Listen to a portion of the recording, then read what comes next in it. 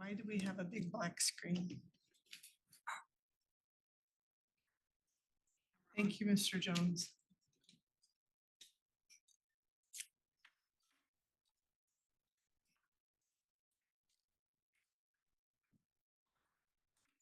Very good, sir. Appreciate that. And we're unmuted and recording. We're ready? We're ready, sir? All right. Good evening, everyone. I will call the meeting to order at 5:31 p.m. And if you will all rise for the pledge, please.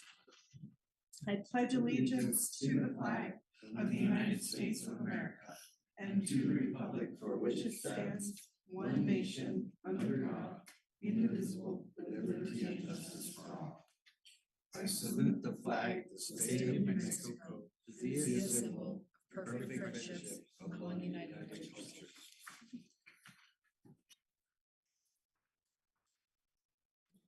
Right. Mrs. Turley, if you wouldn't mind roll call, please, ma'am. Dr. Rashambo. Ms. Hunt Dewey. Mr. Hadamio. Here. Mr. Ortiz. Here. Ms. Francis Lee. Present, we do indeed have a quorum. Adoption of the agenda. Here comes Ms. Daly. Perfect.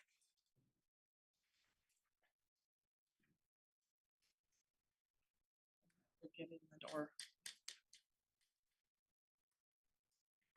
Good evening, ma'am.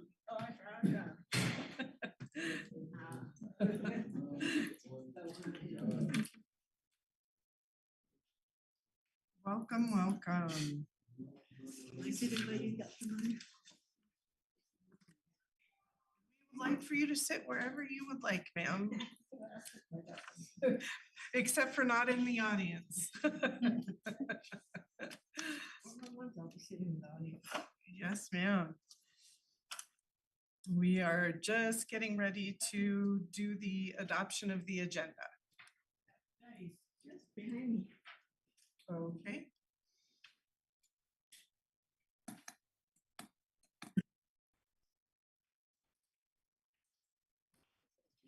All right, board members, adoption of the agenda. Are there any changes to the agenda, and if so, what?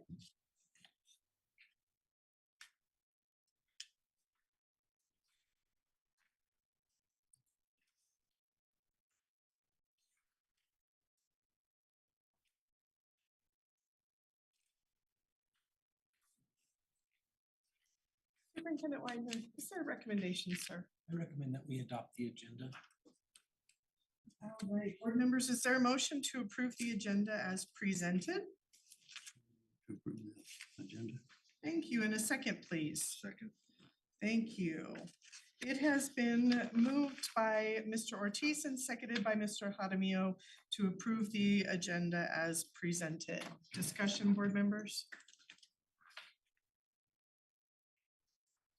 All right, hearing none, we shall proceed to a roll call vote. Mrs. Turley, please. Ms. Hunt Daly. Yes. Mr. Hadamio. Yes. Mr. Ortiz. Yes. Mrs. Lee. Aye, the motion carries. Next, we have two sets of adoption of minutes. For May 14th and May 20th, we will start with the May 14th minutes. Are there any changes, amendments to the minutes of May 14th?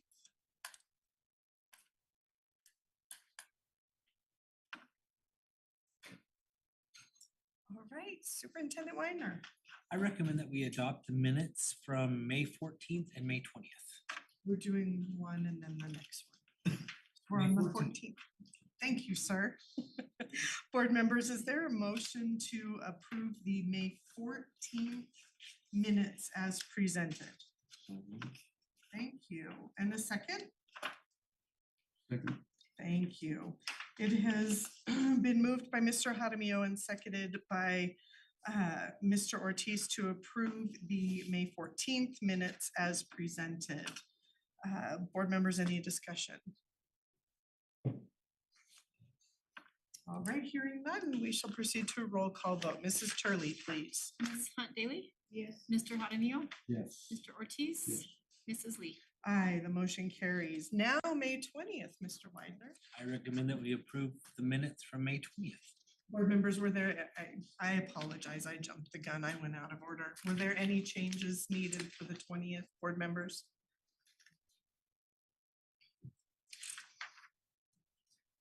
I'll take your recommendation, sir. Thank you. Board members, is there a motion to approve the May 20th minutes as presented? Thank you. And is there a second, please? Second. Okay, I'll give it to Walter. All right, excellent. It has been moved by Ms. Hunt Daly and seconded by Mr. Jaramillo to approve the May 20th minutes as presented. Any discussion, board members?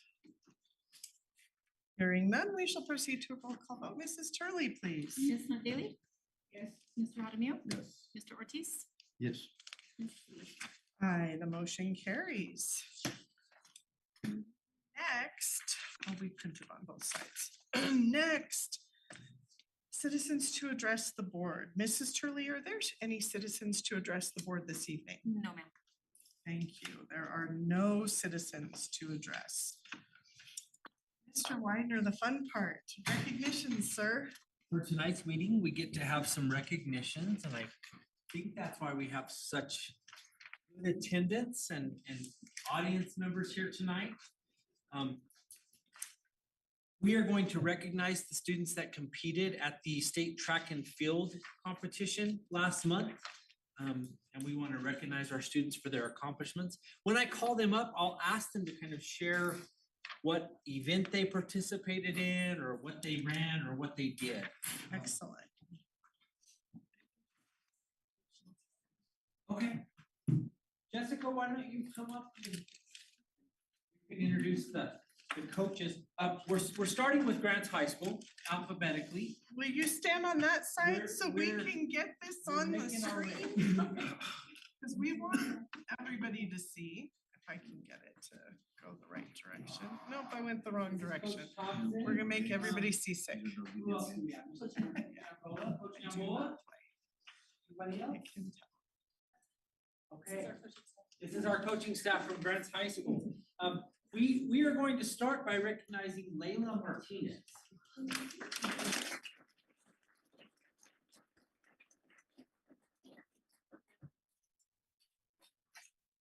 Layla, congratulations. What events did you participate in? I participated in the 8, 16, and 32. Awesome, congratulations.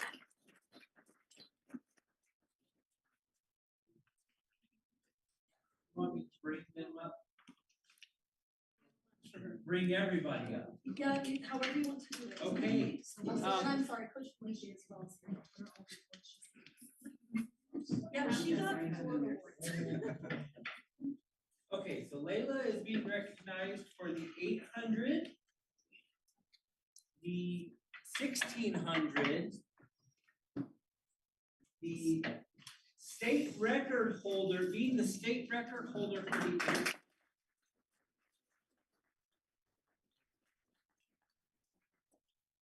the school record holder for the 3200.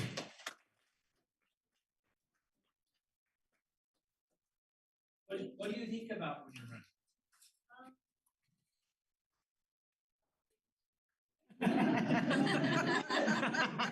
Excellent. We're so proud of you.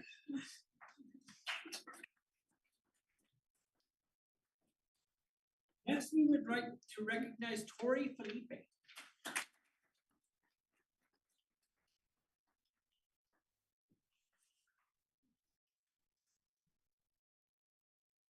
Or do you want to tell us what event you did or what record you have? You placed in state. I did. This kiss and shot for state, and then I broke our school record for disc. Awesome.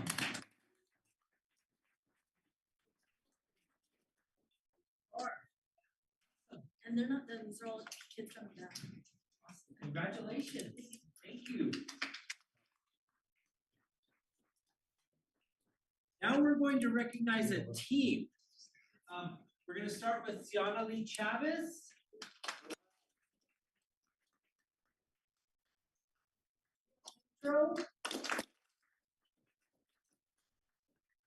Thomas Garcia.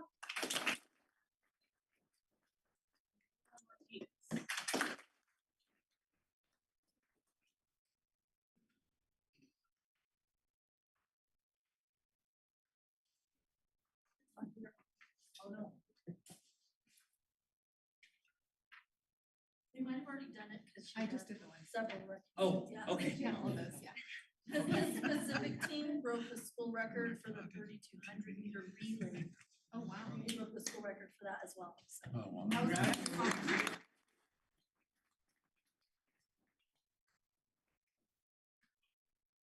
And now, and so now you beat the record.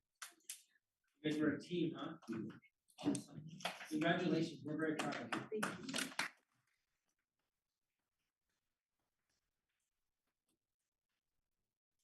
Want to recognize another team. I see a few of them here.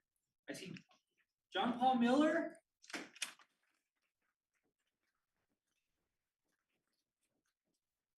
George. Malonis.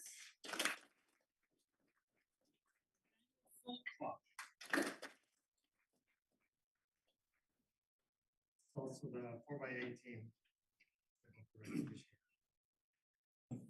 By 30 seconds. You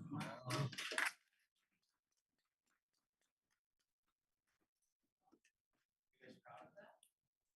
What do you think about what you're running, John Paul? I just hoping I don't kill myself.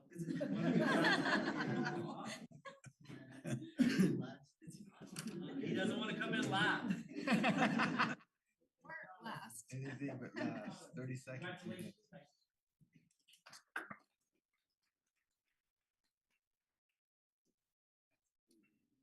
And finally, we want to recognize Cardenio Chavez.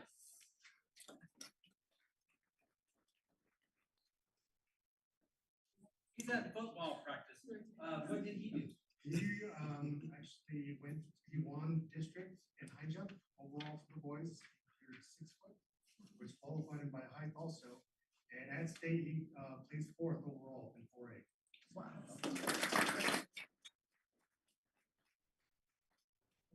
Me, he won 1st in long jump, which qualified him for the high point athlete for district.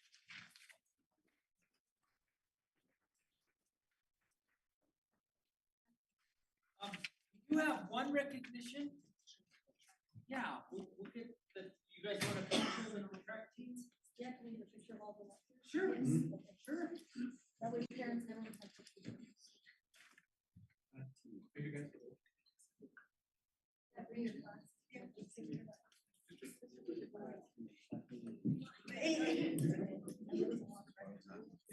It is. Mr. Widener, will you scoot down towards the smart board so we can get all the kids Yes. on the screen? Come down this way, guys. Yeah, scoot down this way, guys. Oh, Scoot this way. There you go. All we know. There we go. Now we see everybody. Now you're on YouTube. There, take a look. Now you're famous.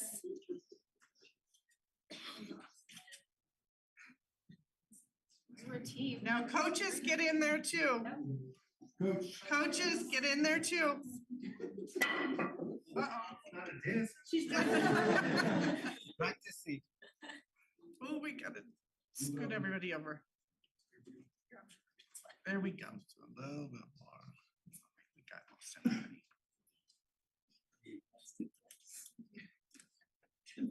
Good job, guys. Congratulations.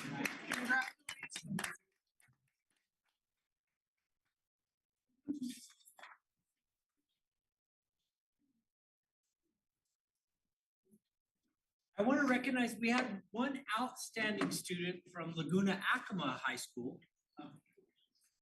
Tagoya's not here, right? No. No, okay. Tagoya Pedro, if you remember in the fall, he won state. He was the champion in cross country.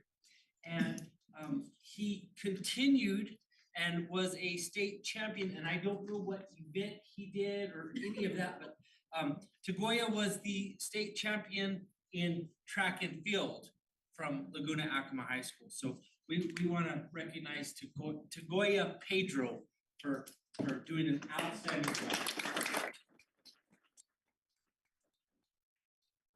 Being a two-time state champion this year. Yes, excellent. Madam President, that concludes our recognitions. Excellent. Now we get to move on to presentations.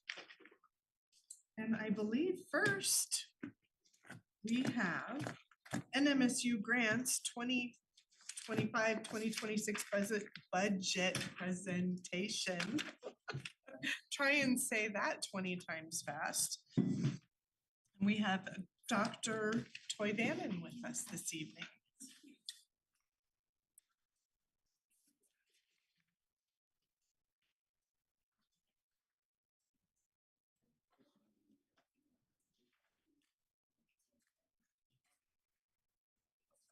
We'll let the kiddos clear out.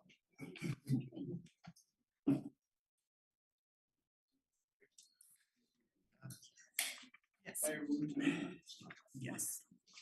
I have it. Oh, you do? This is one sheet. Our next one point.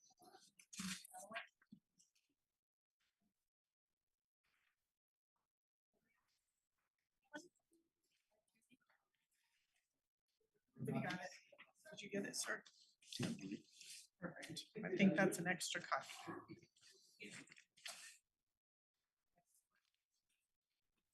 For your time today, President Lee, members of the school board, Superintendent Widener, directors, I appreciate the opportunity to be here today on behalf of NMSU Grants to present a version of our FY26 operating budget for New Mexico State University Grants Community College.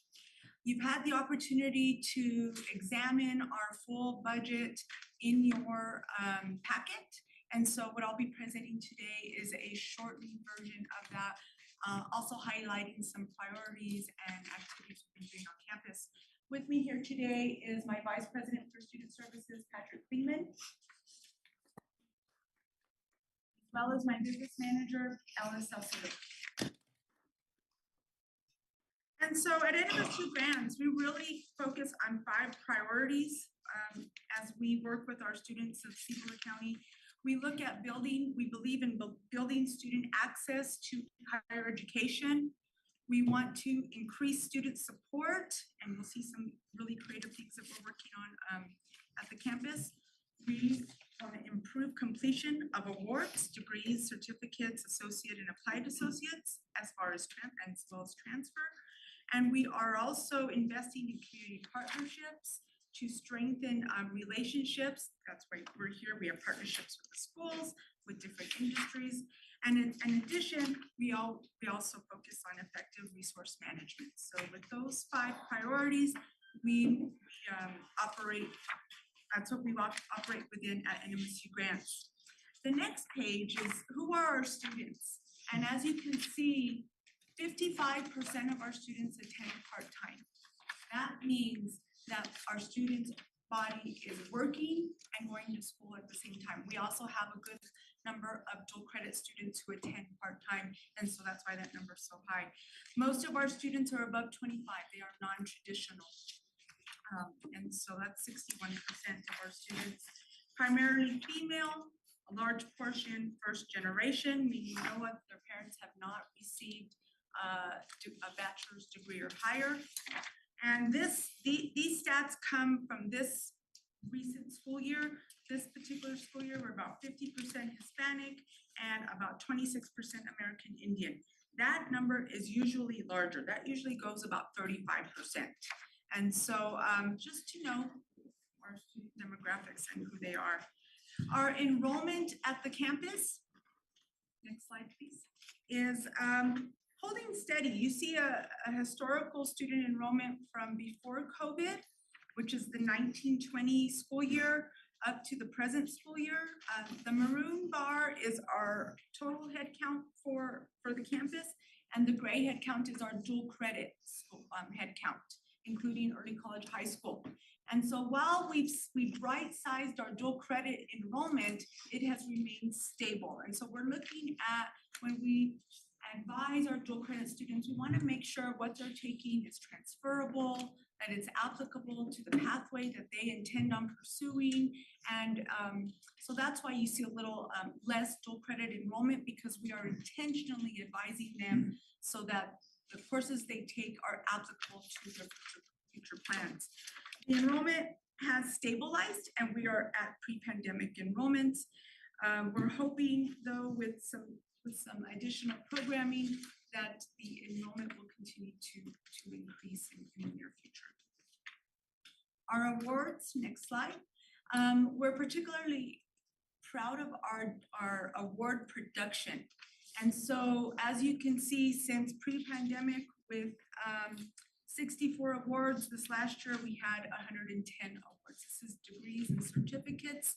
And so the trajectory is definitely increasing.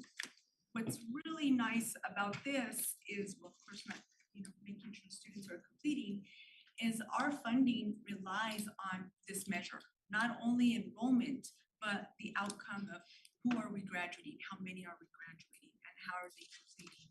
And so we're very, very proud of our awards and certificates and degrees.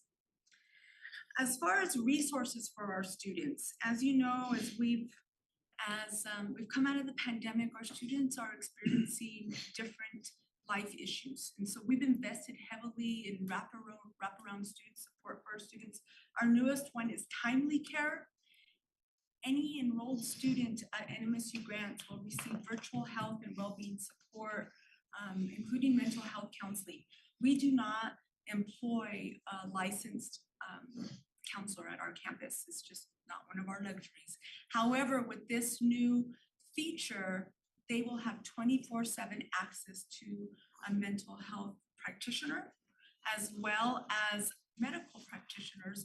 So when they get the sniffles, or they have a sinus infection, or something that that they're not necessarily can go into the doctor, they can do it virtually. It's available to all students and employees as well.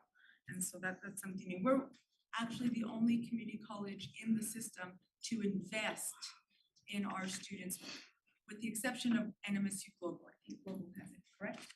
So the other two community colleges do not have Timely Care now, but this is something we've invested in for our students. In addition to, we offer Starlink internet services for free to any qualifying student at NMSU grants. So if you're taking 6 credit hours or more, you can apply, and if you're eligible and approved, we will install internet at your home for free while you take classes at NMSU grants.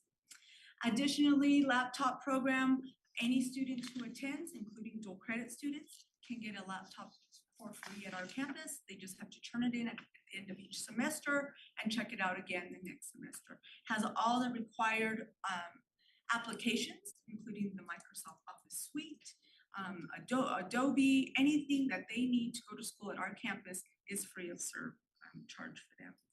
We have in addition to our on-campus tutoring center, which does a really high-quality job of providing support to our students.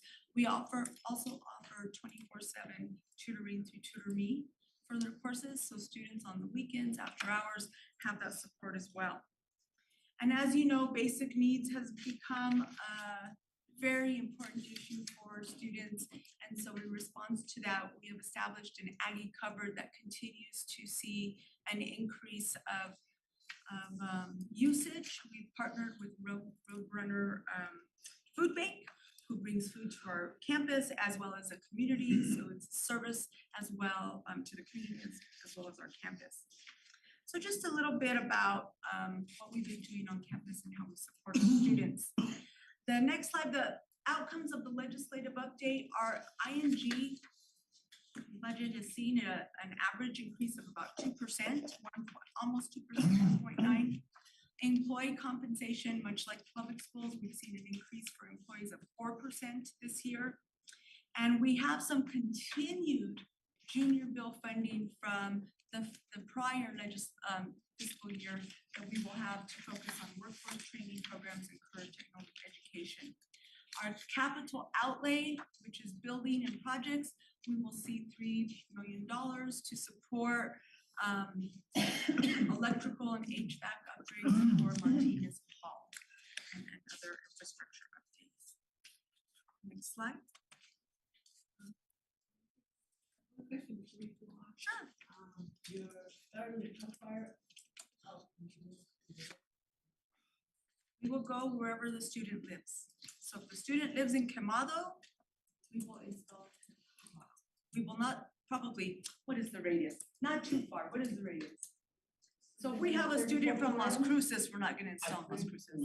This week, I know we put one absent through, and we denied one for P or C. We have denied one. So, correction, there is a radius, but it's our geographic area of responsibility, which would include like Quemado, Laguna, Acoma, Peru, you know, as long as it's within probably an hour and a half from our campus, it's more than likely gonna be installed.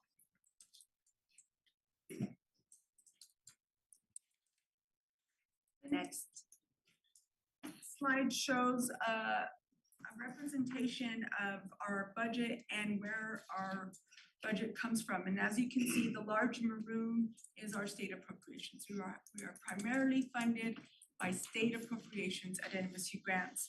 The gray is our capital outlay funding, and student aid is the green. And so notice you haven't seen tuition yet. Tuition is like the pink. So we do not rely on tuition to operate rather than state appropriation. And then we also have some federal grants for our Title V because we are a Hispanic serving institution, and we're also a Native American non-tribal serving institution. So that this just give you an idea of the different streams of revenue that our campus has. How about the bill levy? Oh, yes, sir. The mill levy is there, and it is gray, which is even smaller right there. And that generates roughly about 300,000 a year.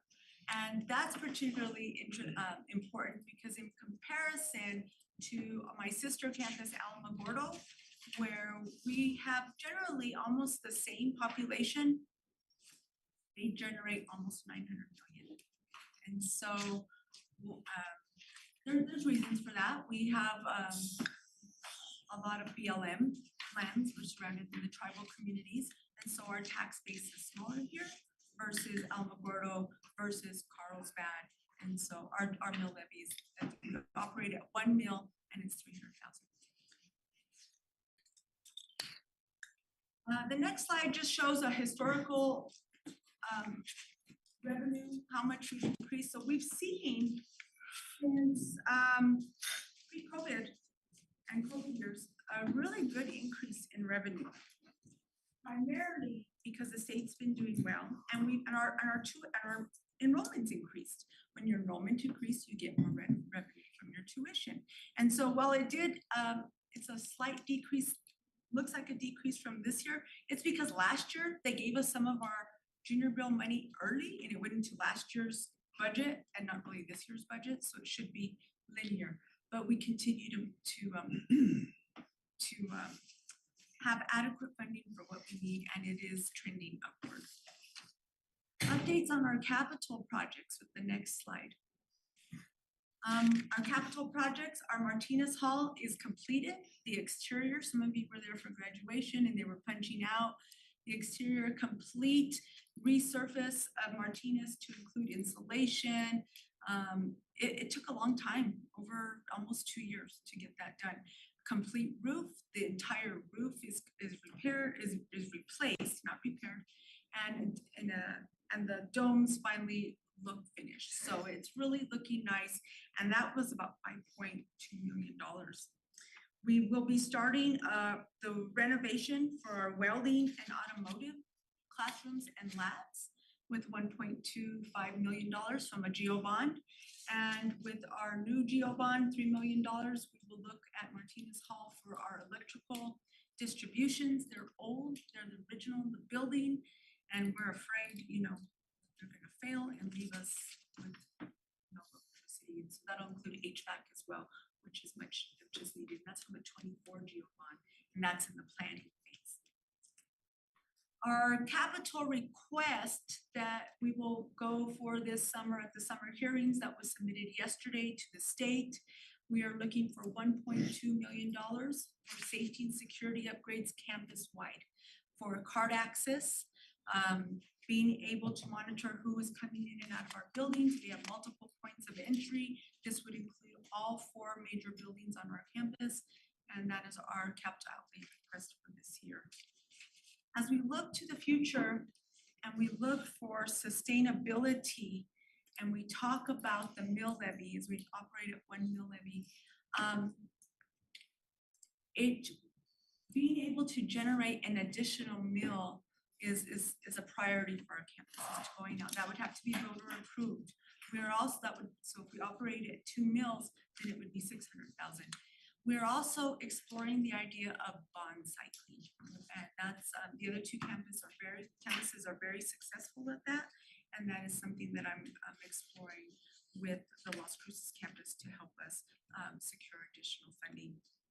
In addition, if we had the additional funding, it would help with competitive salaries. As you know, the state has approved several times for public school teachers to get increases, and that's great. Higher ed is slower to do the same. And so right now it's really hard to recruit faculty at the campus. Luckily, I just hired a chemistry yesterday. And so, but it's difficult because the salaries are not competitive with the public schools. It would help program expansion, improve security, which is why we're going out for capital outlay, and then provide internship opportunities. And we use some of the workforce money from the state to help with that as well. So looking at diversifying how we can sustain the future of the campus in different ways. There's my contact information. Thank you for your time. And if I would entertain any questions. I have a quick one.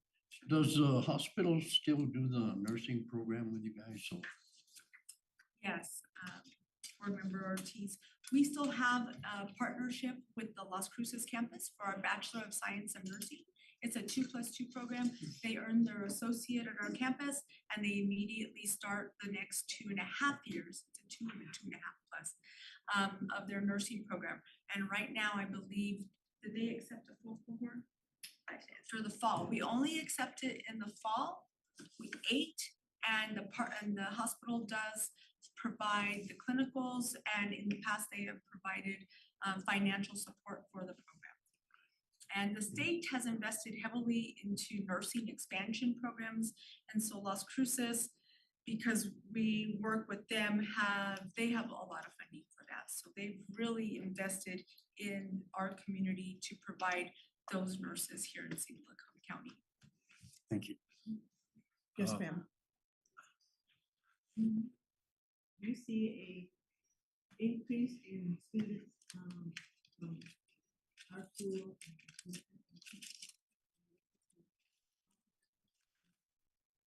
We do offer CTE courses. Unfortunately, most of our we have 2 kind of tracks of CTE courses. Our welding and automotive and our electrical are all in person. We do not do those online.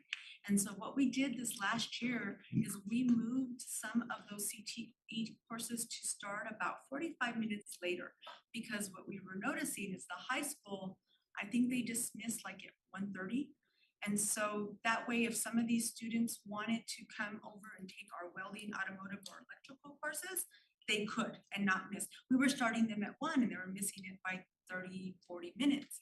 And so we did see an increase of our high school students then come over and take that class. Now we don't see Laguna because of the distance factor. Now when we have our certified nursing program, those can be taken online. We do see a lot of our dual credit students taking the CTE courses that are offered online. But our in-person, we're trying to schedule appropriately so these students can, you know, come when they get dismissed at 1:30 to our campus and take courses. That they are able to like gain their qualification They in those can- fields. If they take the correct classes, they can then take the welder qualification and get their qualifications. And I'm not as versed in all the different types of qualifications. There's MIG, there's TIG, there's like 7 or 8 of them, you know, but if they take the right ones, they can. Yes. And most of my high school students right now. Or do we have a lot? Honestly, the welding and the automotive and electrical are very, very popular, with welding leading the way, you know, so we are looking for additional welding. It'd be nice to have additional welding instructors to offer courses at night. You know, Mr. Gutierrez is only one person, he can only do so much. And so he does a fantastic job, but you know, we can't teach day and night, weekends, and so, yeah, that's one area of expansion. And then we're also limited to the number of bays, and I think we have 12. You're welcome. Emergency medical training, do you guys do that one too? We have EMT? that, remember, Jaime, yes, we have that program on our catalog. However, we have struggled to find a qualified instructor. They have very strict credentials. And right now, I hear UNM Gallup also cannot find an instructor. So Mrs. Zell, Dr. Zell and I, you know, maybe we'll get together and kind of share, you know, maybe recruit someone and share that, not even the cost, it's just finding that expertise here. That is something that is needed. I know the city needs it. They've just expanded. And so finding someone to teach that course, those courses would be helpful. And right now, we are not offering those courses. It's kind of like for a lack of CTE instructors. program also. Mhm. I think it's kind of like a CTE. Yes, program. and it's a popular program. You know, I know a lot of people will leave to CNM to do the EMT courses. Anything else, board members? Thank you very much, Dr. Toyland, and appreciate that. Next, you. board members, we have consideration of approval of the NMSU grants 2025, 2026 budget. Superintendent Winder. I recommend that we approve of their budget. Excellent. Board members, is there a motion to approve the NMSU grants 2025, 2026 budget? Thank you. And a second? All right. That was quick. Excellent. It has been, he got it. It has been moved by Ms. Hunt Daly and seconded by Mr. Ortiz to approve the NMSU grants 2025 budget. Board members, is there any further discussion? All right, hearing none, we shall proceed to a roll call vote. Mrs. Turley, please. Dr. Campbell? Ms. Hunt Daly? Mr. Hadamio? Yes. Ortiz? Yes. Mrs. Lee? Aye, the motion carries. And we will go right back to Dr. Toivanen and Mr. Widener, Superintendent Widener, if needed, I believe. Yes, we are now in our 5th year with the Grants Early College, Grants Cibola County Schools, Early College High School. We have a building that we rent for our early college high school. And we have our students there on campus at NMSU Grants. And we would like to continue that partnership. We would like to extend the MOU for another year, sign the MOU for the 25-26 school years. That's kind of the presentation. I didn't find the MOU in my binder, but I think you all have it in your drive. I know you all have it in your drive, so I would like to extend that MOU and keep our campus, our early college high school campus at NMSU. And I would like to support that. The early college high school campus brings an added value to the NMSU campus. It's nice to see the young kids, the younger students come and engage on campus. They bring sense of liveliness, different perspective, and just to see what they accomplish in those years and see what, you know, some of them are getting ready to transfer to UNM and MSU, and what they've achieved. I just think it's just an added option for our students in Cibola County.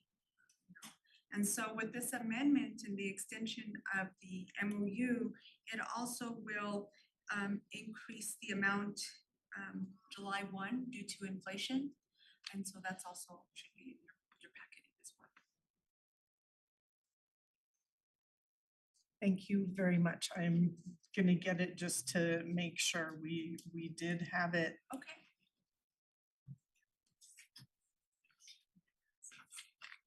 I think it was.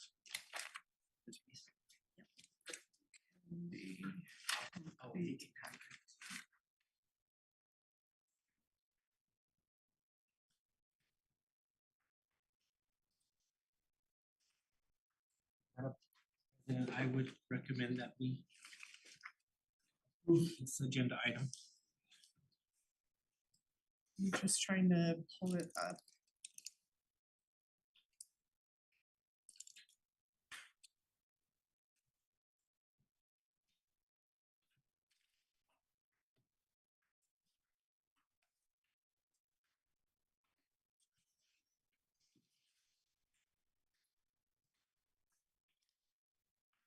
Apologize for the delay, everyone.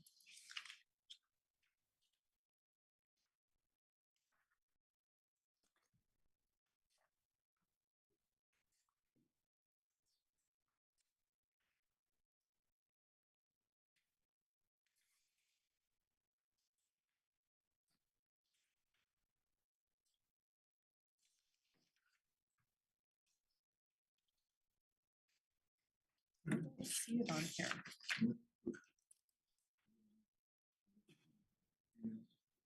Well, that's what I was looking, but I see the complete presentation.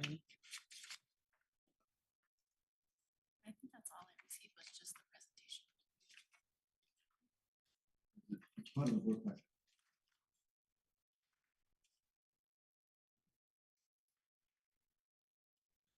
I do know that it was sent.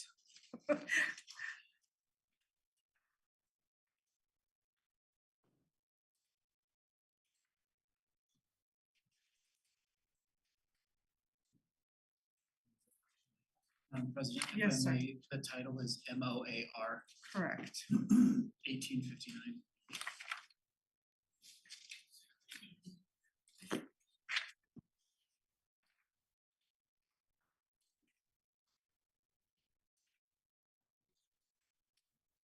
We actually got this, board members, over a month ago. I will print it right now, just so everybody has that in hand to look at.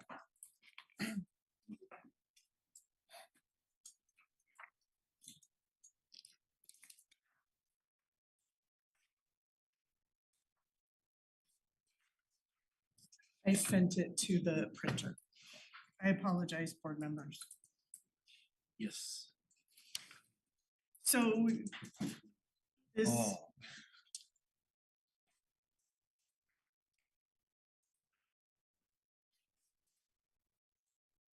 document. It's just looking at it.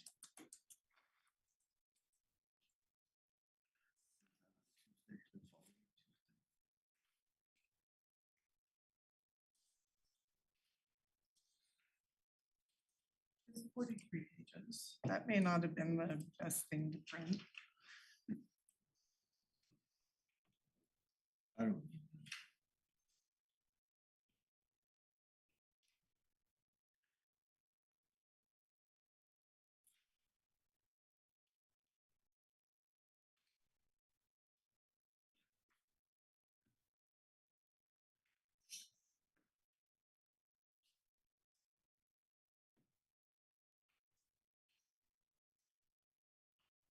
Board members, it is in all of our drives. It was shared.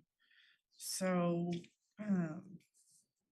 and it is the complete form. Thank you, Mr. Jones, for letting us know what that number is.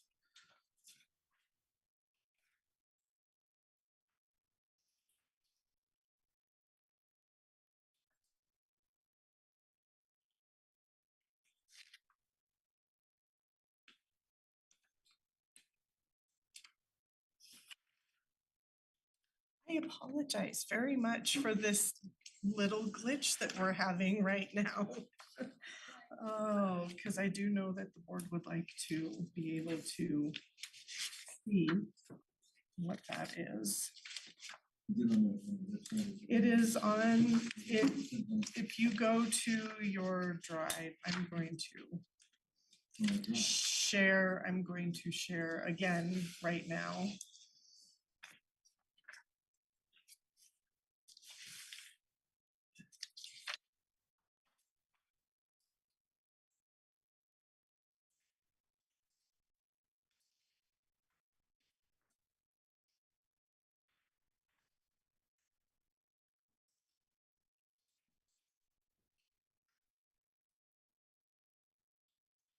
Okay, I just sent. That should be updated, but we all already were on the document. It was shared with us on April 29th, actually. So yes, it was shared with us quite a while ago. And unfortunately, I printed all of the pages without noticing that it was 40 some odd pages. It was a lot. It was a lot.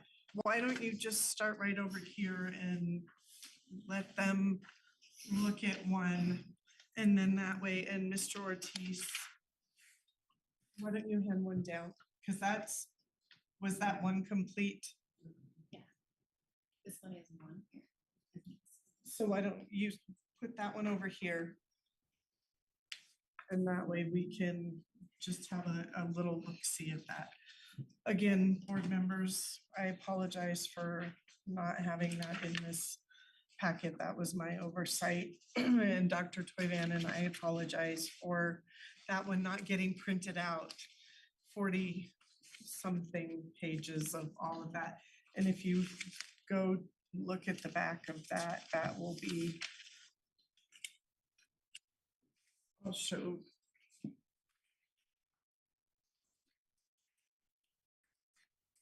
If you look at this, this is what we were already sent, and then I'm gonna fast forward to. This is for the MOU to operate. So it just needs our approval. And this is all of the documentation that you shared with us going back several years, as well as what the current is. If you wouldn't mind, Dr. Toyvanen, since we're scrambling through this, do you by chance have the numbers of what board members, page 10, I believe, is the one that we would be looking at. I think I have to admit, it's real estate and it has the.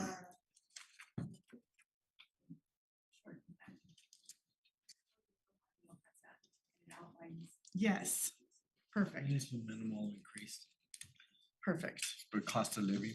Yeah, it's inflation and we have. Thank you. Inflation. Here, this is, Ms. Ortiz, this is the one that, if you want to just quickly look at that.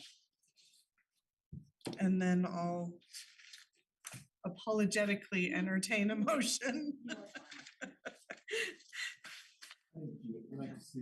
Of course, it's right here. Is that the entirety or?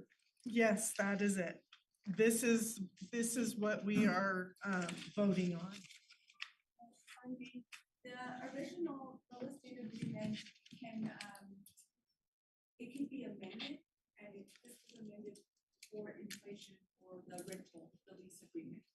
And so if we would have paid the lease amount,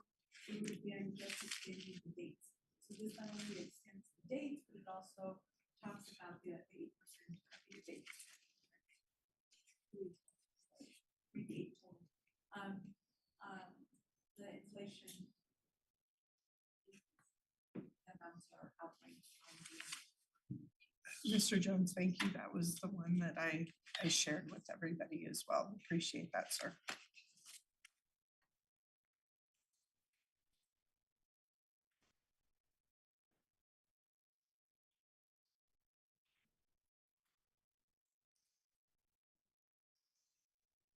All right.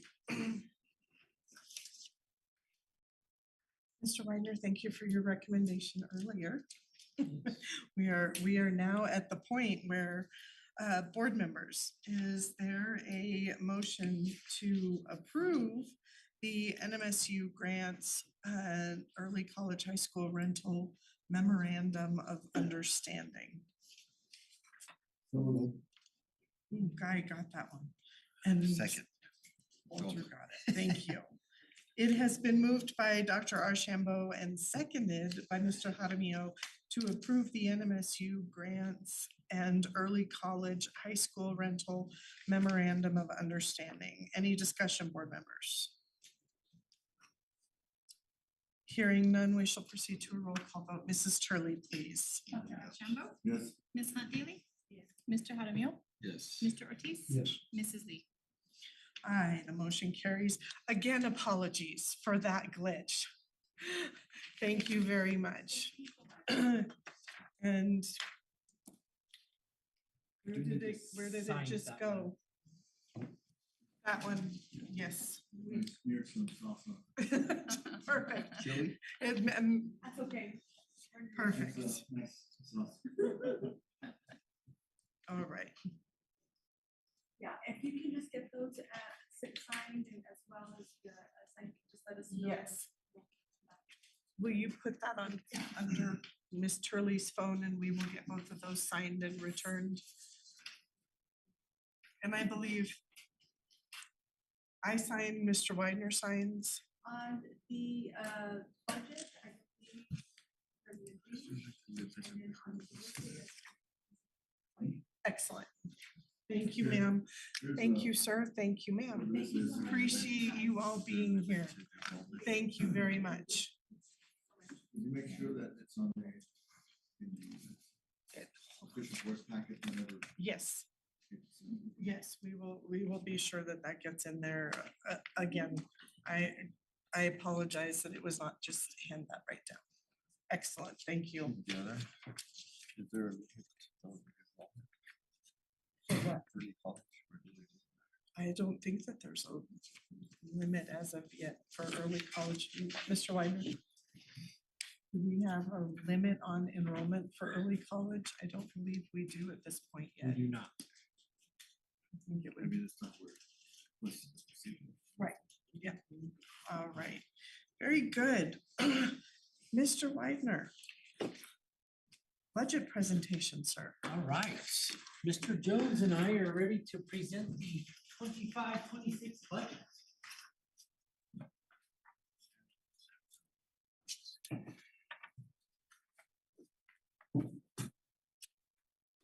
Here to support you, sir. Perfect. Madam President, members of the board, hopefully I've made you nauseous with the amount of information that has been dropped into the budget drive regarding that presentation. Last count, there was 32 files, over 100 pages. There's a lot there. This is the snapshot, so to speak, of the budget.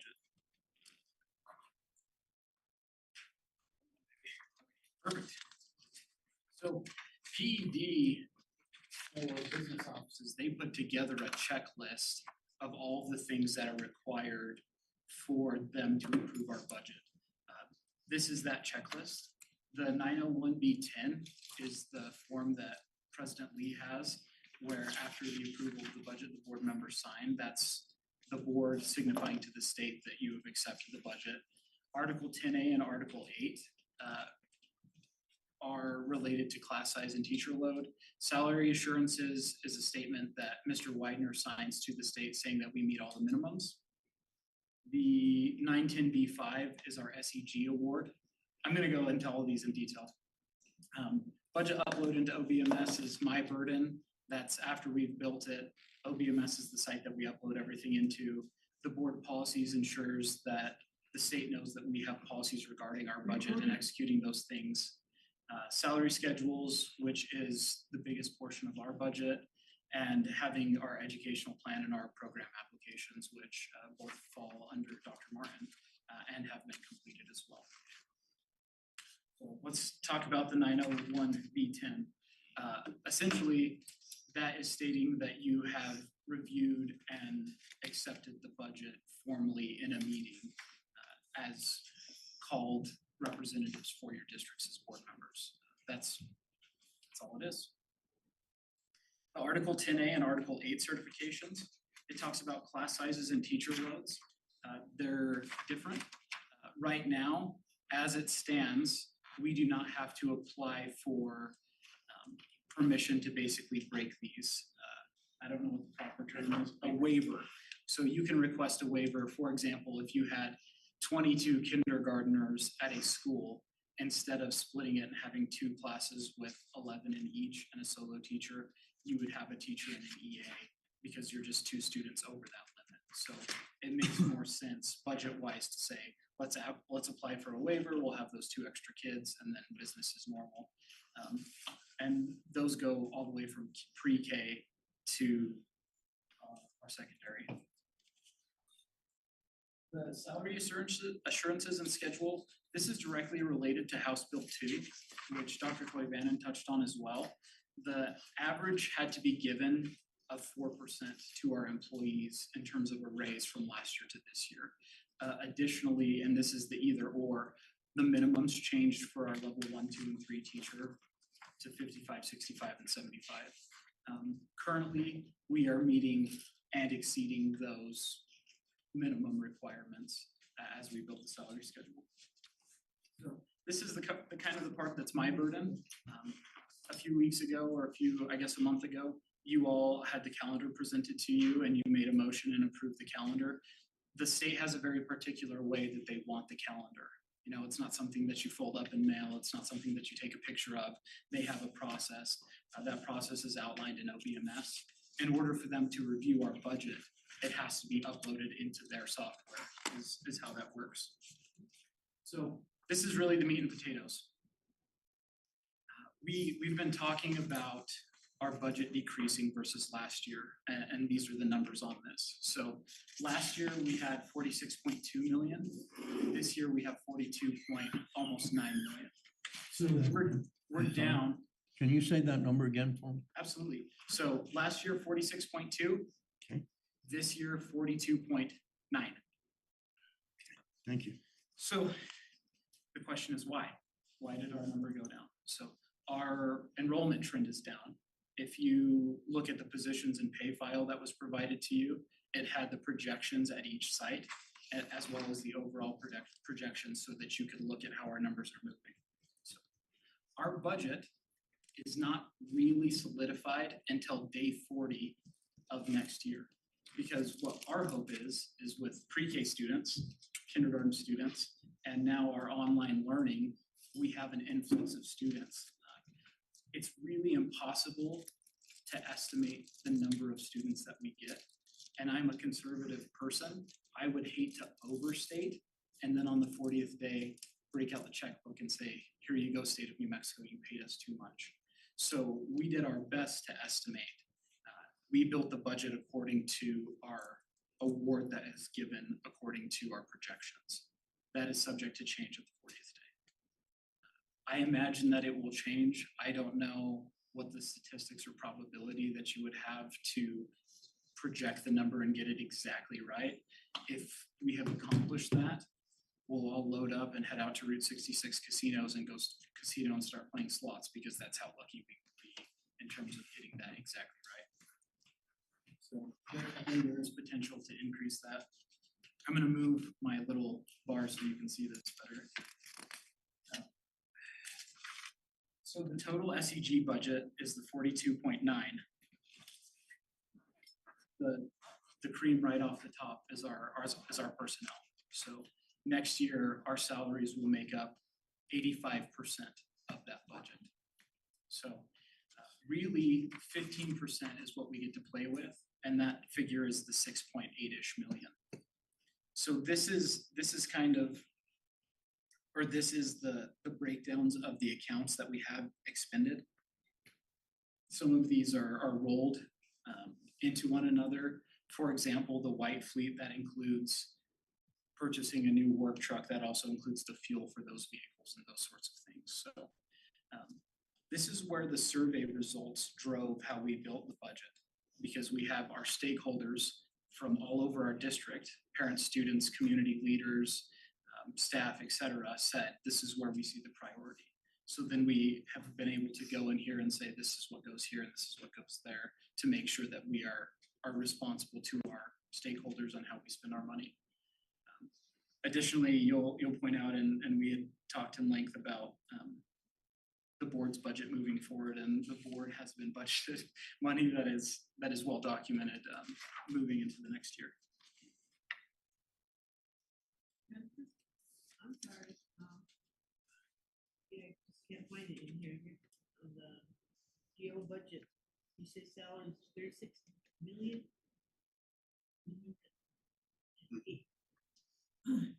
Where, maybe I don't have it, organizational chart. The organizational chart was provided to you in the board packet in the drive for the budget. Which packet I have, I didn't get anything on. It was all online. Can I get a cut them? Don't wanna do something I can't see.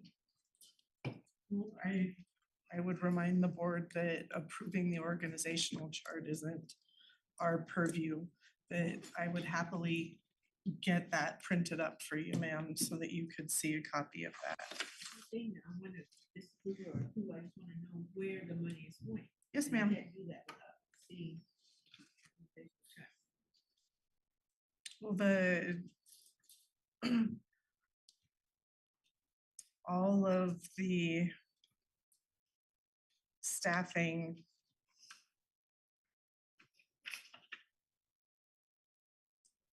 It's labeled positions and pay. I found it. Yes, sir. The board has had a copy of that for the better part of the month. Yeah. Finding that, but it still should be, complete. You should have copied it and brought it with you. I don't have access to all the charts you guys get.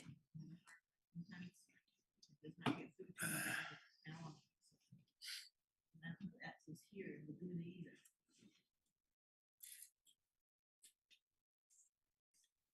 While you're doing that, so we don't have no more ESSER funds available. They're all gone, correct?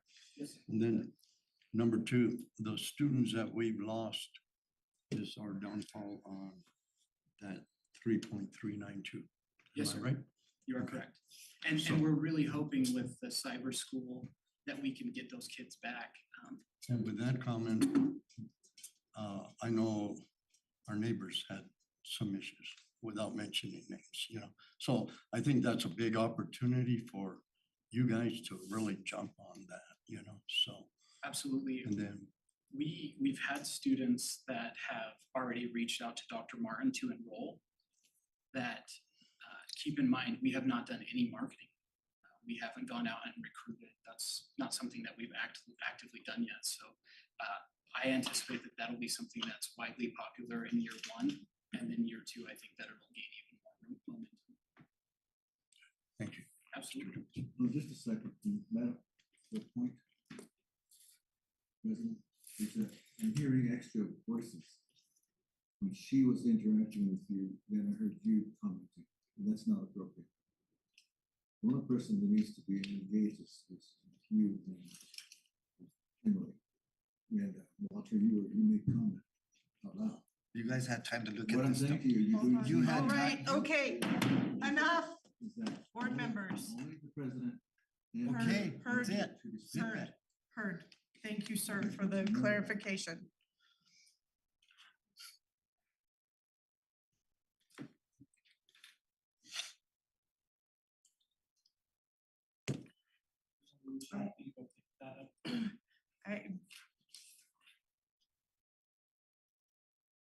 I am getting that done. It says there's an error with it, sir. Let me see if I can try this again. Error. It does not want me to.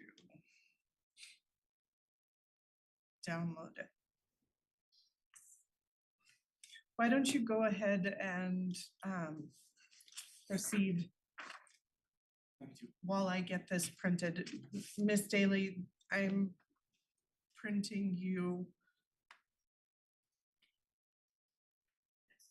Oh, I have, when I'm way down there, I have to get permission To be able, to be able to access that.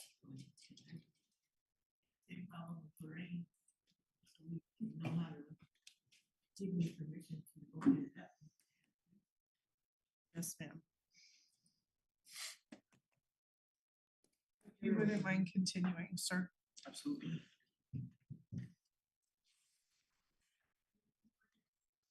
Yep, moving forward. So this is our, if you see in the most left column, that's the UCOA, that's our chart of accounts. In the very right, that's the fund that those are associated with. And this is our total revenue for this year. The caveat with this is just the food services. Food service is something that is done based on the claims of the student count. We found out that last year's application was done with the incorrect figure. So we're amending last year's application to see what our rollover will be for this next year. That's something that is likely to be done by the end of the week. I'll add also that our budget is really the best case scenario plan. For example, during this meeting tonight, our allotment for Perkins has changed because these things are moving pieces all the time. So Dr. Martin might come to work tomorrow and have an email about Title I that says, hey, originally you had 2.5, but today you have 2.6, or maybe it's 2.4. So we do the best that we can for those things to plan ahead. But again, the 40th day is really when everything is solidified. I will also say with the title funds and moving to the next slide, Dr. Martin has done a great job of spending those funds and using them in the years that they're awarded so that we have very, very little carryover, which is perfect. We're spending them on student needs as they come. Mr. Ortiz, your question about the ESSER funds. Yes. Those funds are gone, and now the federal funds are coming slowly. They are. Okay. They are, and some of that has to do with the presidential administration and some fear in Washington regarding programs and what is going to be happening. So I know that Mrs. Jones worked basically all day on the Perkins application. I think that she was probably one of every person in the district across the country was working on that because their website crashed because they said, hey, by the way, it's open and it's due. So you just kind of go with the flow as quick as you can. This is a snapshot. This is provided in the packet as well. This just shows our total budgets for both the private and public schools. This is our funding summary for all of those title funds. So the beauty of all of this is we engage our stakeholders, we hear what they have to say. We have worked super closely with the state and our budget analysts to make sure that all of this is put together properly in the right way and the way that they want it. Everything circles back to our education plan and to students. Our education plan is published. That was also available in the drive, and you can look through it. And then the last piece is really that when we build the budget, we do so according to our own policies as well and to the policies of the state. So like our budget analyst from NMPED called me up and said, hey, I need the most updated copy of your board policies regarding the budget. Can you please send those to me? I sent them to her, she checked them out, said this is perfect. So that document was also in the drive. So anything that I am sending to PED, you have in your possession, it is completed minus the 901B10, which is the form that after the approval you will sign.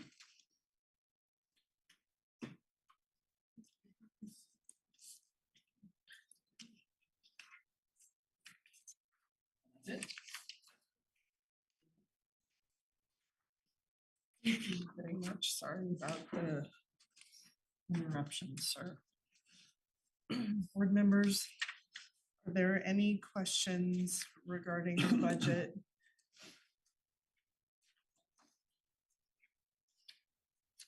Madam President, the presentation of Yes, sir. any concern? That there's, when, I'm confused on that, but clarify for me on Mr. Wayne. When we approve the budget, it means we actually have the budget in front of us. In the old school, you actually really did have physical document with all the line items and all that. I just look back, excuse me, at the previous year, and saw what we had approved, and so there was a very shortened version of the budget. It was only summaries, and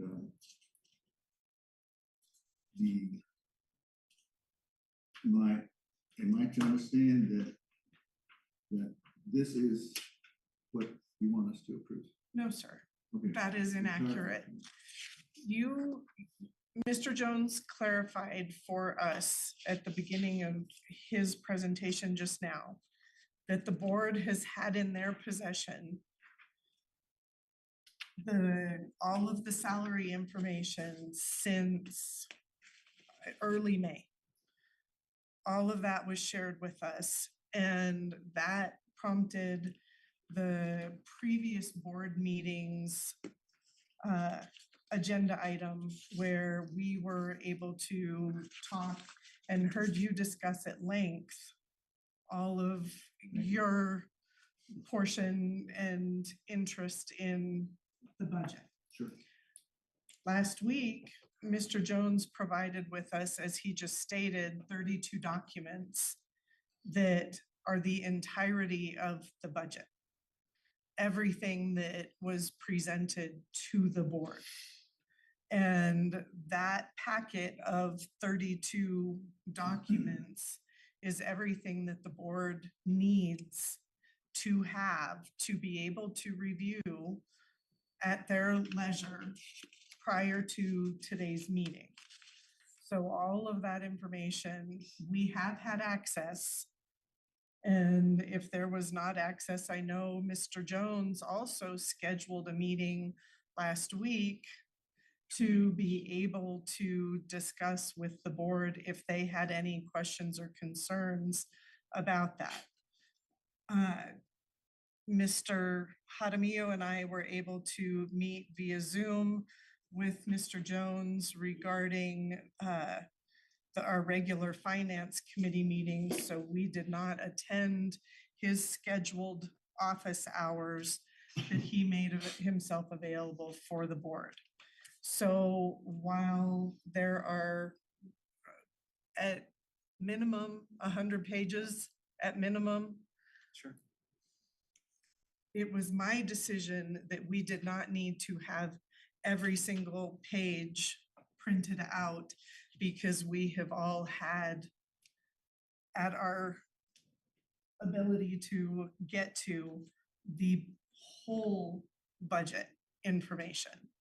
And so his presentation tonight, I believe he stated at the beginning, was a very condensed and streamlined version of the budget to be able to present, because we also have several other items, including updates, policy reads, and a resolution and another MOU.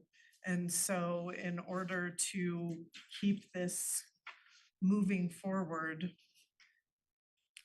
everything was provided via the drive. And again, over 100 pages, 32 documents for all of that. So I believe if there were any questions about that, Mr. Jones had made himself available last week.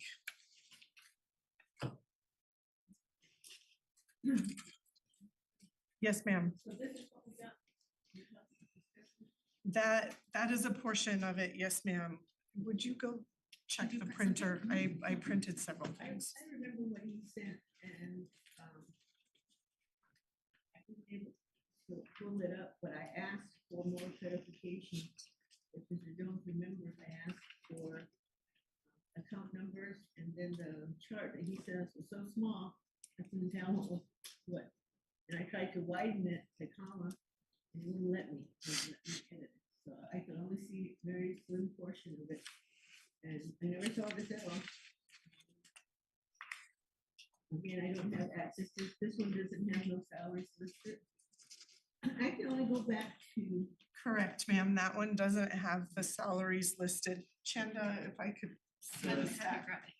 The form you're referring to is called the UCOA cheat sheet. It's been emailed to you directly. In addition, it was in the board packet on Wednesday. and that probably sitting down in Alamo at my classroom. But I don't have access with the school computer that the boards get. I don't have access because I can't get in. Okay, so when I get back down there Thursday, I'll probably be able to see it. Right now, I can't see. All I see is minimum. This right here was what we've had for over a month. That is everything that we've had for over a month from the previous meeting. And then this also goes in the back there. That is all positions, everything. And that was all sent to us online. So First time I've seen it. that's okay. No one It remembers. has been available. So, board members, do you have more questions for Mr. Jones or Mr. Widener about the budget? Just what is the white fleet? The white fleet is our construction vehicles as well as the superintendent's vehicle, the vehicles that the instructional coaches have used historically to deploy to sites. We have some expeditions that we use I for was just student wondering. travel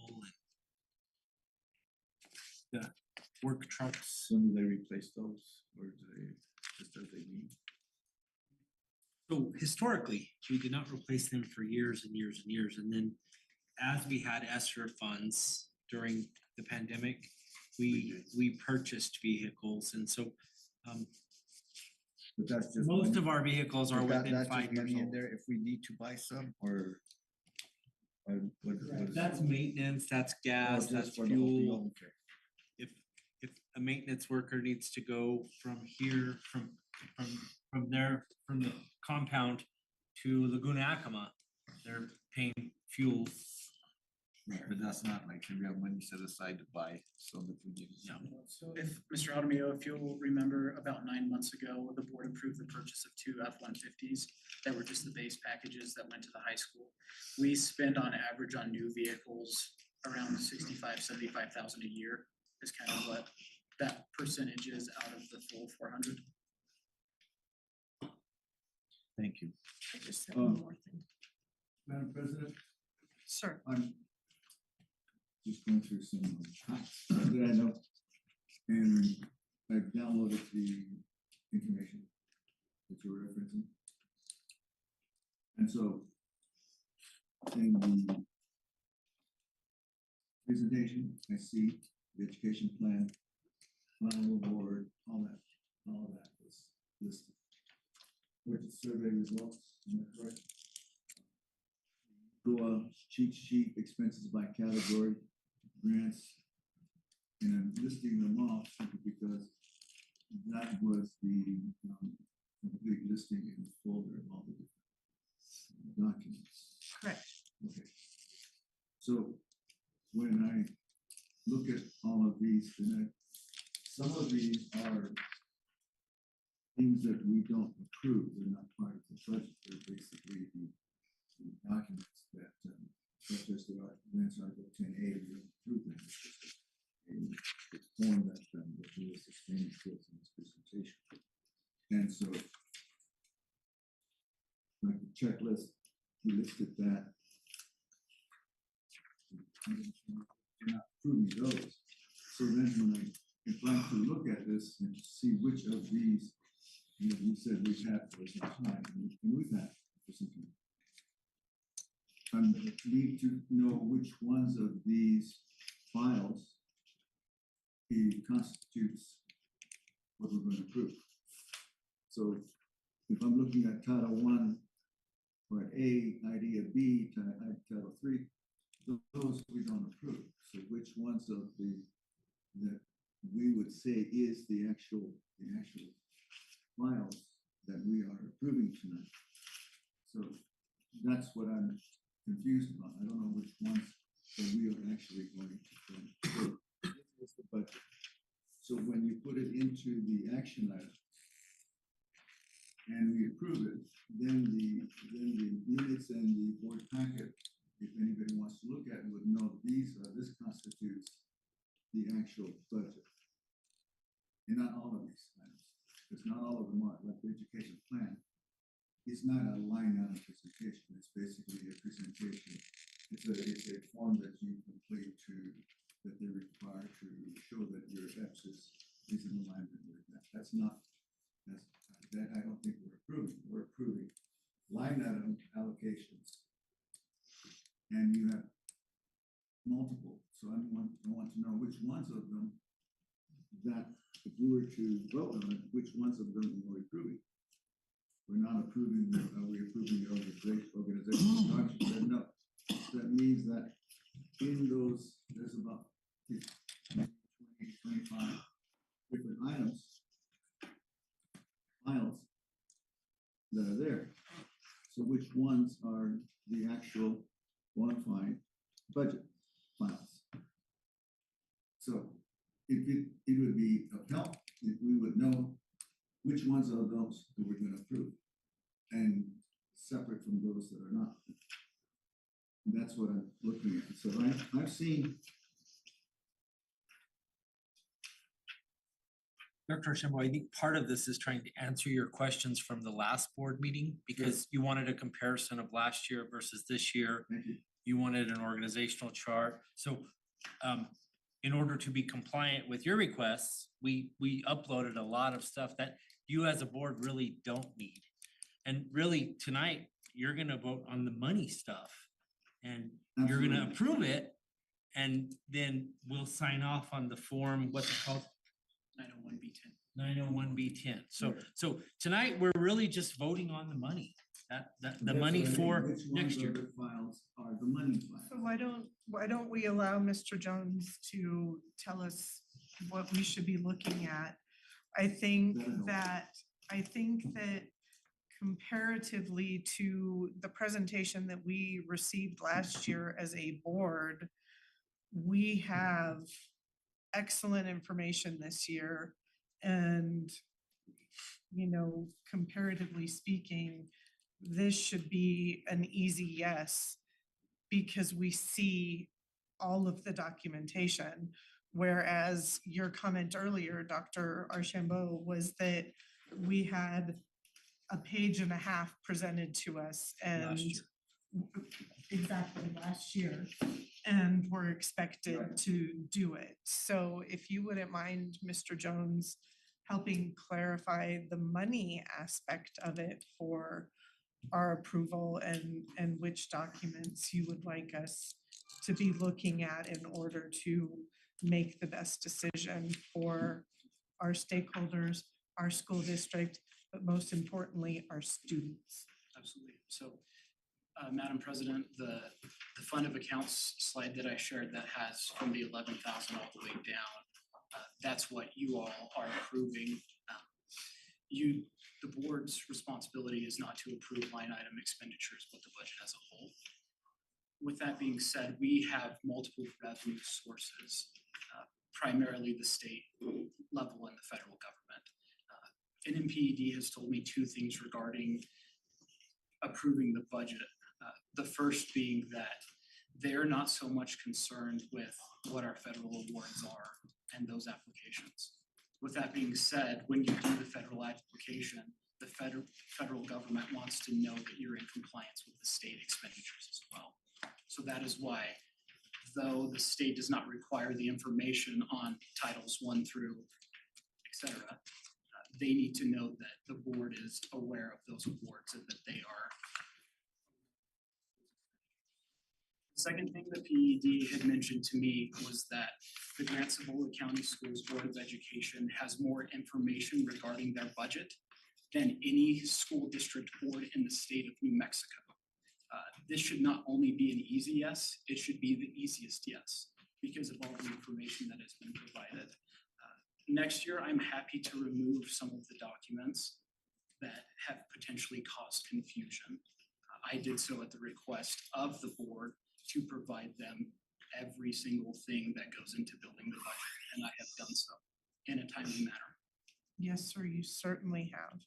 So what would you like us to look at specifically that would outline what the district has budgeted for the expenditures for the next school year? I would refer you to the page that has the sum of around $49 million. That is the account awards that we receive based on our enrollment and the programs that we participate in.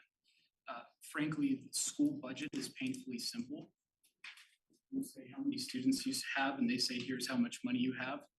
There's really not a ton of flexibility, especially when 85% goes to salaries. It's one of those things that we need to get done so that we can continue serving the students within our district. So in our very large drive folder that you shared with us, what is the title of the specific document you would like us to look at? It'll say 11,000 budget. Budget and revenue, 11,000 budget and revenue by fund. Yes, ma'am, Is that the correct one? it is.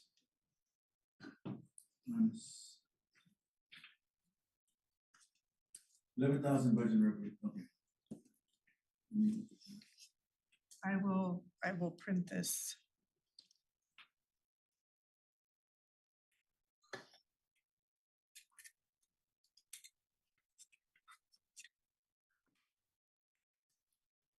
Mr. Lee.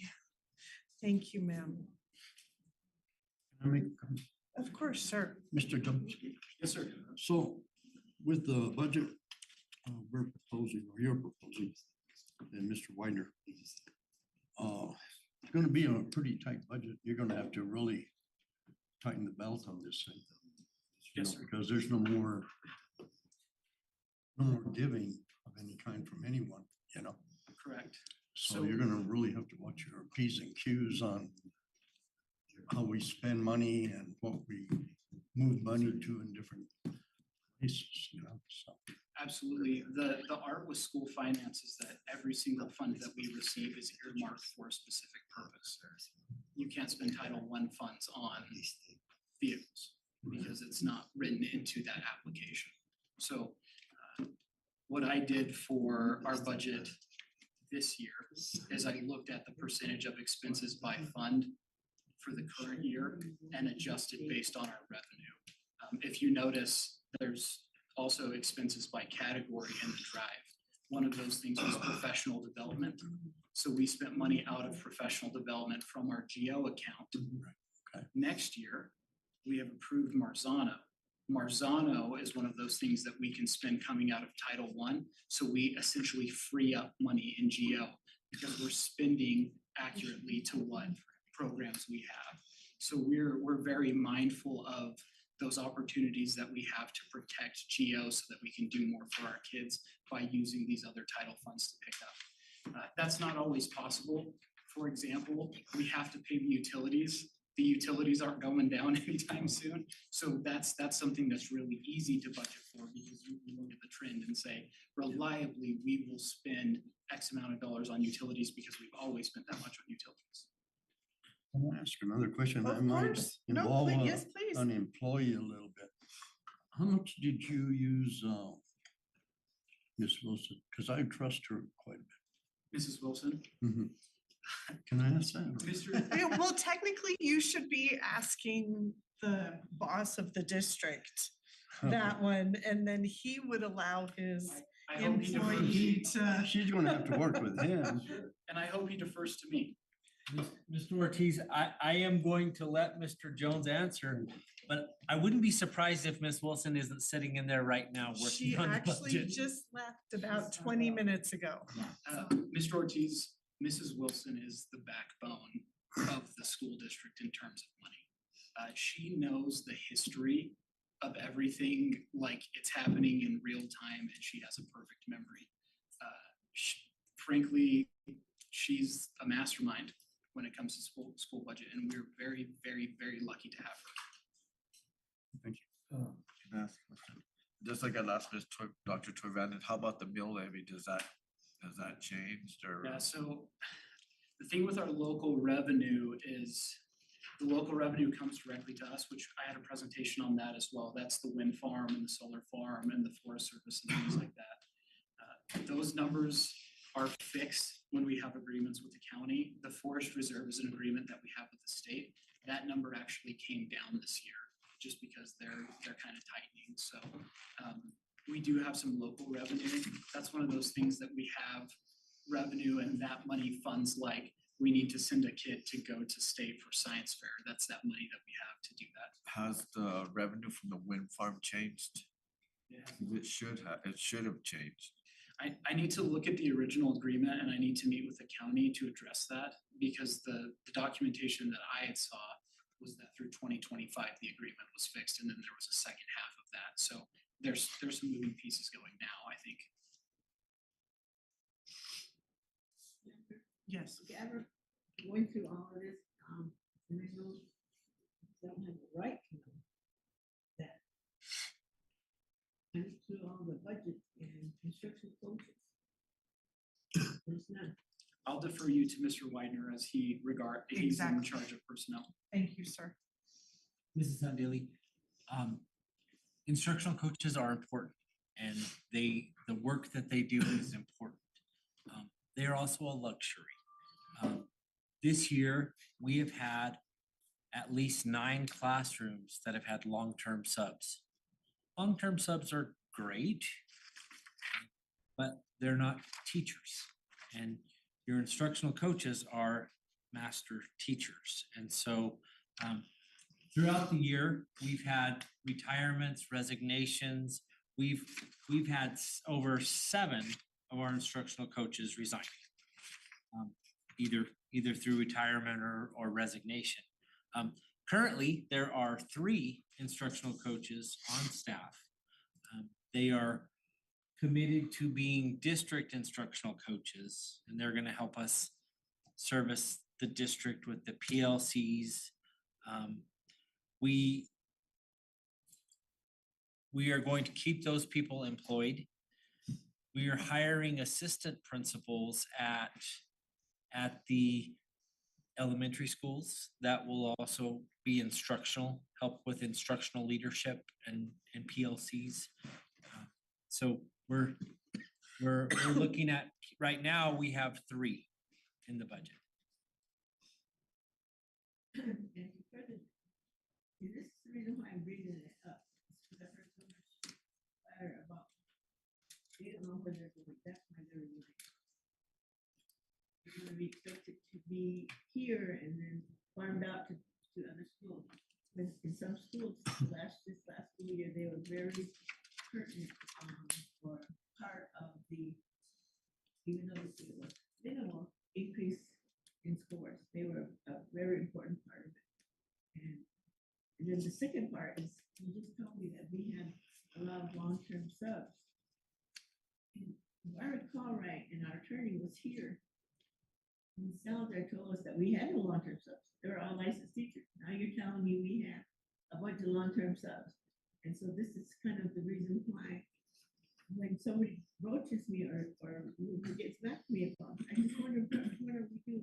The most important part of our budget is to provide education services to our students in a manner that they can understand, in a manner that they can increase. And when we sabotage and take away part of the process that helps them do that, and then try to convince our stakeholders, especially on that side, that we're doing the right thing. Because ultimately hold us responsible for any changes at their school. And if we were looking at improving our numbers, and now we're telling the community we're taking all these things away. Well, you can kiss that, improve our numbers away, because I already have about 30 parents that are sending their kids to Santa Fe. And so I don't know how to answer them when they. We should tell them about our cyber academy, because they can do that too. Yes. My hope is after the 40th day, we can hire 5 more instructional coaches. I would love to see us have those students and have that luxury. The last time Ms. Salazar presented on personnel was in September. And in September, we were 96% staffed. We've had a lot of resignations throughout the year. We've had, as you all know, we've had some teachers that weren't appropriate with students and have had to resign and leave. And so that we had throughout the year, we've gotten 9 vacancies. And it's hard to recruit and get teachers here. Ms. Salazar has been out for the last few months, and so now Human Resources is working very hard to make sure that we are fully staffed. And I think you'll get to that in your report, but let's get back to the budget. So were there any more, well, no, it is, but he actually answered the question My hope is about that the we can staffing, so. hire more instructional coaches. And they'll, I guess, what the community and the council is asking, why are we, didn't see it either, why are we getting rid of an important part of our educational system for our students?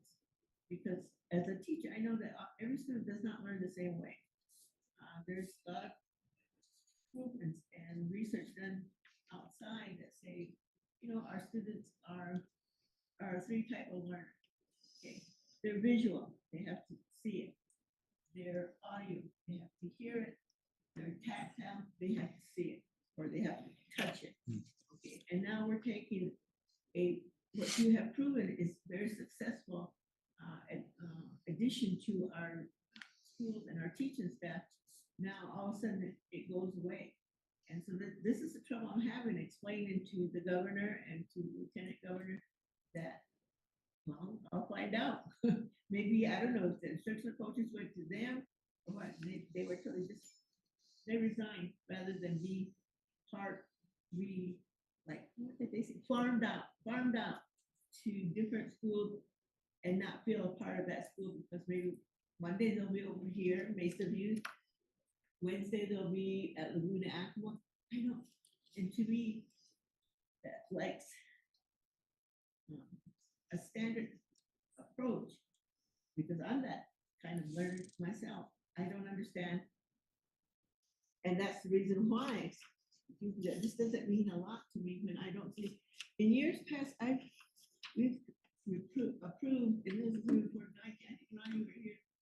We've approved organizational charts with stuff on there, and the one time that we didn't get it approved and it got sent to Ted, it got kicked back to we're red flag, because the organizational chart was so different from the year before, and yet we saw gains that year before, and then all of a sudden we created 8 new positions in central office with $42,000 going for salaries. And so we were sitting up in Santa Fe, and they were asking us why. And I think their attorney was there, and remember, but it was kind of embarrassing. We actually told you guys don't know what's going on in your district. Well, because now I don't want to do that same thing. We only have this to show them. I look for the educational plan that says this is what your plan is going to work, and I don't see any educational plan. It's in there, it's in the board drive that we've had. I don't have access to. And the one that you guys have in the board drive is the one that's uploaded to the PED. They work with us through priority schools to do that. I have a more detailed in-house one that is not required of the PED. The actual organizational chart that goes to the PED is that 45 pages that Mrs. Lee brought you. That's the actual organizational chart. That's what the PED gets and looks at. You're correct. In 2021, No, that one is the central office one, the huge document that I just printed for Miss Hunt Daily. That's actually, I think, 57 or so pages. That Dr. Archambault board members was what it was in there. What is the 2025, 2026 positions and pay documents, sir? That's in there, and that in essence is yes, sir. Instructional coaches have been budgeted for next year. Under what? Three, how many? Three? Four, Four? and they're under I didn't get departments. that. Could you try again? Sorry, apparently. By the way. Apparently Siri was listening even though I didn't say so, that at so all. right now there's budget for 4. You're absolutely right. In 2019, there were 18 employees that worked for the district office, right?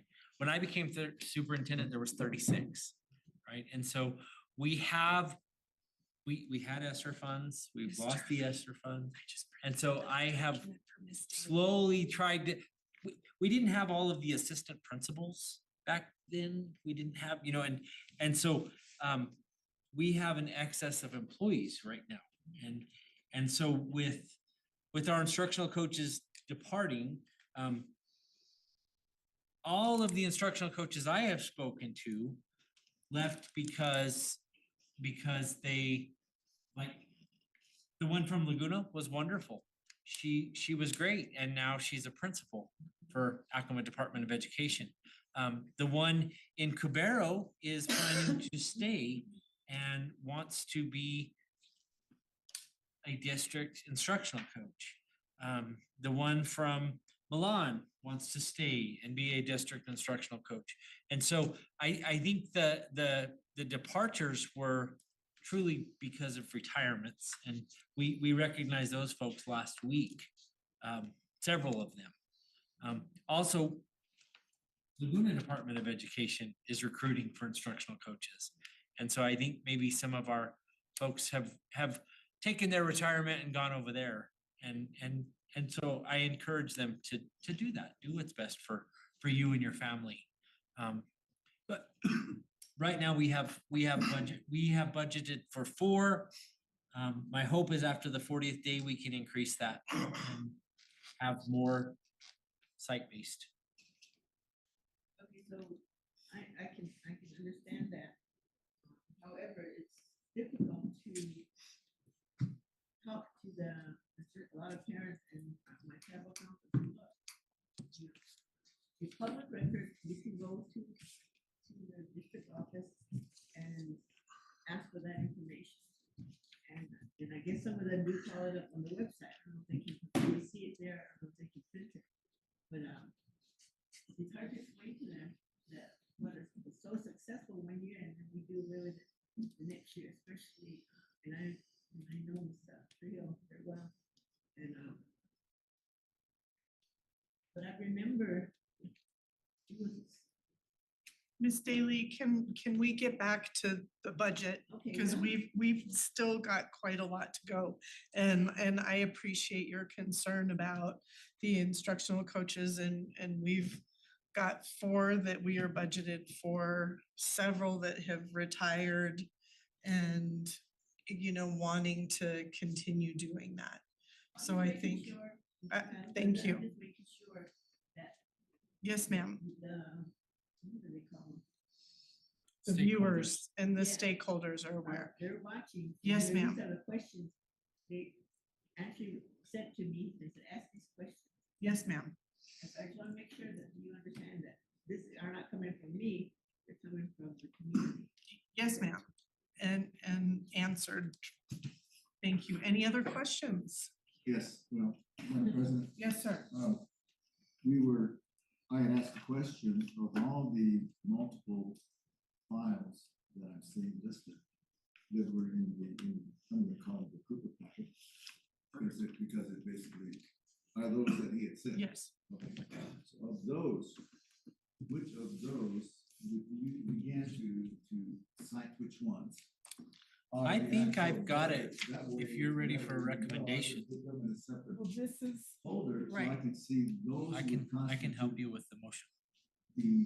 those would be, represent the that's what, yep, And he so we has need it. to know what files they are, and. And that and was that's I'm what, looking at. and that was what was printed. It's the 11,000 budget and revenue by fund. Okay, is that? the And one? that's what I printed right there. Okay, and I have that, and I have something called 11,000 budget, and that, in your mind, Mr. Wagner, is the budget. That is the budget.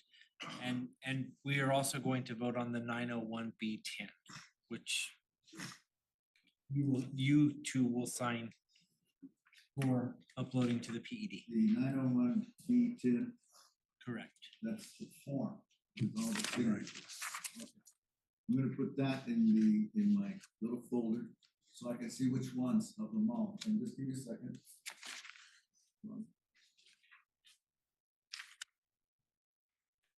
So, refresh our memory, back last year, we had reviewed the budget in May, because the timeline is different, right?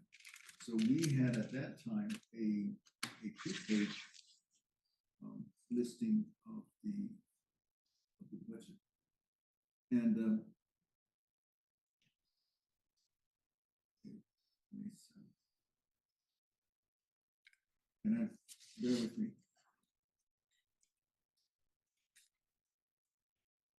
Proposed SY 24-25 budget. And it looked different in terms of performance compared to. It had the fund numbers. And then it had the revenues, of course, first of all. And it listed all the different revenue sources. And you have that here on the right side.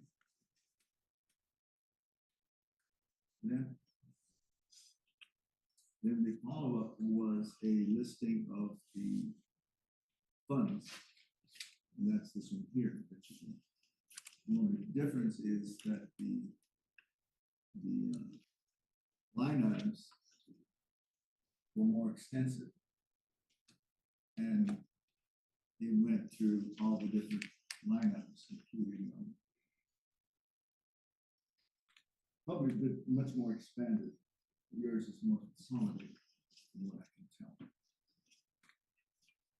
And in the one that you have, we got down to track, fleet, and transportation as he was going through that. Remember, he was still going through that and stuff. And so you have insurance for $1 million, nursing for 20,000. Explain that explain going back to to this that we're supposed to be approving. What is that? So again, most things are split funded. So especially with nursing has access to Medicaid money. So we budget very little to nursing because they have this other pool to take money from that is not part of GO. We put that in so that in the example or in the case that we overspend Medicaid or we need something that Medicaid doesn't cover, we don't leave our students that potentially are medically fragile out, so that we have a little bit of money there so that we can kind of extend that. That's never happened. We've never got to the point where it's like, okay, we're out of Medicaid money, we need to go into GO and make something happen. And I'll add also, that's the genius of Mrs. Wilson as a business office manager, is she knows how to do those things. So I can't speak to the presentation that happened in 24-25. That's okay. I can speak to what we have here. Mhm. A lot of the Medicaids and the title funds and those things, they say this is how much money you have and this is what you have to spend it on. So it's really straightforward in terms of those things. I know also that the board had requested previously, and this is what I have heard from you all, an increase for the board. That was never accomplished, so that is reflected there as well. The business office, as part of holding school business official licensure, has to do 16 credit hours a year of online or ongoing learning. So that is why there is a budget for the business office. The same applies to HR with Sherman, things like that. Part of the HR budget can also be used for legal expenses when we have things that come up with personnel and those sorts of things. In addition, we have budgeted for school district legal services as well. And that was something that we looked at and said, how do things look? What can we do next year? Because frankly, this year we spent quite a bit on those things. So again, the budget is a plan.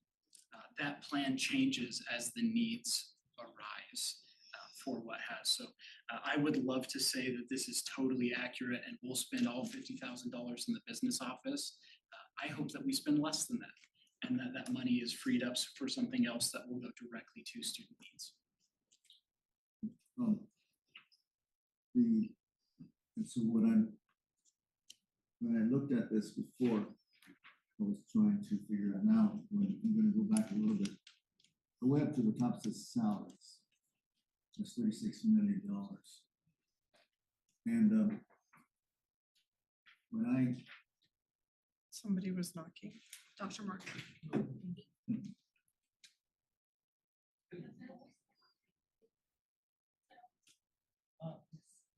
Go ahead, sir. okay, my goodness. You're in trouble now.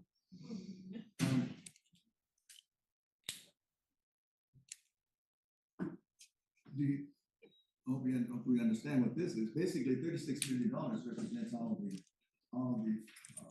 staff, Including benefits. including their benefits.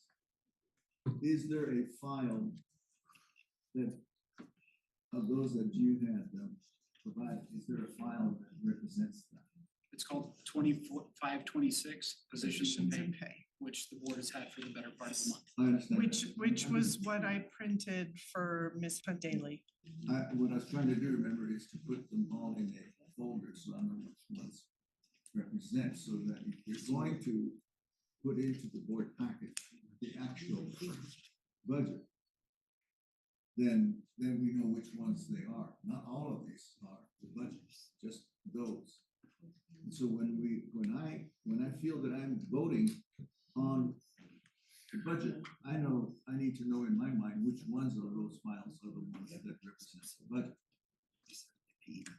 That's what I was trying to do, was to have you go through them. I think that's what she said, was to have you go through those and see which ones are that this represents. And so we just now did two, which was the budget revenue by fund, which is this, and the positions and pay. Are those the only two that would constitute, represent the actual budget that we're to approve? Or are there additional files that you have listed? No, sir. The files that are in the drive and have been there for some time Yes. represent the whole budget. So if you look at the PDFs in the drive, they will have the fund number and the name of the fund and the award for the entire state. I have gone through that. I have Yes. filtered that out and I have put it all in one place for your convenience. All right. That's right. This would have been an excellent topic to discuss at my office hours that I held Friday and today from 4 to 5. I saw that, and I've seen that before. Okay. I'm not asking, I'm just wanting to know what constitutes my vote. What am I voting on? Which ones are the finals? And so far, we have two files, budget revenue and the positions and pay. I was asking, what additional files have you had listed? Well, I think he's answered that. I think he said that the whole board packet impacts, or let me rephrase.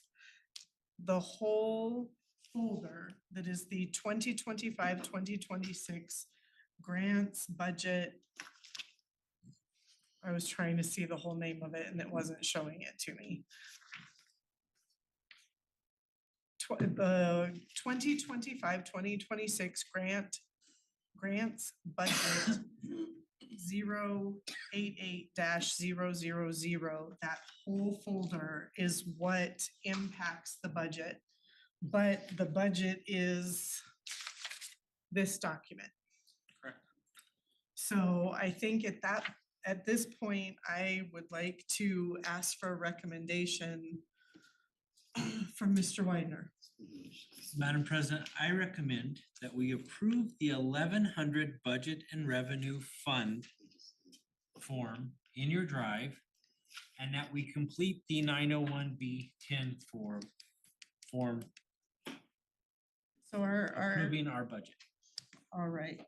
Board members, is there a motion to approve the 2025-2026 Grants Cibola County Schools budget? Can I say something? We'll have discussion after motions. How about that? All right. Well, we do have the opportunity for more discussion before we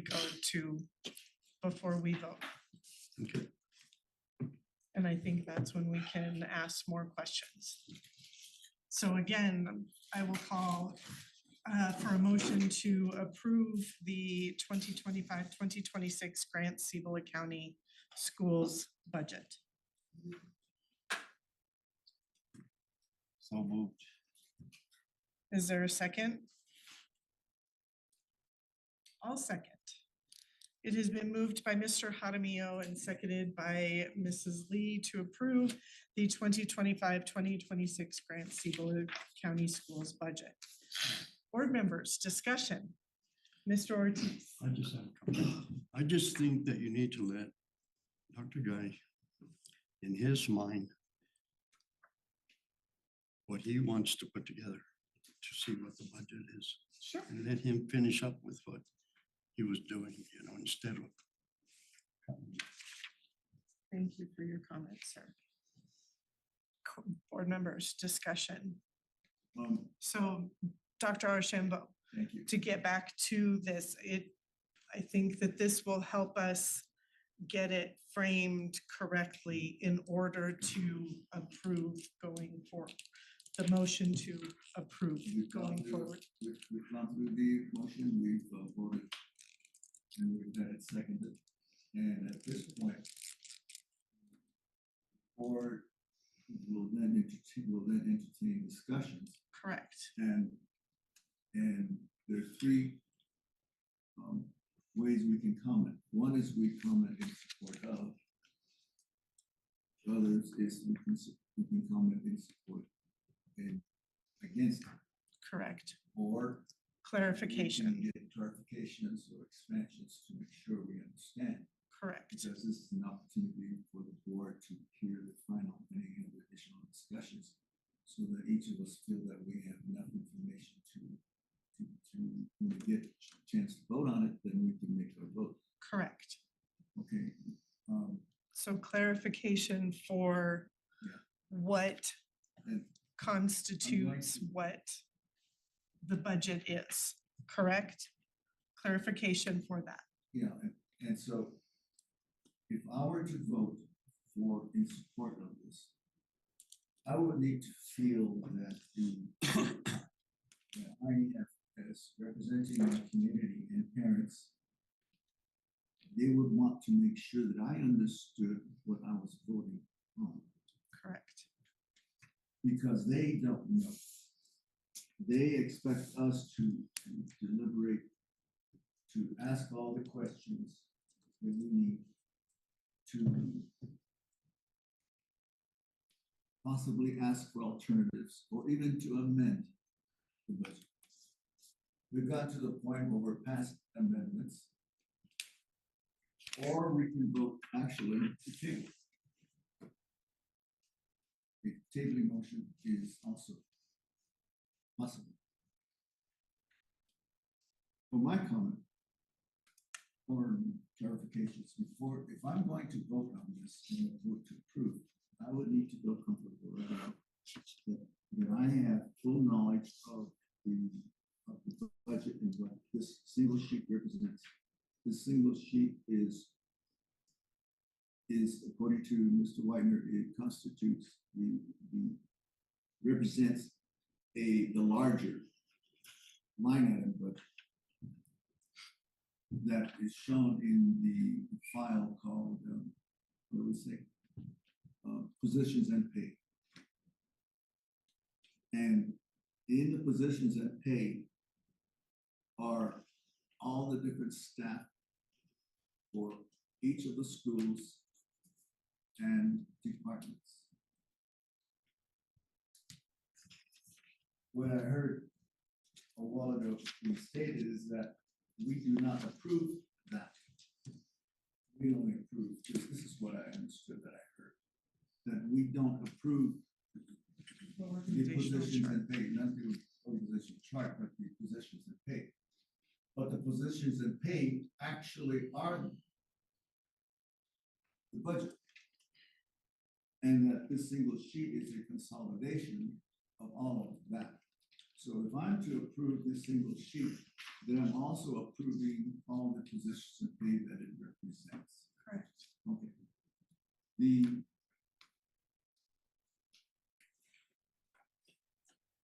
And as I look at this single sheet, I see things like legal expenses, and that was a puzzler because we had some colorful discussions about legal expenses in the last 2 years as to how much do we have, how much we did. And so when I look at that, it says $120,000. I'm surprised because I've never seen $120,000 before. So what I would have wanted to know is how much is that? And then we see board something, 50,000. I'm not sure what that is. For example, what is the board expenses board of 50,000? What is that? Or let me ask you, what is that, Mr. White? That's the travel for the board when we go to the NMSBA conference, when we get hotel rooms, when we stay at the El Dorado Hotel. That's pays for our meals. That also pays for the board meetings when you guys get a stipend for coming to the board meetings. Okay. So, and then the legal expenses of $120,000, what does that constitute? That covers the entire district. So when we have a hearing, and the board has an attorney on staff and the district HR has an attorney on staff, we're paying all of those attorney fees. We'll be paying some fees to Miss De Santiago here in a little bit. She's online now, so that's those legal fees. In our board policy, when it says legal, it says board attorney something, that funds that policy in a sense. Correct. So it's actually the board's, the whole thing is for the board's legal advice. With the superintendent being delegated the authority to expend legal funds for legal services as desired, in addition to those that we use ourselves as like tonight. So that's what that's about. I'm really interested in that because I thought that in the past we had broken out the legal services for the board at 60,000. And all of a sudden, there's no differentiation. Or is there a differentiation? This year? Under procurement law, it's $60,000 without an RFP. We did not have an RFP in place, and so that was where historically we had to switch attorneys. Well, what I'm saying is that in the budget, it only stipulated 60,000. Correct. And so it might have been wiser at that time to have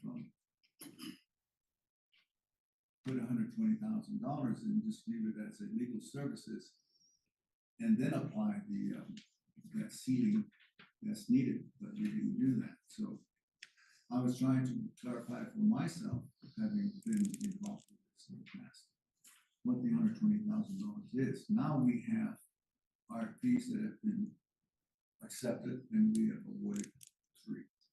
So that means that we are able to utilize the services of those and whomever else is needed.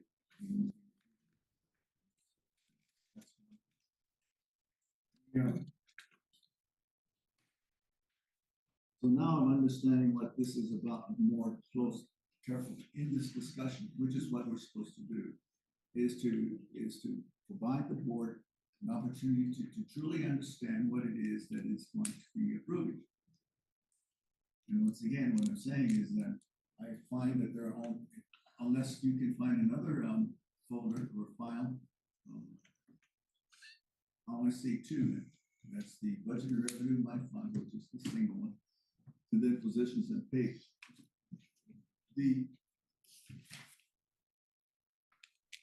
As we know that each school and each department has additional line items other than staff and fringe benefits.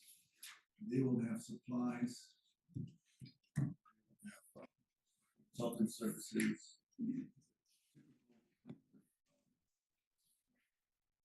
line items that we allocate small amounts of money. And so, for instance, on instruction, there's $700,000. My assumption that $700,000 will surface in the budget upload. And each school will have a portion of that. Also, probably the central office will have a portion of that for its structural needs other than staffing needs.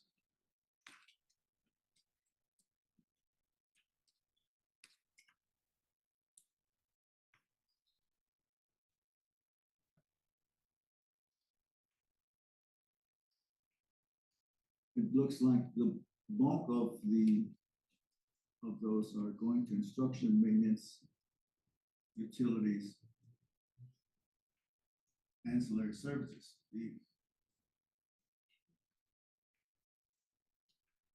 What I see there is that these items do not have fund numbers or account numbers. So that means that I can't tell which ones are service-oriented items or whether those are supplies. For instance, when it says supplies, there's a typical code for supplies. I don't know which ones of those are supplies. When I see legal expenses, that's a different line item. So I don't see those. And that helps me to know what kinds of expenditures we are having. And since I don't see them, that it makes it difficult for me to fully comprehend the nature of these allocations on this single sheet. I can, when I pull up positions and pay, which was one of the most extensive files I've seen, and if you ever look at it, you can open it up and unhide a lot of columns, and it's remarkable. Because it means that you're able to utilize this and it can also be used by the business office, by the administration, but it also can be used by the board for certain things. We don't need to know all of these things. We just needed to know some of those things. We needed to know on the staffing, we needed to know how many positions were going to be allocated to different schools based upon their enrollment. So for the board would be interested in any changes at each site so that it understands what it is voting for. If we have and as you had mentioned, we have some vacancies, we have some other positions. We would know. And ask the questions. So that's what I'm looking at. And I see Cabrera. I see Mesa Butte, Milan, Mont Taylor, San Rafael, Cibola, Lambs, City College, LA, Grants High School. Superintendent's staffing.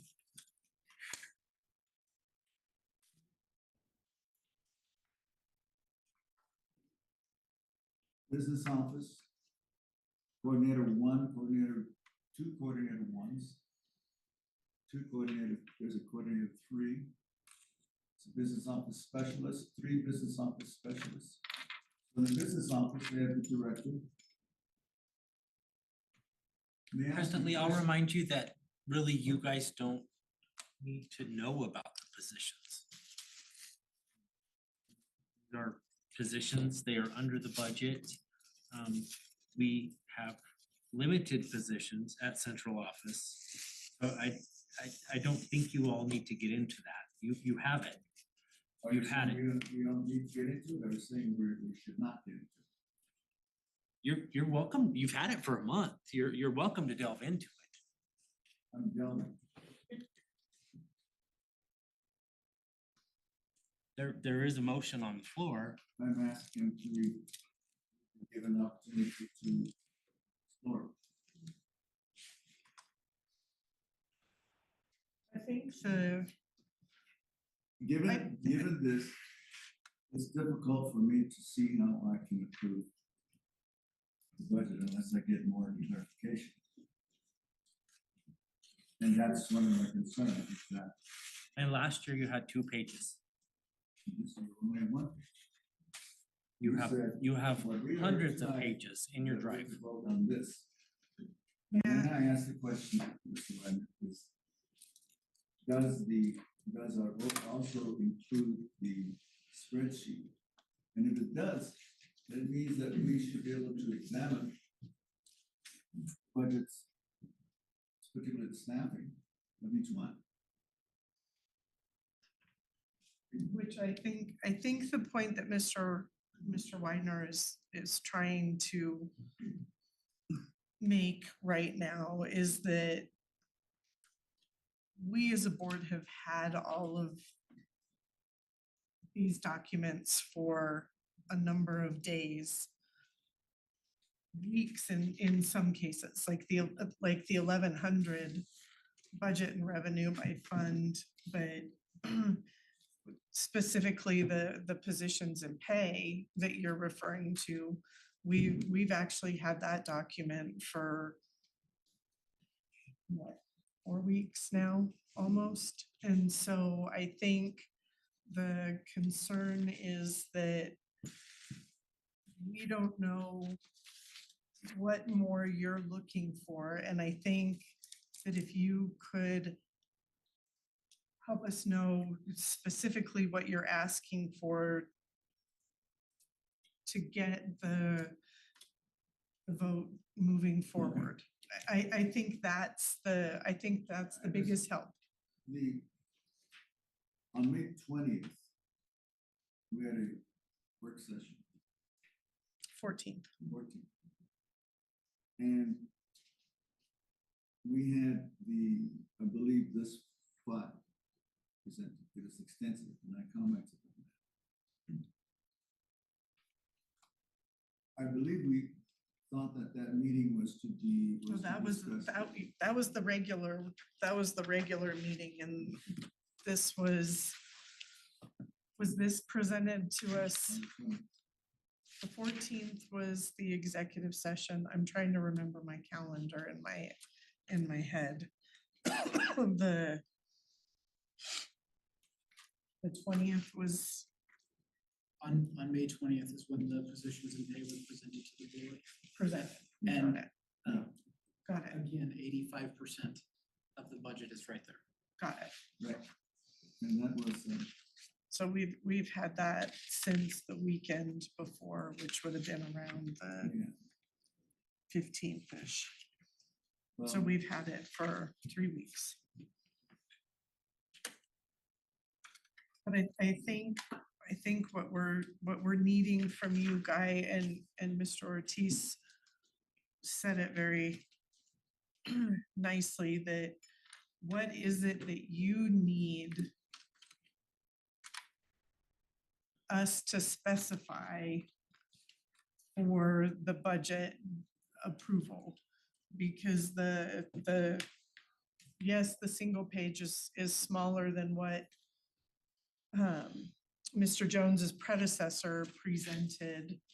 However, everything that goes into how that was created is in the folder that was provided. So I think that what I'm hoping that you would be able to do is clarify what it is that you feel is missing, or what it is you need okay. to understand for going forward, because I think that we have I 32 documents I've and looked at, I'm going back to the agenda on May 20th. And I remember commenting and stating that this was the first time we'd seen the extent. It says board budget presentation. So it meant that the only thing we were talking about that night was the board presentation. That represents the representative salary. And we had a meeting and it also presented the survey results. It also had the enrollment projections on the site.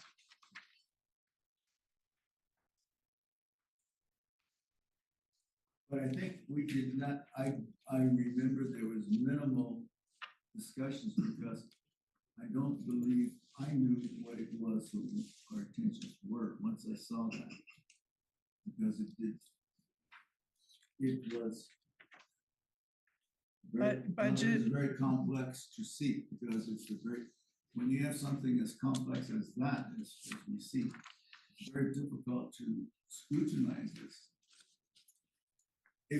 Unless we're not supposed to do that. It's when what Mr. Wagner said is that maybe, you know, it may not be necessary for you to do that, because all you have to do is to vote on the major consolidated things shown on that single sheet.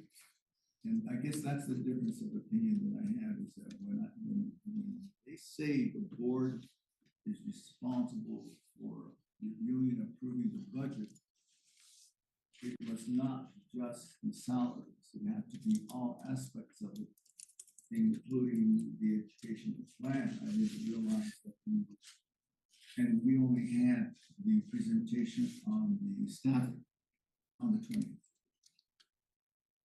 And then I remember, as you said, I had made some additional comments of what I thought would be necessary for us to be adequately informed. And one of them had to do with the historical perspective on what our budget was like last year, comparing it this year, what the changes were. But there was no discussion of that sort. And I guess we have not had an orientation as to what constitutes the essential elements of a budget review process for the district. not had any particular training on, I don't recall, on how to do this. What is it that we're doing when we review budget? And what we're hearing tonight is that the review of the budget is actually on a single sheet of paper that is to represent a more complex line item budget that is going to be uploaded. May I ask one more question pertaining directly to what you were just stating? Yeah. In years prior, obviously last year and this year are my years sitting, at this table with you all.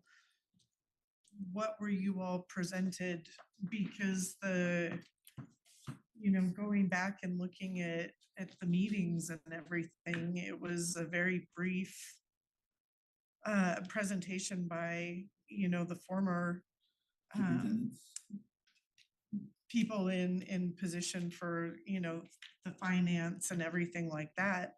And I think that and again, my opinion, not the board's opinion, my opinion is that what you have been presented this year goes above and beyond anything that I saw in previous years. And so my question is, what is different now that is, directing these, questions beyond what we have all, been presented. And Mr. Ortiz, you brought up a good point that, the board members each have their own ideas of what they understand and know and everything, as far as the information that we have. And Mr. Ortiz, you suggested that we find out what it is that Dr. Archambault needs in order to, feel that this is comprehensive and we can move forward with the vote. But I'm gonna ask you, Dr. Guy, what is not here that is necessitating, more clarification? Because I think that what we have is far more, and Mr. Jones indicated that the PED stated that this is more information than any other district in the state has received. I would like to see that. Who said that? I was on a Tell call. me who said that, and so we can, because that really concerns me, is are they saying that we should not get the information, or is it just remarkable that we did get the information? Because it was stated that we're getting more than we should be. I don't know what that meant. I don't know how to approach that. I didn't think that should was part of it. It was that more was presented. I don't recall the should, but that's okay. Yeah, I don't know either. That's okay, but I'm looking at What, board responsibilities, and it's review and approve the school district budget. okay. So that's there's true. no more, specific than that. And like what, we sat through up in Santa Fe with Dr. Steinhaus was, the information should be given, and everything that was asked of Mr. Jones, he certainly provided. So again, I'm gonna circle back and say, what is it that you are needing for clarification for moving forward, approving this budget? Because I don't understand what Okay. you feel is missing. So help me move forward with this. I think what I stated earlier is that we have not really sat and discussed as a group, what does review comprise? What is review? Okay, And in the past, when you went back and you said, okay, let's think back on the previous years and what was review? And what I think you were saying is that the review was very cursory or very limited, and the information was there, was probably, not as extensive. But, and then what I'm doing right now, I remember requesting more information last year prior to the actual approval of the two-page budget. And we had to do it because the due date was the next day. And that was a concern. We did do that. We did vote on it. And I didn't want to see that happen again. Because I felt that it was my responsibility to be fully informed about what the whole of the budget is that I'm approving. And equally short budget presentations in previous years, I think it's not material. I think what we need to understand is that I'm saying that I believe that the review process must provide us an opportunity to see the whole of the budget so we know what it is we're approving. And in essence, we're saying that, we're also agreeing with that. We're saying that since we have gotten the complete spreadsheet on our schools, staffing, that we are actually voting on those. If I say I'm voting to approve this $36,100,000 of salaries, then it must mean that I know what that constitutes. It means that I'm familiar and am aware and approve of all the allocations for each school. And at that point in time, the instructional coaches were listed. I believe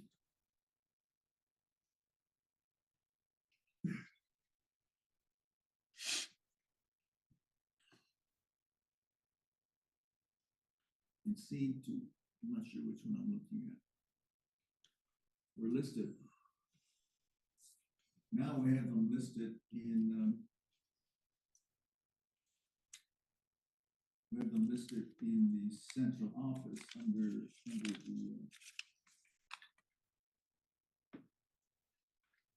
Director of Academic Excellence. And at least under the funding of that. So there you go. Federal HRS.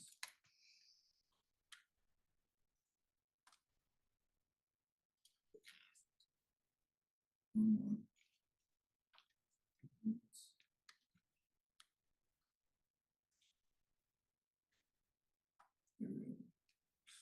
As we were told by the superintendent that the instructional coaches are listed.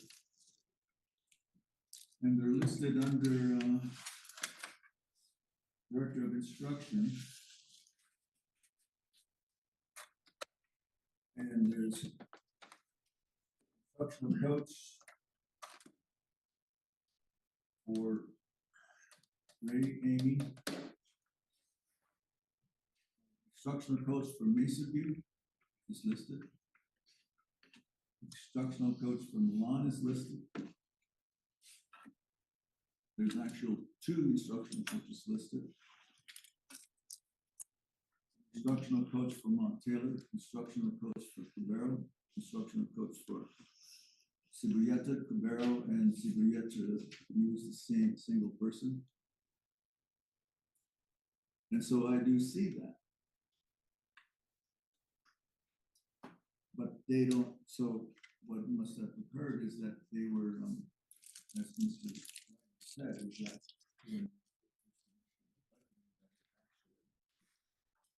was for all of those, and now there's supposed to be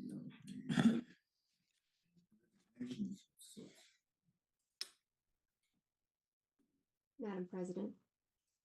Yes, ma'am. Madam President, Dr. Archambault, members of the board.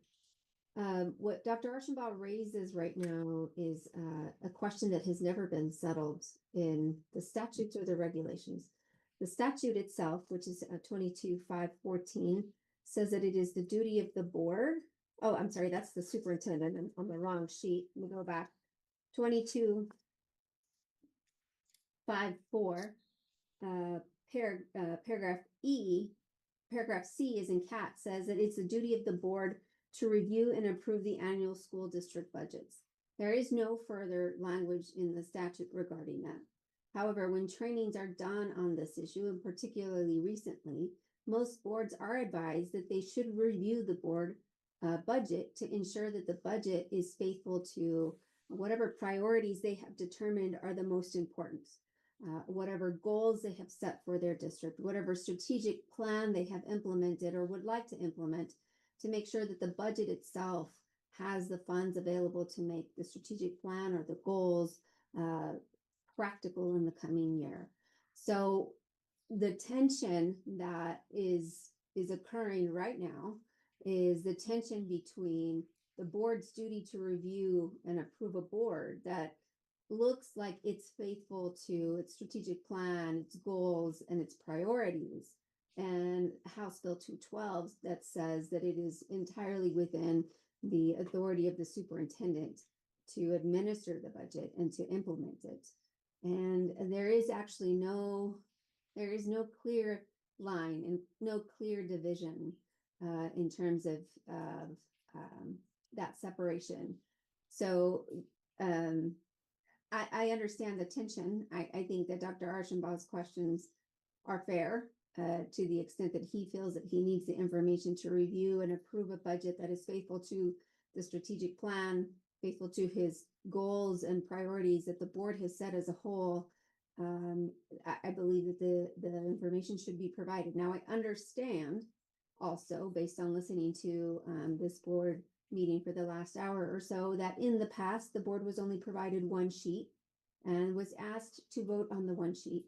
I further understand that this year the board was provided hundreds of pages of information, and that information was provided electronically in advance of today's meeting in the hopes to have some of the questions that are being raised tonight be answered separately. I think that what the board did in the past is irrelevant. What the board did in the past was a different board. What this board does right now with this budget is what's important.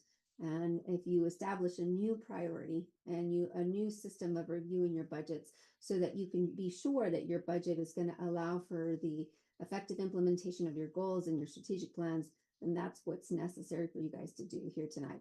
I realize it's a long and very difficult process, but it is your duty. It's your top priority as a board to ensure that your budget is going to be what you need to make your school year successful for the following year. Thank you very much, Ms. De Santiago. So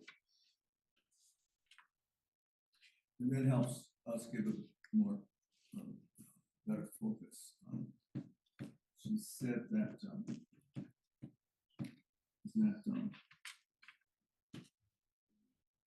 think of what you would say is that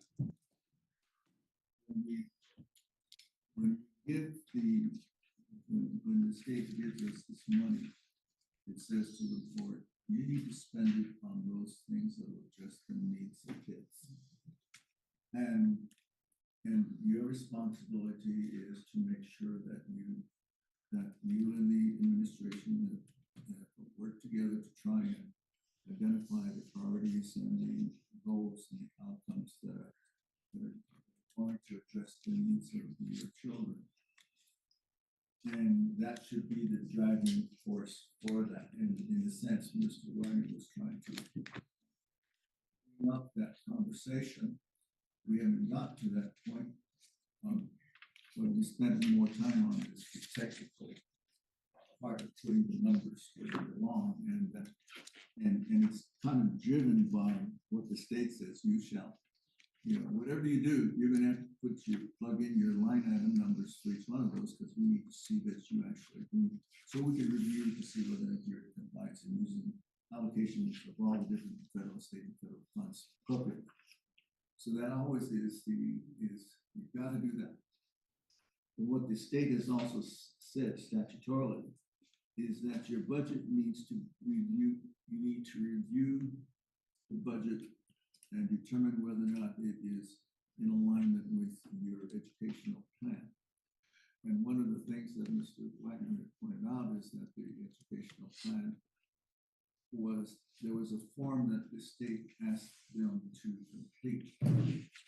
And it would be information that was generated from the strategic plan and all the things we're doing, and he entered that in. So the form that is in the board packet is the version that the state designs. We have a strategic plan. And so we hadn't even gotten to that point of discussing whether or not how we are allocating funds is the best that we can do to address the needs of our, particularly of our at-risk populations. So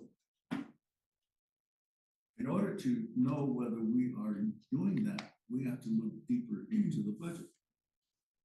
That means how will we expend, what resources, what staff are we allocating to the different schools? And what the administration must do is they must follow what the state says with respect to teacher-pupil ratios. And so he already knows that I have to comply with that. So there's sort of like a limitation of what we can or cannot do. And so he's got to put that into the mix of how things are like to be allocated. But there are other uses of general operating funds and other funds that need to tell us these things. But we know that as instructional coaches in the past were meant to try and address the instructional effectiveness of classroom teachers, and so that was a way in which our district was utilizing our funds in order to accomplish that. Mr. Wagner has stated that they were important. And a new kind of staff resource at did we have instruction coaches when you were principal at that time? Was it? We did not. So We had reading coaches. That was a COVID thing, right? So there was other ways in which we did that. We're facing a decrease in enrollment. Yes, sir. So we're also facing a decrease in revenues. And so what we see here is a budget that is allocating the $42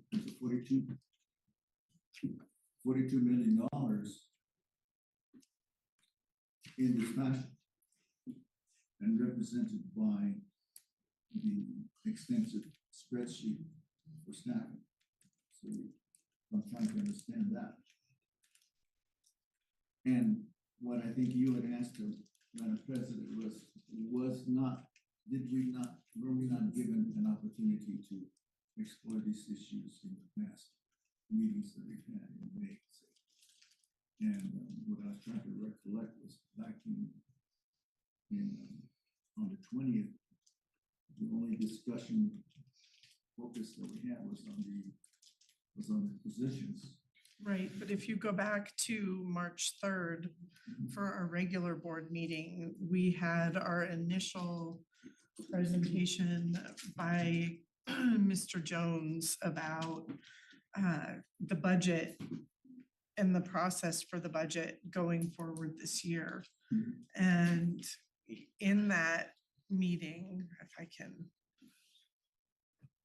get to my And then proper. this was the long session, so that put all of us behind on Yeah. budgets and. But Mr. Jones presented the March Do you guys have third those problems every 2 years? every year. Budget is every year. No, but I'm just saying because we had to wait until they had their numbers in right too, is that right? Or we're still waiting for those numbers? No, I think those numbers came in. So March. And that's what we were presented, right? You're talking about like the SEG and those numbers, right? It's like, it just seems like we're like at Yeah. the 12th hour, but I'm just thinking. But I think that's legislation. every year though, Yeah.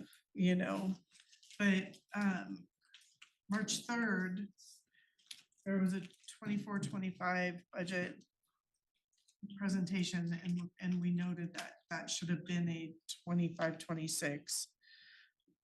But in that meeting, the minutes, Mr. Jones provided us the OBMS, the actual OBMS information from 23-24 and 24-25, as well as 22-23.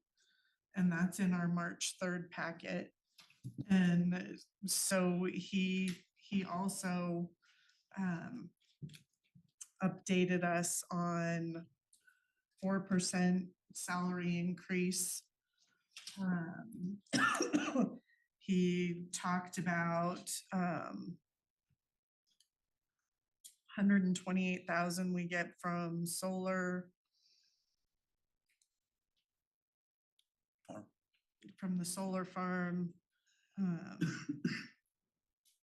But if you go back and review, he started there and, you know, one of the big things that he said is that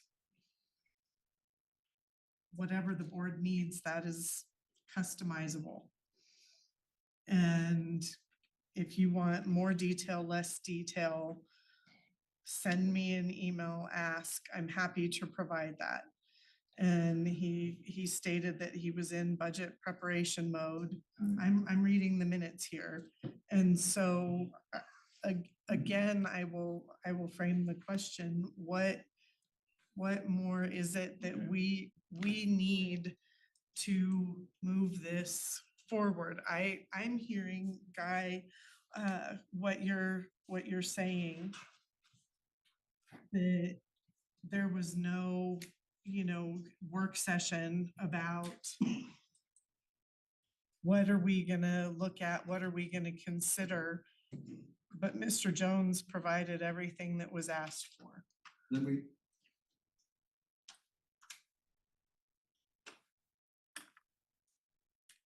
This is what I think review constitutes for a board.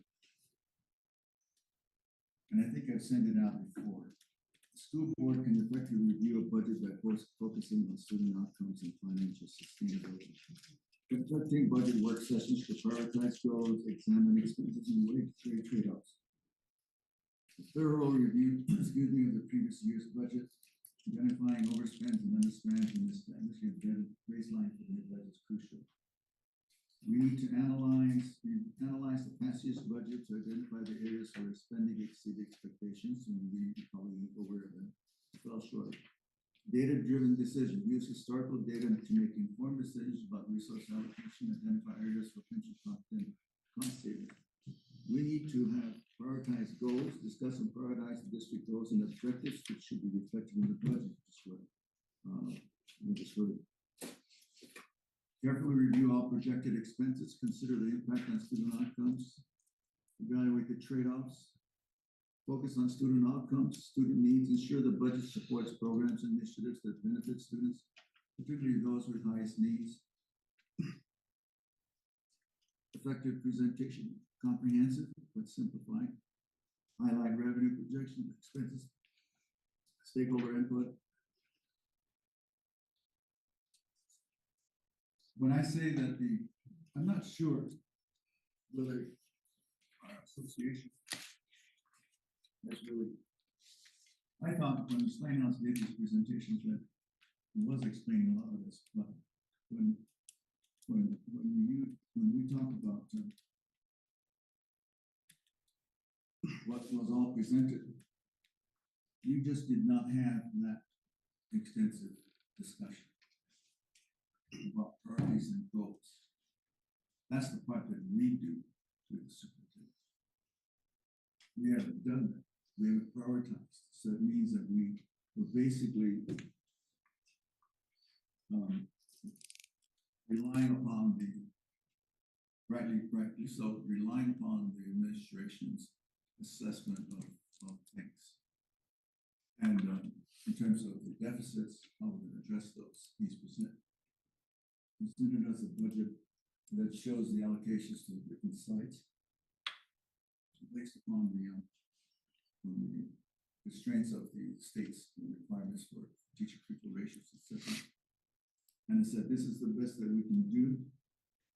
And so then we ask, well, what is it that we're doing? And one of the bits of information is provided as well in our organization of our district.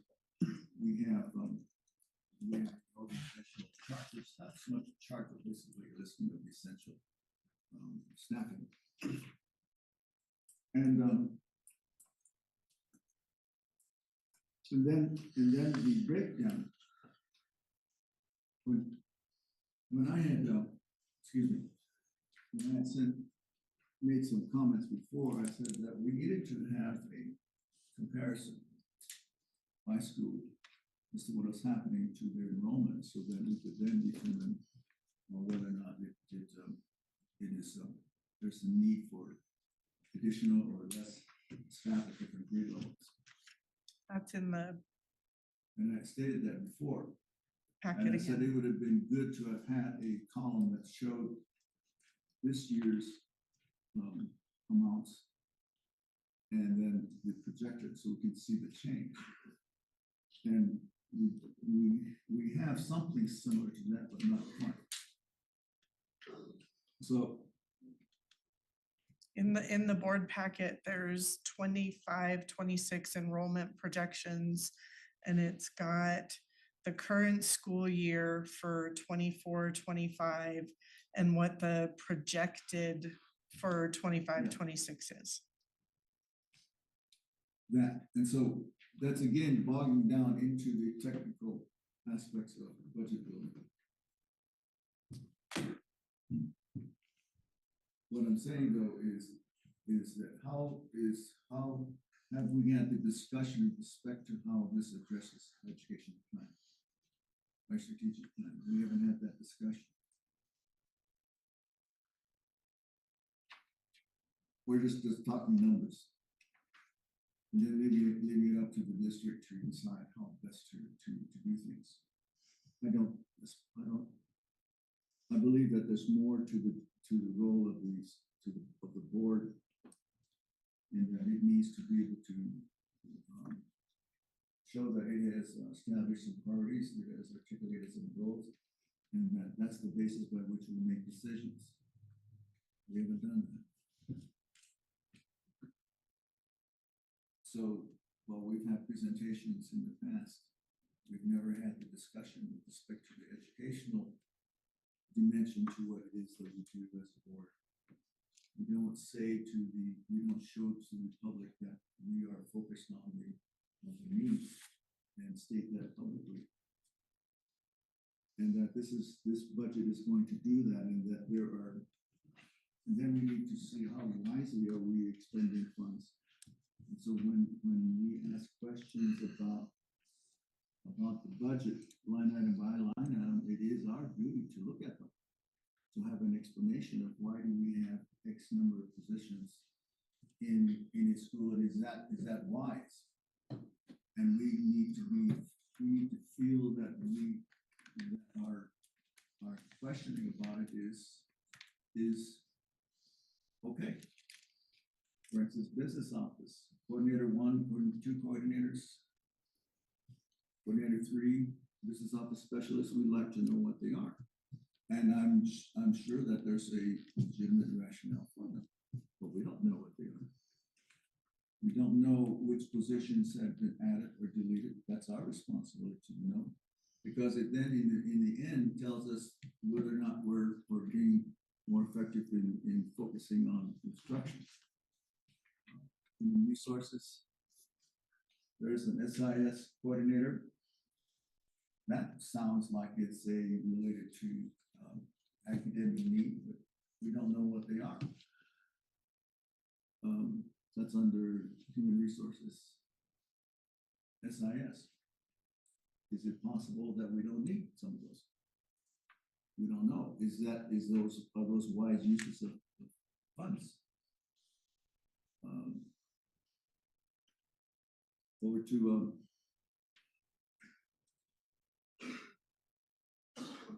direct instruction. We have nurses, district nurses. So- Do we have enough district nurses? We should be able to know whether or not.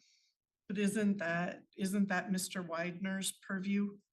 Isn't Mr. Widener's purview taking the budget that we approve and making certain that the district follows the budget that we approve by making sure that the staffing is correct for the sites, for PED guidelines, and making sure that, you know, class sizes fall within parameters, et cetera, et cetera?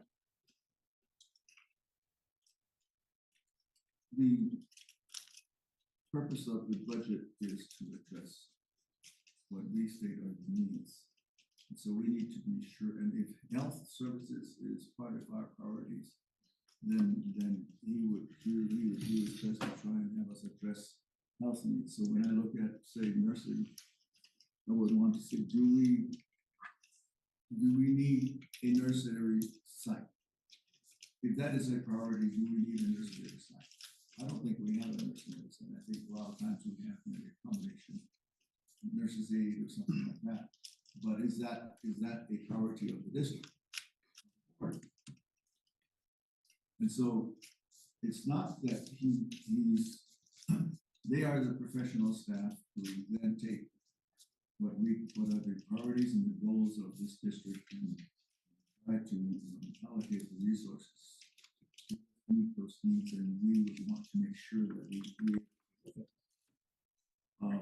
special education, we know there's a lot of there, but I have under instruction, I have coordinator 4, coordinator 1. So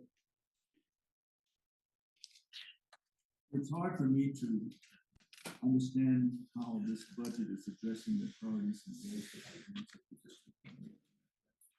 Opportunity to discuss that and say to them, these are the priorities of the district. And list. And so we have a list, or here are the goals. And this is how we know you're going to allocate the funds to for the different purposes, the central office, maintenance and security, health and instruction. And that's what we have.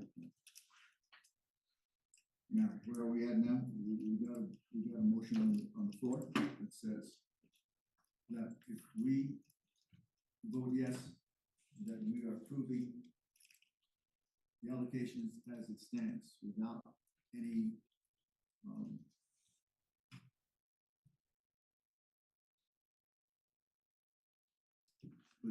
having had any discussion with respect to how they address the priorities and needs as we have so articulated. I don't see we have a statement about them.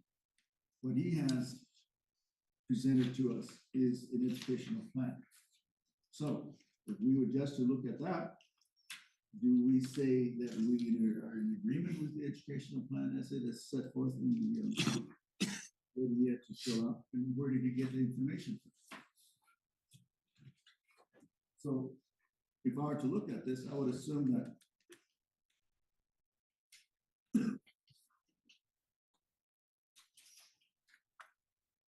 again, the only reason I'm even bothering to talk about this is because our statute says that we are to be align our budget with our EPS. And in the dash plan, it says EPS. So what they're saying to the district, you enter in the information about your educational plan. And we will review it to see that it meets what we consider to be the necessary components of an educational plan. Have you looked at the educational plan as a board? If the EPS is supposed to be the driving force for this administration to determine how to allocate funds, do we know what that plan says? And are we in agreement with it? Does this actually reflect our strategic plan? So I'm looking at it and it's I would probably need to have this, an individual board member would need to have some explanation of what this means. Does it truly reflect what our priorities are? Do you agree with this? Projected academic performance targets, there are no projected academic performance targets. But I think there is, it's just that it requires us to look at a spreadsheet, it says. And so what I had asked you was, where's the spreadsheet that tells us what are the targets? And are they in sync with what our strategic plan said? Our strategic plan had specific outcomes for math and reading, and we had stated what they were. So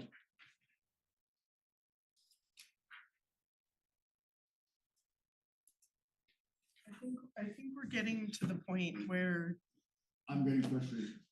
I think everybody is, but I think we're getting to the point where I need to call for a vote, because I think at this point, it's one of those things where you can't, put the horses back in the corral. We are at a point where we must approve or not approve the budget and what those consequences mean for the district.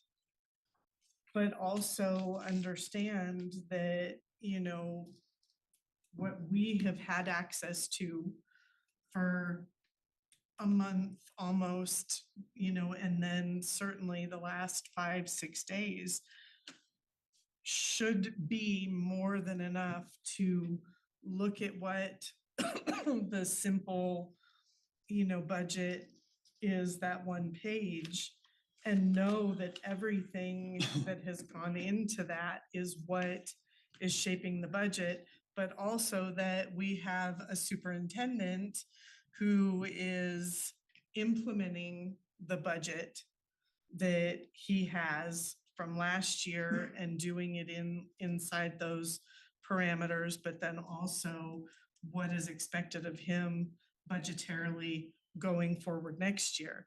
And, at this point, I don't believe that going on for, another hour and a half is going to change the information we have. And, whether approving the budget or not would change by stating anything more about what we do have. And so at this point, I would like to call for a vote. I think I'm gonna indicate that my notes, I apologize for interrupting. Based upon what I've said to you, is that I will probably vote no on the budget. And I think that you need to hear from any of who have any interest in stating their positions on this, and then call for it. Well, I hear that. And what I will say before that is that if the budget is not approved, there's accreditation that will be lost. There will be over 3,000 students that, don't have the budget. There will be 500 employees that impacts. And so my final in closing about that, Dr. Archambault, is that Mr. Jones made himself readily available for questions in order to help with this. And, you know, I'm at a complete loss as to how this information is not adequate and what there is a lack of. So, board members, I'm very confused by this. Is there any other consequences if we don't pass the budget, other than what you stated? What was that, Ms. Daly? Would you repeat that, ma'am? What is the actual date that this needs to be? It's here pretty quick. Mr. Jones, what is the date that this has to be submitted? May That- 13th. May 13th. Pretty past me. No, there's Yes, a- ma'am. there's a due date.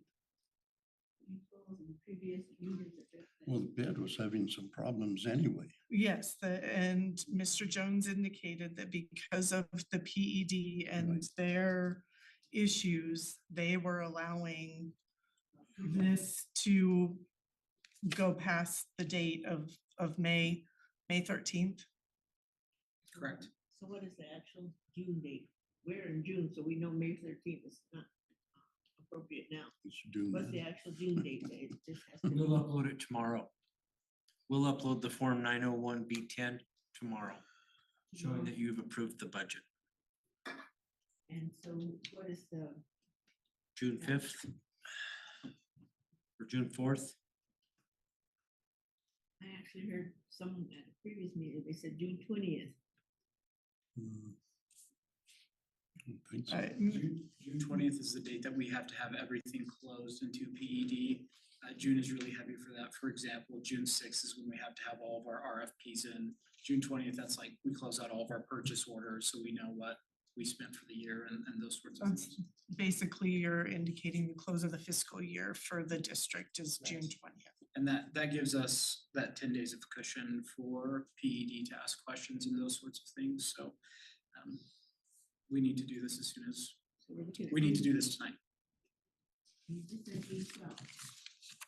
June 12th, I didn't hear June 12th. Did you say June 12th was? June 6th 20. is the date that all of our RFPs are due. That's unrelated to the budget. And June 20th is everything has to be closed for the end of the fiscal year. Correct. And to PED. And May 13th was the official deadline for the budget. Correct. They gave us an extension as far as we could provide verification that we were working towards getting the approval tonight.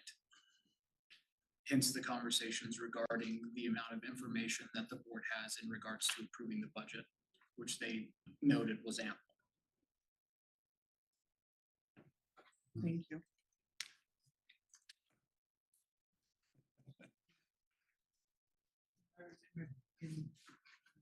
Go back and look at it. I knew that June 20th date was thrown around as the absolutely deadline for submitting a budget because of the issue PED was having on their side. We've got our minutes right here. Mrs. Lee, the June 20th date is the date that PED has our budget complete. You have to remember that we'll submit tomorrow. They will go through 3 separate reviews where they ask questions and kind of push back and ask for justifications on things. So this is the first of many dominoes to fall between now and when PED has to approve our budget, which is the day that Ms. Daly has mentioned. Which is the 20th.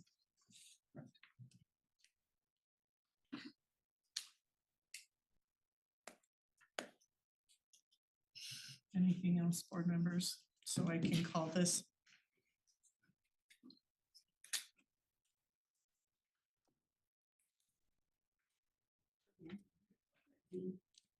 This date. Today's the 3rd, ma'am. I heard of that, those dates. in any meeting prior to today, that was when it was, action. Action had to be downloaded, sent to them, and they're out of our hands. I never heard from what this is being mentioned, the actual tax. So bring that to June 20th. The absolute deadline for us getting it. into it. In reference to the Friday that he made an hour available for us to come in and raise these issues.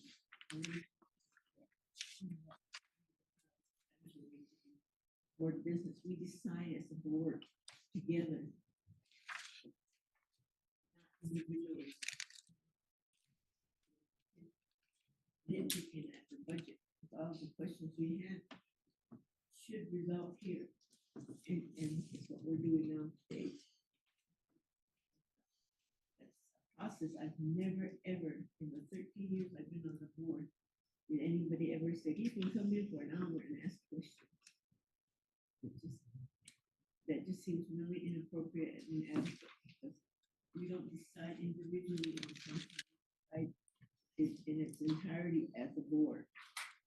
And like it or not, you know, we vote yes. Vote no, and it's still this is what I'm here. Get uploaded. But that's the way we do business as the board. This is not meeting tribal council or even mayor, city council minutes, meetings. We don't do that, those kind of meetings. We don't. You voice your own personal opinion. Opinion is of the entire board. So that's what we need to maintain. We decide as a board, not as individual board members. Just provide and ask questions that our constituents have us ask because they don't understand and they want clarification. Nobody ever answered your question. People are listening. I want to know this type of budget. I don't want to haphazardly decide because I don't have all the political information. I think we addressed we address the increase in legal expenses. We went from 60,000 to 120,000. And then the instructional coaches were in the operations budget. And I didn't see a salary schedule for them in the information I was provided. Food services, did we ever get an actual budget amount? That my understanding is we were overspent in that area. But in prior years, and Mr. Ortiz can attest to this, our kitchen was never overspent, ever. We always noted for being underspent, and that was another clarification from Ed. Why is it the kitchen was always underspent? So for me, I'm looking at when it found this. There's just so many questions here. We have to do this again tomorrow night, fine. Well, we're not able to have a Gotta do it meeting. tonight. The only way that you can have an emergency meeting. And Ms. De Santiago, are you still there, ma'am? Yes, ma'am. What are the parameters for calling an emergency meeting? It would not be an emergency. This would not be an emergency meeting. You could call a special meeting with a 72-hour notice, but an emergency meeting is something like there's a fire that's threatening a building of the school district and an evacuation needs to occur, or a water main has broken and a decision needs to be made immediately. Thank you, ma'am. Yeah. Question? Yes, ma'am. Ms. Roxy, what do you know of the actual date that our budget needs to be in their hands? Member Daily, unfortunately, I do not know that information. Your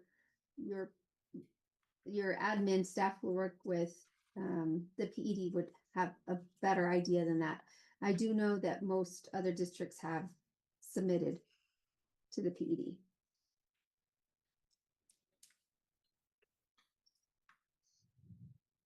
I appreciate your remarks regarding that. We have to have absolute knowledge and understanding of our budget.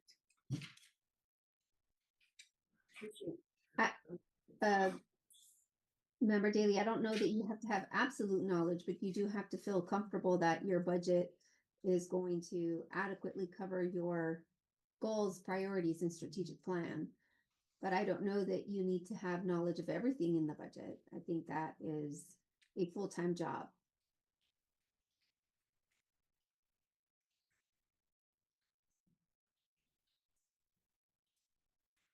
Any other comments, board members?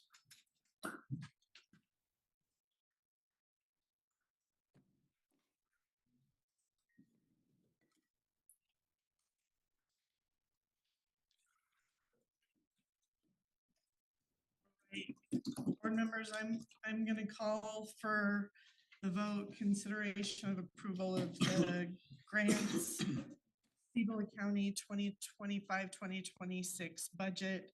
A motion was made to approve by Mr. Jaramillo and seconded by myself, President Lee, to approve the budget.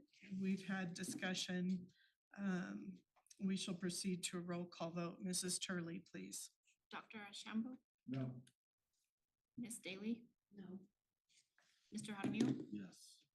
Mr. Ortiz, Well, I don't want to hurt our district in any way, our kids especially. And I do understand what Dr. Guy is talking about, and I understand what Ms. Hunt Daly is talking about. But I think what is at stake here is our budget to help our kids. And that's number one to me. It's always been, never gotten away from that vision. And I don't want our accreditation to hurt because we agree or disagree. So I'm gonna vote yes. Aye. The motion carries. Next, we have Ms. De Santiago, Mesa View PSFA Design Group update.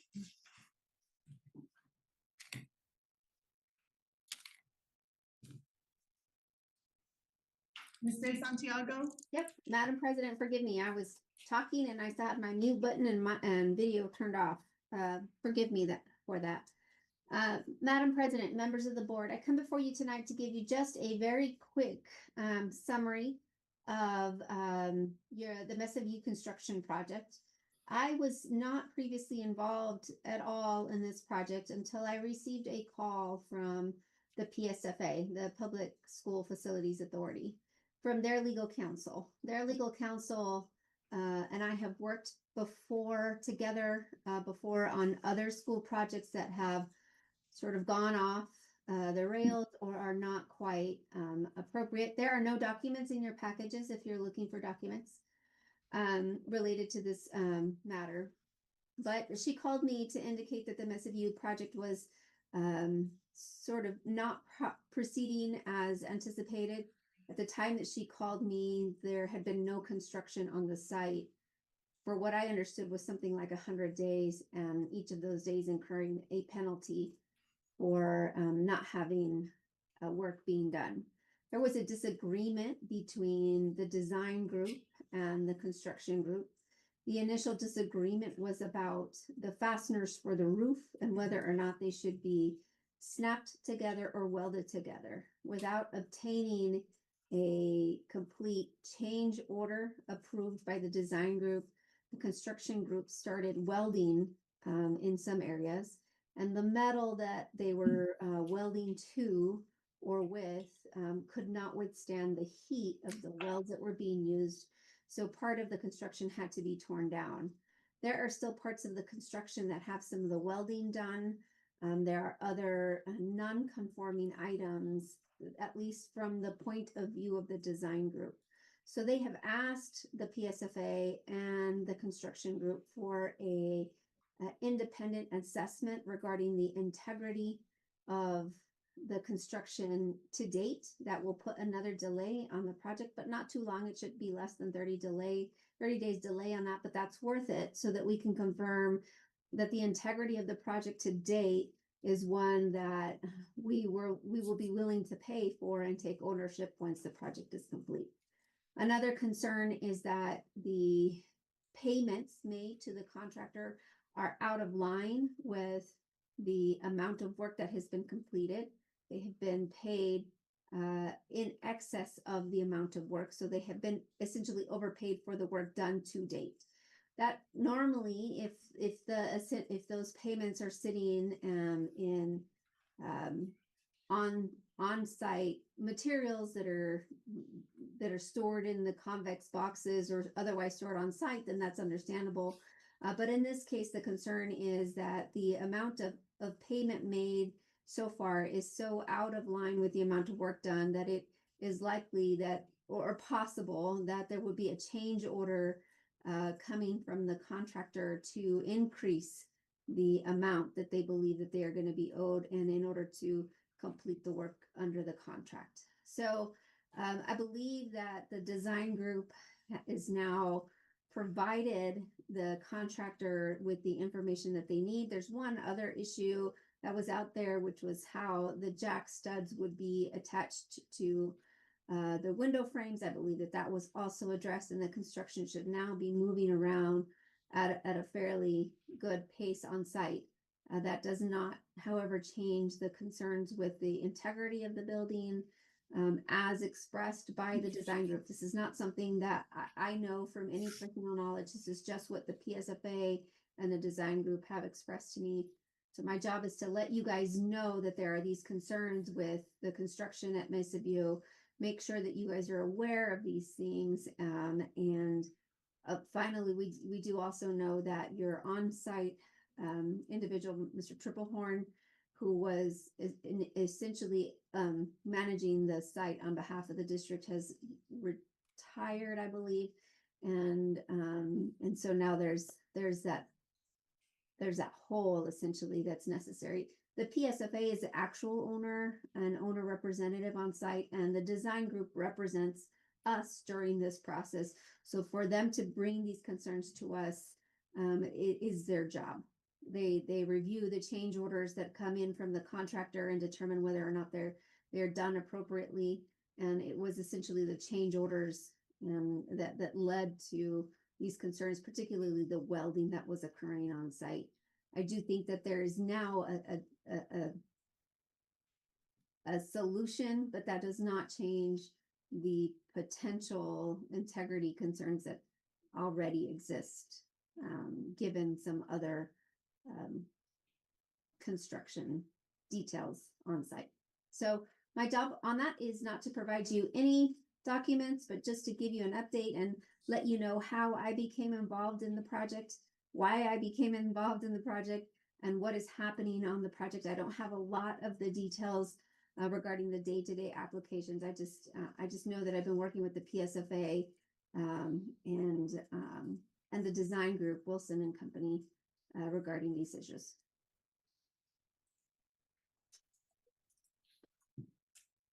Thank you very much for that one. I don't know, board members, if you had any questions for Ms. De Santiago regarding this update. I find it very concerning that the district has paid for more of the construction project than what has been completed. And I would think that everybody would find that concerning. So I think, Mr. Widener, we would probably need to find out how, you and Ms. De Santiago could find out how, this will be rectified, and keep the board appraised as this process goes forward. I don't think we should pay anything. Right, Really? we've already overpaid. Right. I wouldn't have paid them nothing. But, you know, maybe we need to hire an attorney to get our money back or whatever it takes. That's very concerning. So Agreed. it's a big problem. Very big problem. The ones that started the wrong way in the first place, so they should be responsible for it. So, anyway. Ms. De Santiago, did you have anything to add to Mr. Ortiz? No, I don't have anything to add except for this point, Mr. Ortiz.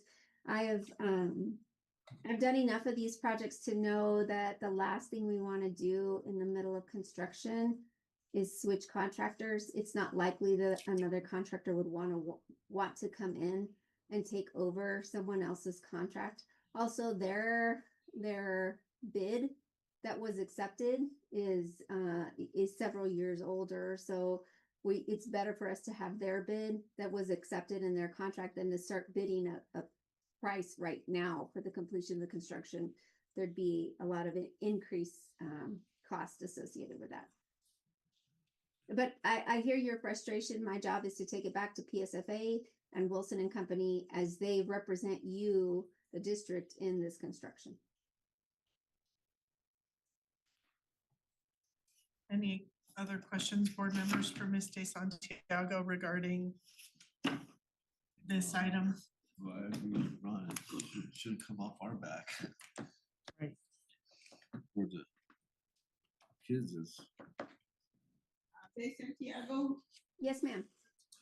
what is your understanding then who's overseeing the project?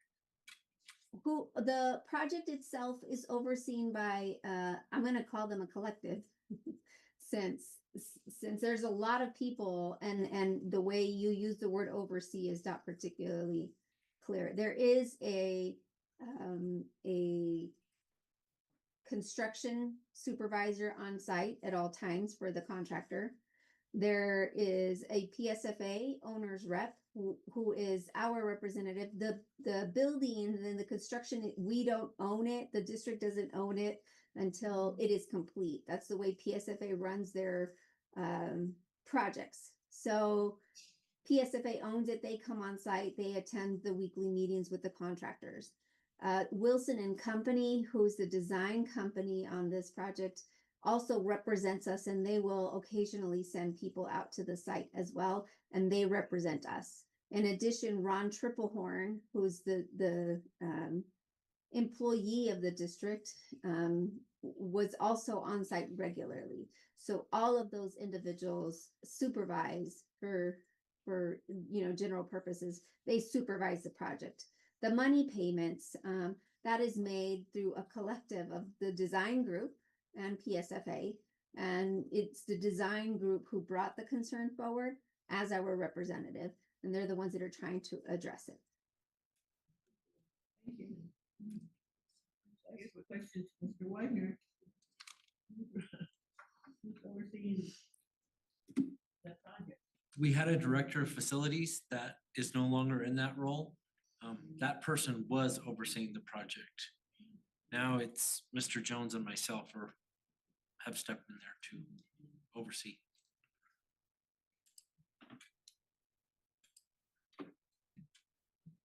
Thank you. Anything else? All right, Ms. De Santiago, first read of the artificial intelligence policies. Madam President, members of the board, I know that you've had a long meeting. First of all, let me tell you that you've seen this policy before. You've discussed this policy before. This is the first read. There are two sets of policies in front of you, one for employees and one for students. I'll also remind you that this is a requirement. There is a new statute that says we should have an AI policy. And even as we sit here reviewing AI policies, this policy is already out of date. That's because that's how fast AI technology changes. I was reminded this morning by President Lee that I had agreed to provide you guys with some sample policies, and I have not done that yet. So my apologies to you. As a first read, what I would say to you is there have been no changes between the work session And what you see in front of you tonight, our policy requires a first and a second read.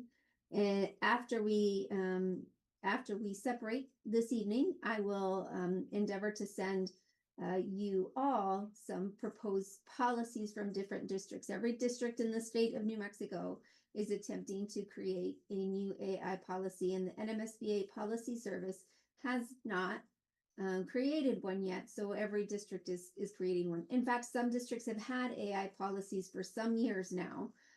So some districts are exactly where you are at right now and trying to create something out of nothing. So are there any questions with regard to this first read? Or any recommended changes from any of the board members? That way we can redraft for our second read. Dr. Archambault. You mentioned that it's already out of date. How should we respond to our attempt? And then how do we address any outdatedness of this? Dr. Archambault, thank you for that very good question. There's no way for us to really update the out of datedness because the way that technology in this area is changing so quickly means that we won't really know for a few months or a few years what has specifically changed really. The way this policy is drafted, however, one of the good things about the way this policy is drafted is that it's pretty general at this point. And the reason it's general at this point is because using AI in education is still a relatively new endeavor. My impression is that there are going to be some very specific education AI systems that will pop up shortly that maybe everybody will start to use as a method of encouraging students to use AI in a protected forum. We don't know that yet. We don't have a good system for that yet. And the same thing with employees on the other side.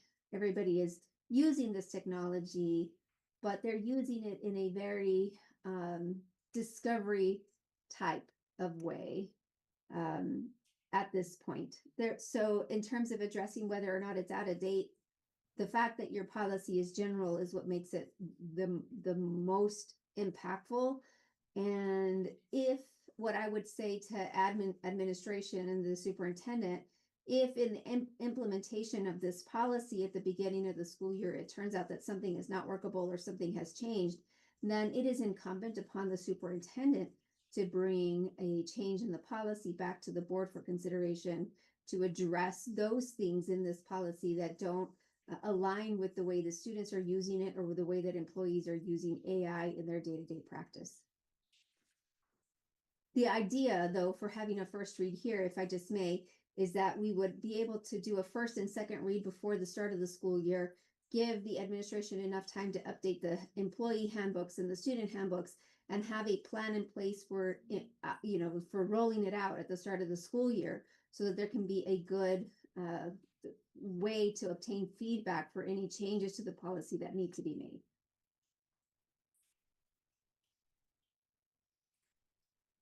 Thank you, Ms. De Santiago. Dr. Archambault. Monitoring and improvement. GCCS will assess AI's impact yearly. Staff input alongside students and parents with guide updates. Pilot programs with test new tools, refining them for full use. And above there it says consequence for misuse. I'm trying to figure out how do we trigger the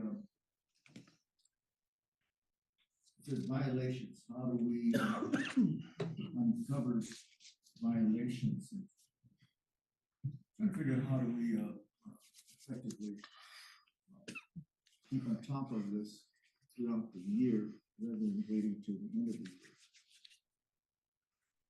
And so maybe there's another additional language that has to do with the evaluation of the effectiveness regarding the implementation. And I believe, Dr. Archambault, you're reading in the employee portion? Yes, because they're the ones who have to channel any violations upwards. Okay. Is there And the other section, is it, students? Yes. Is that the first one? The first one should be staff. Okay. That should be the student that you're on right there. Yeah, back to, They both have the same section, but I thought that you were on this. on the staff section, where we monitor and improve.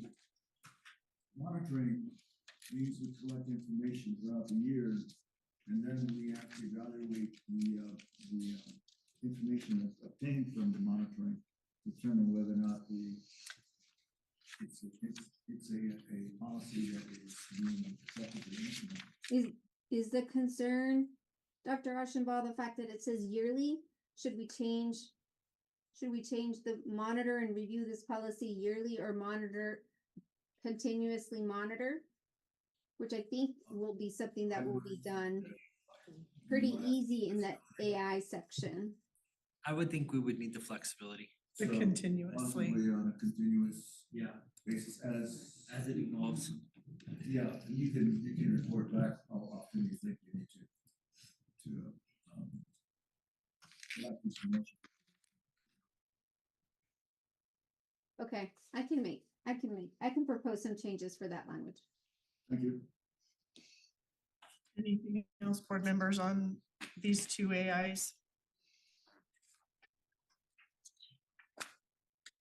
Thank you for the first read for us. And then next we go to the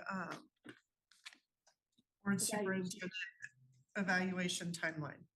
Madam President, members of the board, first let me tell you that your board policy C0600 itself has no timelines listed in it. So there are no proposals to change the board policy itself. The red lines that you have are in the regulations, and technically the regulations are the purview of the superintendent. Given, however, the impact that this particular regulation has on the superintendent and the work that the board does, I felt it was important to present it to you, not that you have to approve it one way or another because it is a regulation, but that you would understand how the procedure would impact the work that you do in terms of evaluation. I understand that the discussion from the board was whether or not, if we do the summative evaluation in June, how then do we make a determination regarding the rehiring of the superintendent, since June is right about the end. And I think that the easiest way to explain is, it's really what you want to be doing is making that decision regarding your superintendent in the December or January timeframe. So if we change it back to the January timeframe, then you'd have a summative done in January. I would probably recommend that you move it closer to December if you're going to rely entirely on a summative evaluation to make your decision. However,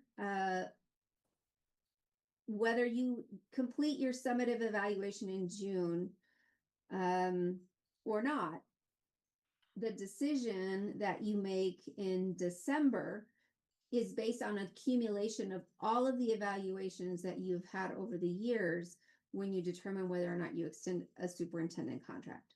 So it seems to me that the easiest way to fix the concerns that the board was raising would be to move the summative evaluation that takes place once a year to either back to January or December to give you more time. And then the formative evaluations in October and April, and leave the language at the very bottom that says, but need not complete the entire summative evaluation. So that means that what that allows you to do is you don't have to complete that entire form. I also recognize that we're working on revising the form. And so if you look at the regulation C0631, this regulation is actually the form that's in your policies that this board actually does not use. So it's mostly marked out because The evaluation format itself is not one that's in your policies or in your regulations, and I left only the broad categories, board relations, which will all look familiar to you, right? Board relations, communications, instructional leadership, staff relations, community relations, organizational and management, and annual goals, because those are the general categories that you already have in your current evaluation tool. Again, I know that we are in discussions about revisions to the current evaluation tool itself as well. But I'm happy to hear your thoughts, your concerns, or your recommended changes as it relates to the regulation. The regulation C0611 and C0631.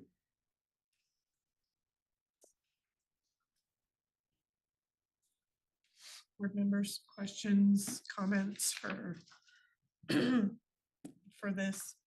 I think that one of the, I'm gonna just start while everybody's gathering their thoughts, Roxy. I think one of the things that we talked about in our work session, and that was quite a while ago, was trying to involve the superintendent in the conversation about this and making sure that what we're setting up now is going to work going forward, you know, for the board and the superintendent, whoever that may be going forward.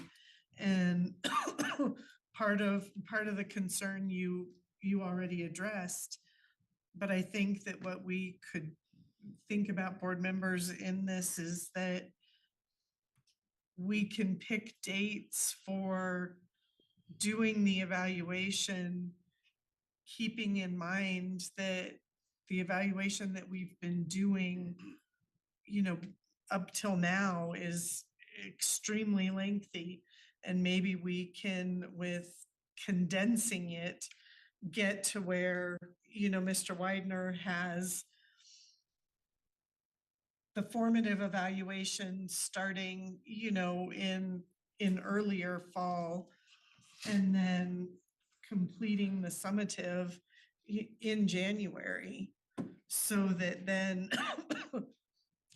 we have, you know, should the need arise, hiring or not hiring, but doing a superintendent search, but that it coincides with finalizing. One of the biggest things that came up this last year that we all discussed is that new board members don't have the knowledge in January to say, yes, here's the summative, we know everything possible, but then also excluding them isn't a great way to start them on their path. So that was why we discussed doing, you know, the December type of formative and then the summative in June. And Ms. De Santiago, when I asked her about this, said, you know, if you're at a point in December when you've completed the formative, you ought to know whether a search is going to be imminent. And so I think Ms. De Santiago, that was the biggest concern. And how do we put that in to a policy to make it make sense for, you know, not just us as the board here right now this year, but all boards going forward for the district and all superintendents going forward for the district. So maybe you could clarify that a little more, because I think one of the things to remember. Yes, ma'am. In this procedure is that if your summative evaluation in June is terrible, for whatever reason, the board does not have to wait till December to let that person go. And the board also does not have to wait until December to give that person another year contract. But moving the summative to June does address the issue of the fact that the entire board then has a full year, at least one school year of time in which to evaluate the superintendent. If you move it back to December, then you have, if you move it to December, you have the existing board working on a summative evaluation before they leave. You have to be very careful about making sure it's done before the new board members come on January. And then the board members have 5-10 days before they complete a summative evaluation, which is why January is not a good time frame for a summative evaluation. So with all of those competing concerns, and knowing that December is optimal for starting a superintendent search, but not necessary. If your evaluation in June shows that things are not working, then June is the time that you decide that you're not renewing the contract and move forward from there. Because typically your superintendent is going to have, you're not going to have a contract that expires now.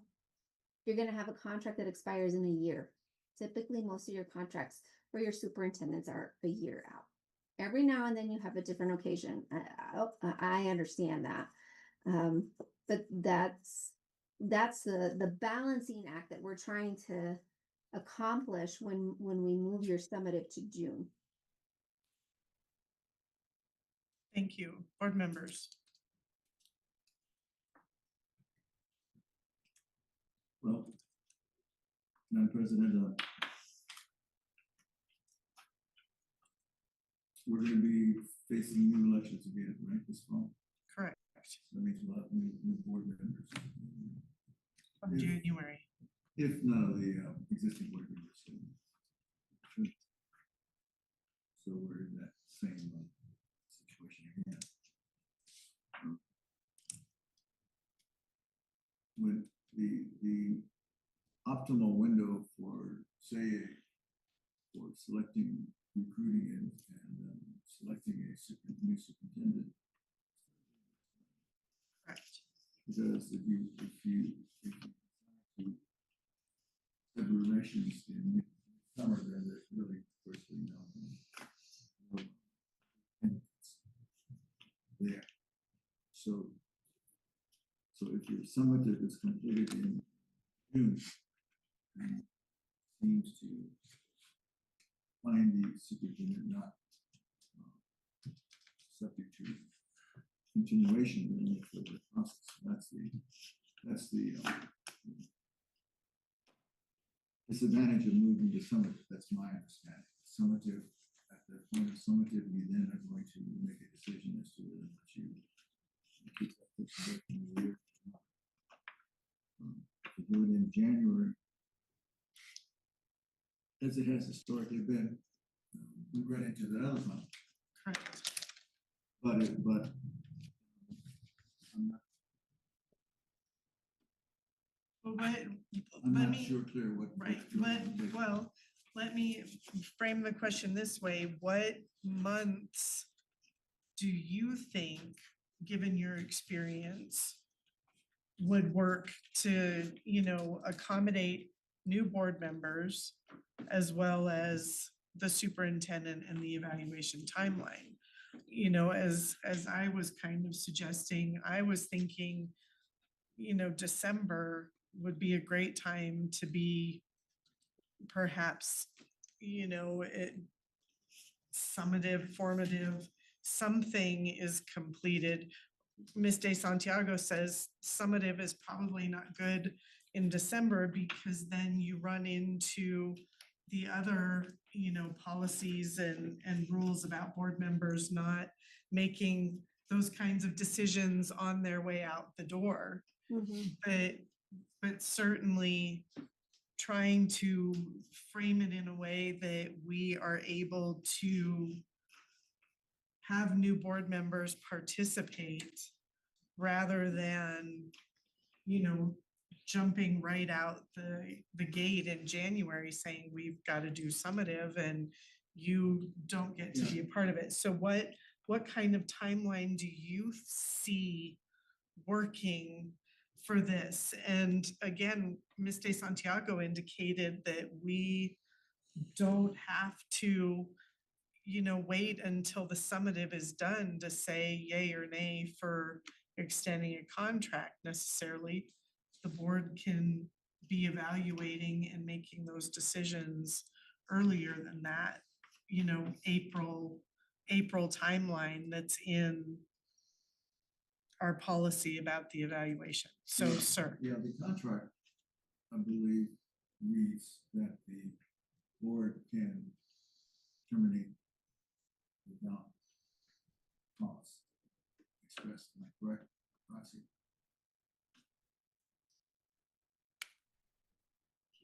Ms. De Santiago, did days? you hear that? I think what I heard him say is if the board wants to terminate for cause, But without cause. without cause. Termination without cause is the expiration of a contract for a superintendent who is licensed. If you're gonna break the contract, that's a discharge and you need cause. And for that, the summative or the formative evaluation would be necessary. Or some other, now remember that the evaluations are based on performance, and the alternative reasons for discharge are misconduct, things that are not necessarily evaluated on a daily basis, but that consist of misconduct. The same is true for all the employees of the district, right? If you're gonna let them go at the end of their contract, that's a termination. If you're letting them go during the term of their contract, that's a discharge. And for anyone who is being discharged, you need to have just cause. You need to have a reason, either performance-based or misconduct-based. So the contract doesn't sunset?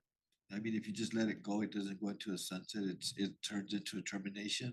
It expires by its own. If you don't renew the superintendent's contract, it expires on its own terms, and then you have no superintendent. That's correct. But it's not, Same is true for all your other administrators of the district that are exempt from the provisions of the New Mexico School Personnel Act.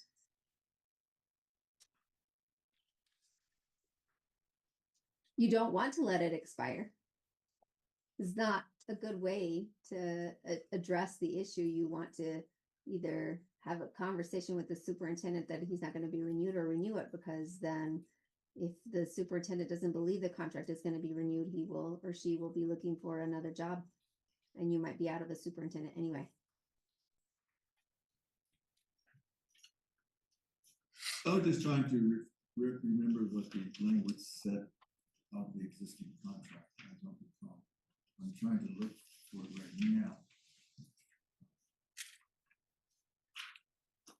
Just as a reminder, this is a first read as well, and these are regulations that don't require board approval, but it would be nice to hear the timeframes. I think is the most critical part. The timeframes that you thought would be most instrumental. I wonder if Superintendent Widener has any input on what timeframes would be most helpful for him. It almost seems to me like probably January and June work, because that kind of gives you time to make improvement.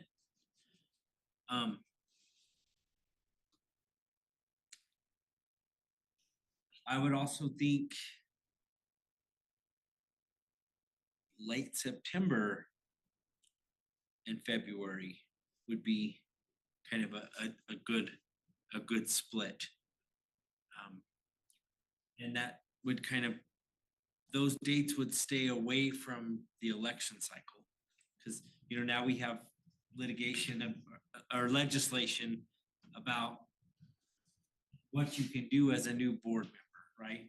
And so I would think that splitting them up by a couple of months would make it more conducive, more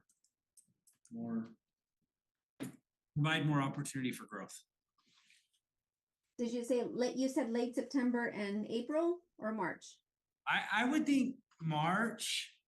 like 90 days. Yeah. What is your thought, Superintendent Widener? You said initially January, June. What is your thought regarding the new board members' participation in the January evaluation, whether it be summative or formative? I've only experienced it once when Mr. Jaramillo and Mrs. Lee were elected. And we didn't have the legislation at that time, but they both wanted to participate in the evaluation process. But it was the board members that I had that first year that completed the evaluation. And Do you think that they should be allowed to participate? I think the new board members probably should, because at that point, the old board members were gone. And so I got their feedback, but it was kind of hard for me to improve based on. Based on that, would it be better than to move from January to December, where then all the board members can participate and then make it a formative evaluation at that time?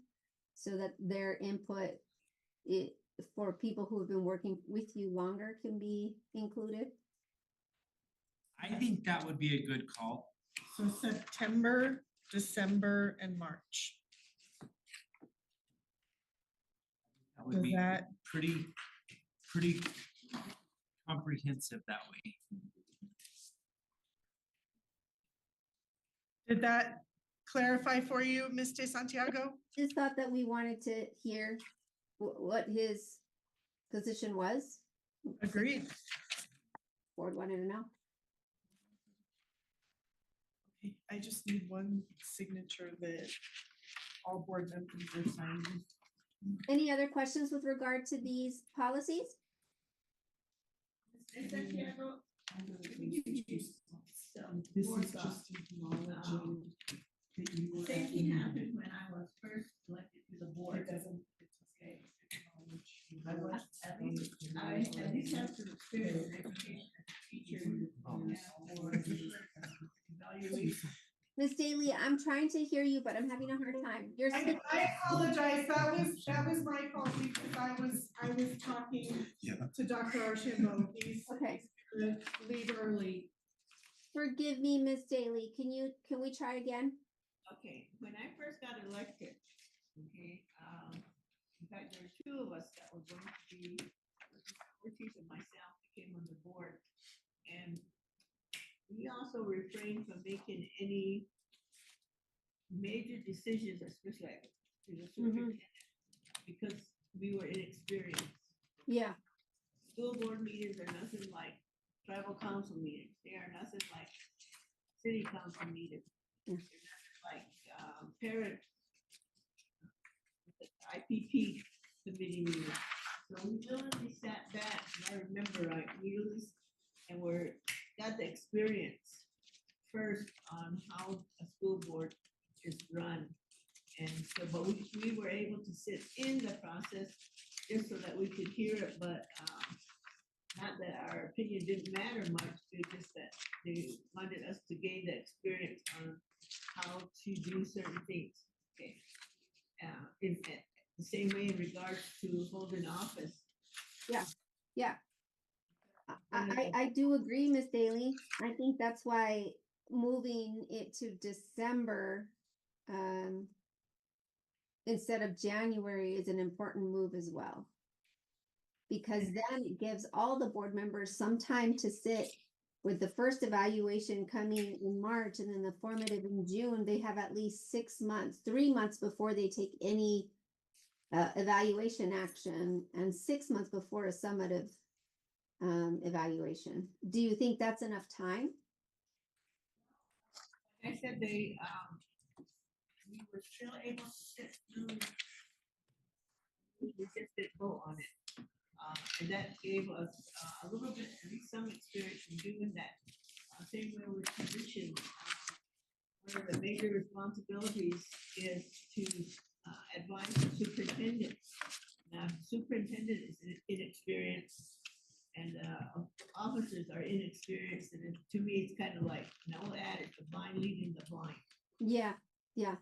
So I was fortunate to have an experienced president at the time who had been on the board for years. If you know him, Joel Stewart. And so the two kind of weaned us into, what was expected from Yeah. us. Yeah, And so I served as the secretary, I think after a couple of years, that they told me that was the best position for me to learn from. Okay. After I sat out with, then they pushed me into being the secretary, and I did learn a lot. That was the same thing. And when Mr. Hayes came on board, he told him the same thing from experience. He told, we made him the secretary, so you're gonna learn a lot as you go along. And then I guess what I'm trying to say is it's important for when you're evaluating or summarizing anything that you have the experience to ask those questions, to look for information. And so the dates don't sound, I mean, it doesn't seem like it's a bad suggestion, but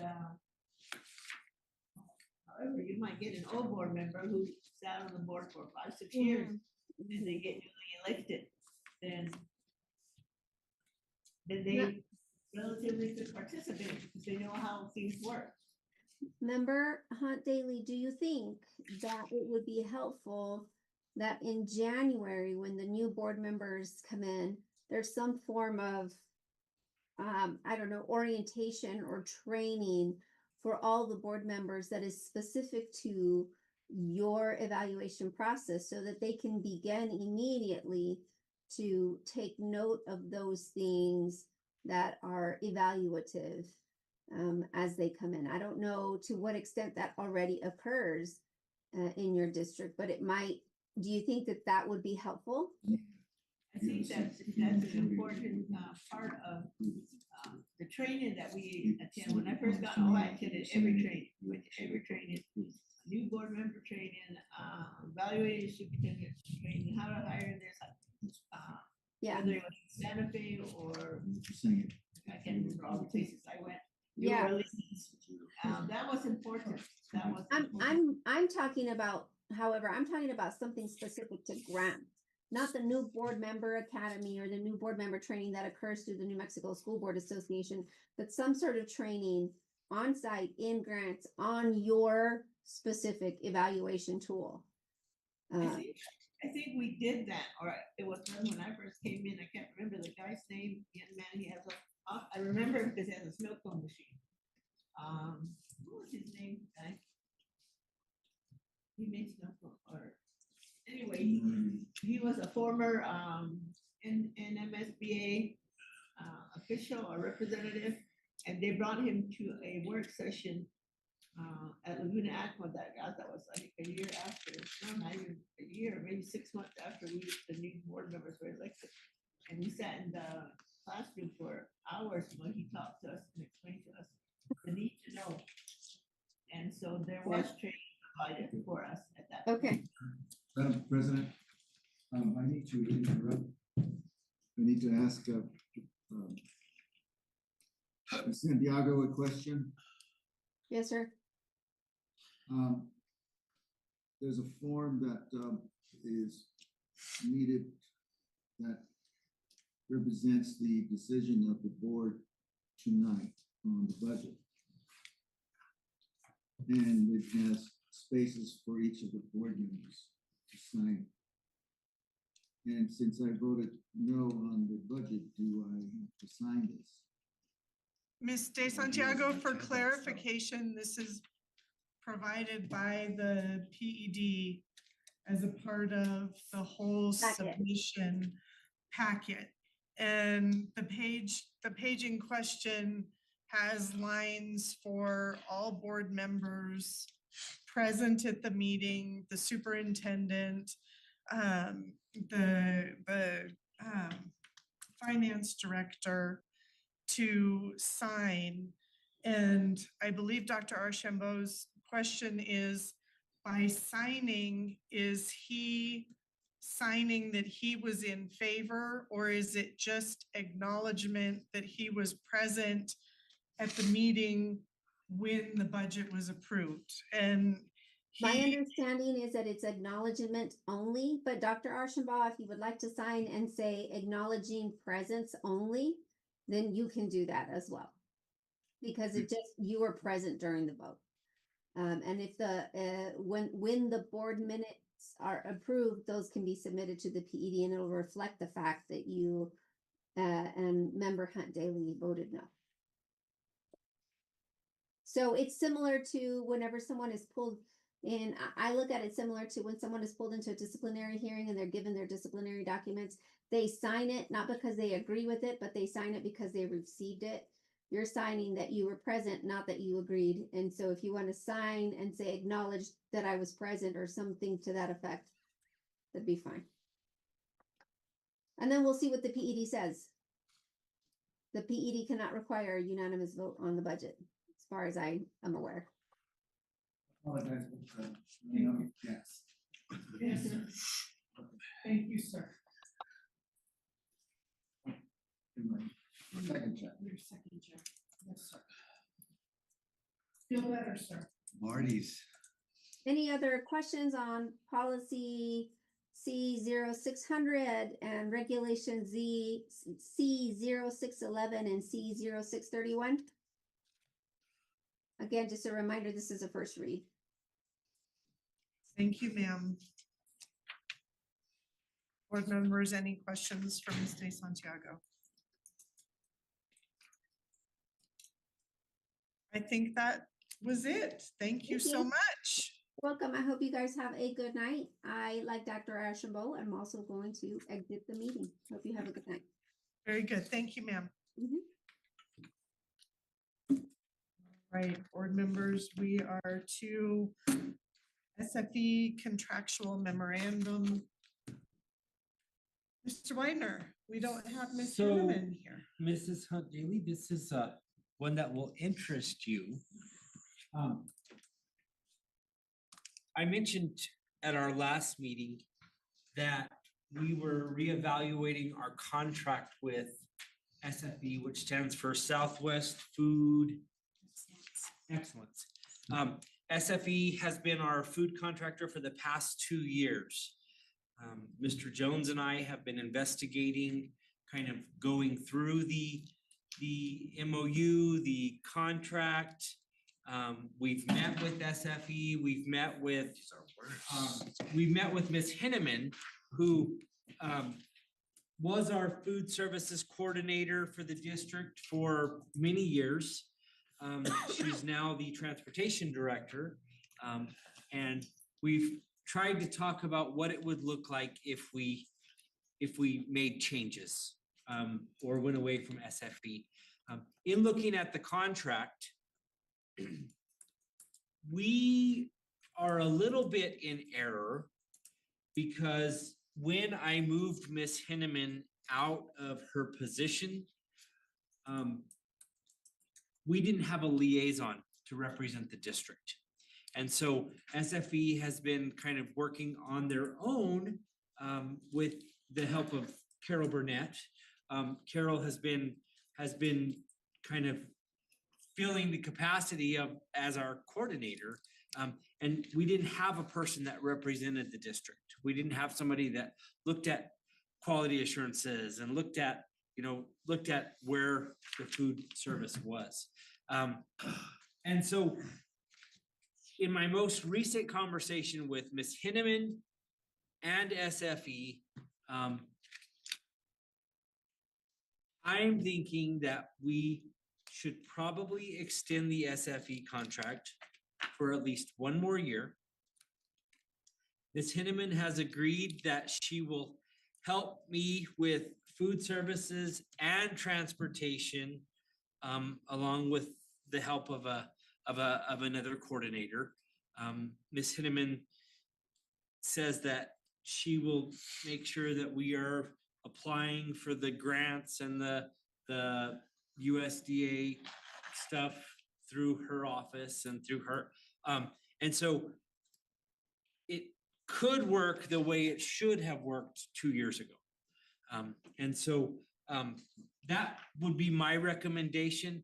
I would recommend that we extend the contract for 1 more year. SFE has already done all of the claims and all of the budgeting with our money for like the summer food program and all of that. And then we as a board should evaluate, you guys should evaluate whether you want to stay with SFE or go back to independent food service or switch to another food service company. But I would like to, because right now all of our money is tied into SFE. The food that we have is purchased by SFE. We're gonna do summer food. I would like to extend this contract for one more year and then reevaluate once we have our coordinator working with SFE. And that would be my recommendation. Questions, board members? So we're gonna, so we're gonna hire somebody to be a watchdog over SFE, basically what you're saying. There have been so many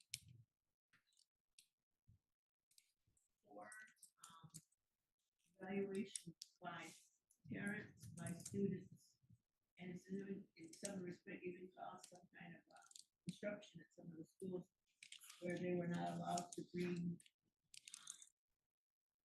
off-campus food. They had to eat what was provided in the cafeteria. And more, I fathom how many poor remarks we got from parents who were stopping at the store to buy stuff so the children didn't have to eat their food, or lunch being brought in by parents. So kind of worked against them at the schools because they were being staffed and programs being written up for bringing outside food. I remember also that during earlier meeting with the athletic program, they were kind of urged by the former employees to start using these products. So they went on volleyball games, basketball games, track meets, and that did not go over well with coaches. We eat it all day long, and we have to eat it. So we go on a game. So, and then I did ask when they made a presentation that at one point, at the very start, they brought in all kinds of food. The school itself was already providing a salad box, most of the kids utilized. And then they brought in all kinds of fruit. They had grapes and plums. And then toward the last third of the school year, when they ordered the different types of food, they were told they ran out of money. And so I talked to them. I went to a NSBA conference, and well, you kind of know the area with the new director coming and going, and the name was the new secretary of education. She even got up at one of our board. How disappointed she was. She wouldn't even eat the food. And when she went to go visit the schools, and then they were serving the same kind of processed food that SME provides, I wouldn't even eat it. So when I go visit another school and they invite me to eat lunch with them, I said, oh, I brought my own doggy bag. And I talked to her afterward, and then she said, I'm just sorry that, the kitchens operate on not so much saving money, but what's number one, what's good for the students as far as vitamins and planned meal and budget stuff like that, but also what's tasty. I've been there, and not as a board member, but as a parent. To go give your daughter money, I saw the kind of food that they were preparing. And it was processed food, all that you want to.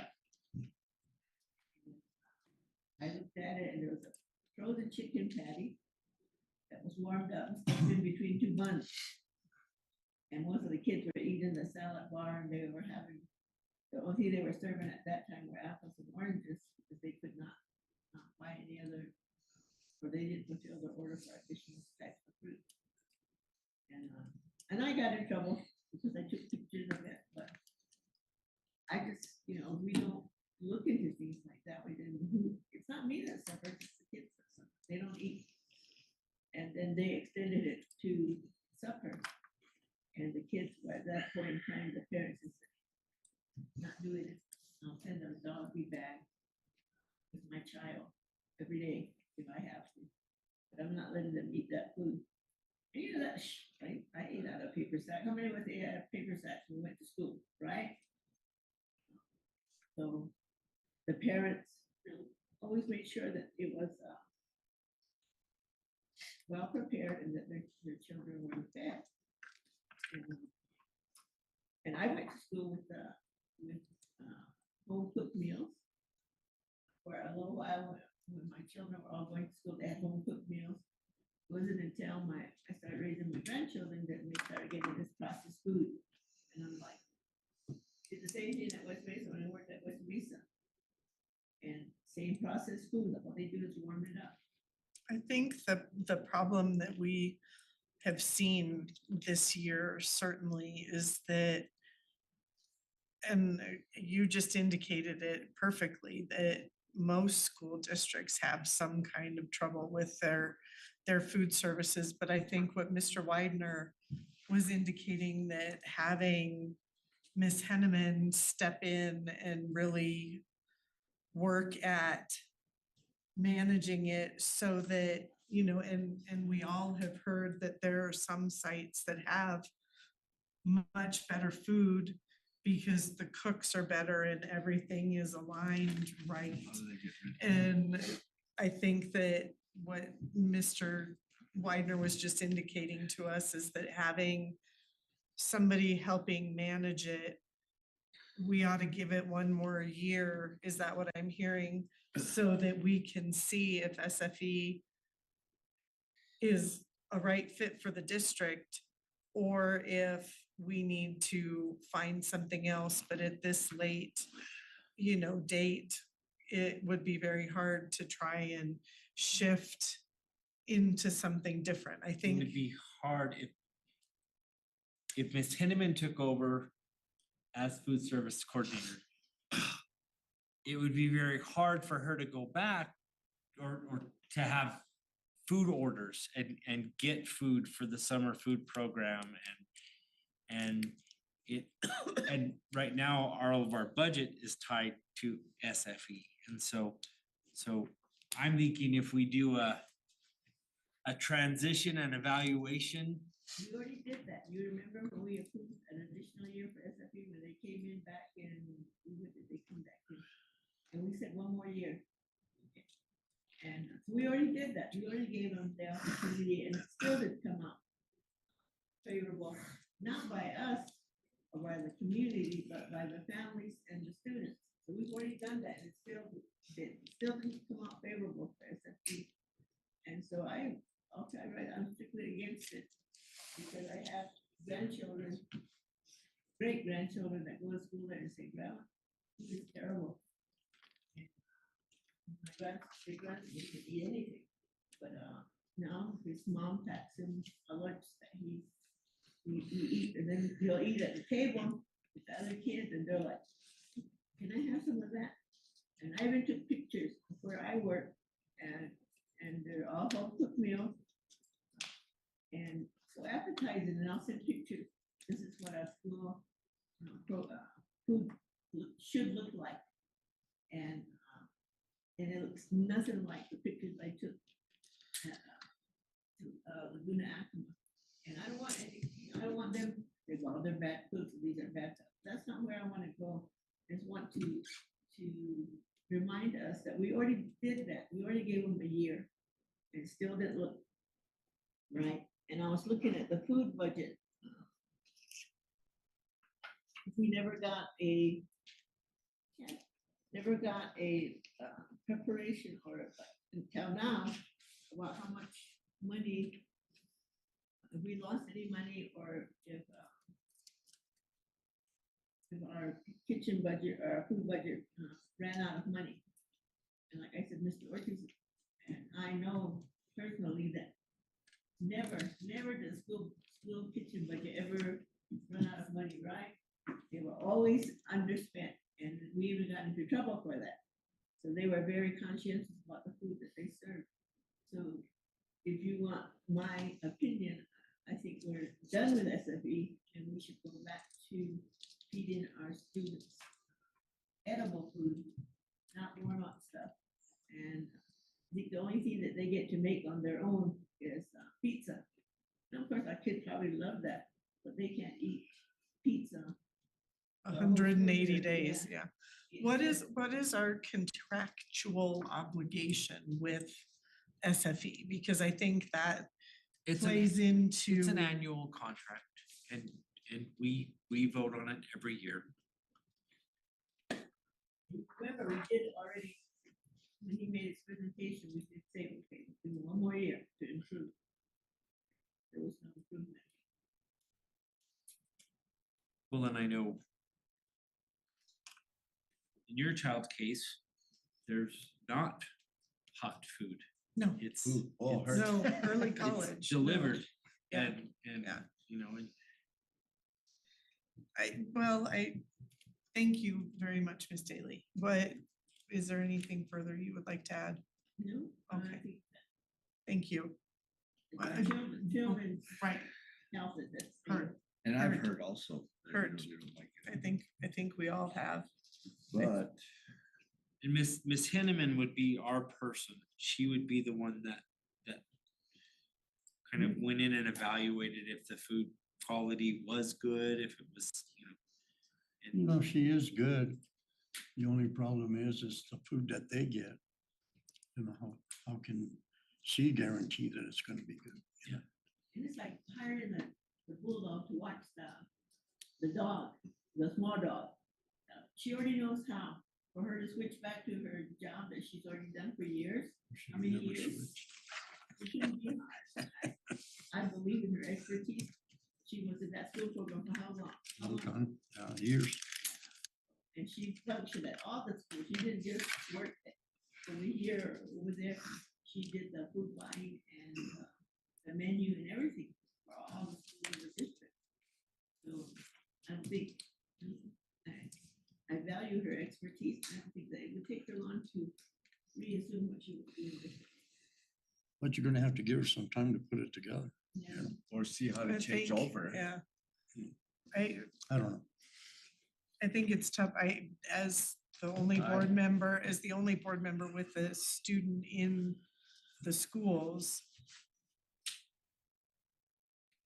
I hear what everybody is saying, and I know that everybody has had opportunity to go see what is happening, but prior to SFE coming in, the food was not okay.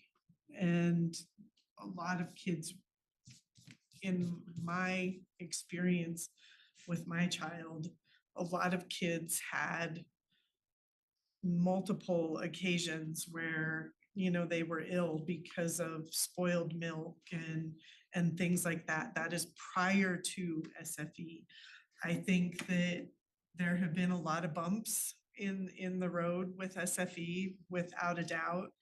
But perhaps having somebody like what Mr. Ortiz just said, Ms. Henneman has lots of experience doing this, and perhaps having her overseeing it and being able to help control, you know, what those menus are, the food quality, the assurances. I think that's what Mr. Widener is trying to accomplish here with this going forward. But you know, I think prior to SFE, the district was really struggling. I don't think that we're struggling financially with it right now. I think that what we are struggling with is the quality of the food and the preparation for the students. And I think that's what this extending the contract, Mr. Widener, is about, right? Correct. So, I was trying to find, I had a lot of comments. that said, why does Well, and I think, yes, ma'am, I apologize. Yes, ma'am, go ahead. Why do we need to hire somebody to watch? Well, Yeah, why should Admina oversee a company dollars, so that would increase our food budget because we have to hire an overseer. And then for a company, and of course, if you're gonna have an overseer, I would, if I were SIV, I would. So are you talking about employees complaining to you, or are you talking about Oh, parents? I've got. Are they employees or are they parents? I don't know, I get them. My phone, and I didn't even know where we're voting on SIV today. And I just got that. On the agenda. On the agenda since Friday, but you know, I think we don't want a disruption of service and we're, you know, trying to fulfill our contractual obligation. Mr. Jones. I think it might help to understand how the budget works with food service, being that it's on a claims basis. So up until this point, SFE has basically operated without any accountability regarding the claims. So we've put ourselves in a position where SFE says we fed X amount of students. They basically build their own budget for what they're going to provide for us. And the contract reads that we need to have a food service coordinator on site to do those claims, and that ultimately SFE should serve as a consultant to the district in regards to the menu and the fresh fruits and vegetables and those things. They have not been held to that standard. And that's in the contract. That's in the contract. Additionally, from an economic standpoint, SFE has a competitive advantage over us because of the economies of scale, because they service school districts, so they can get more food and more variety for less versus us going out and getting that on our own. Again, this is a program that has been somewhat half implemented. For example, close to 50% of our staff that work in the kitchens, there's an equal number of people, the other 50% have quit working at the school district, have retired or resigned to work for SFE in our kitchens. So it's a very real thing. I think the easiest example that the board might remember is Thanksgiving.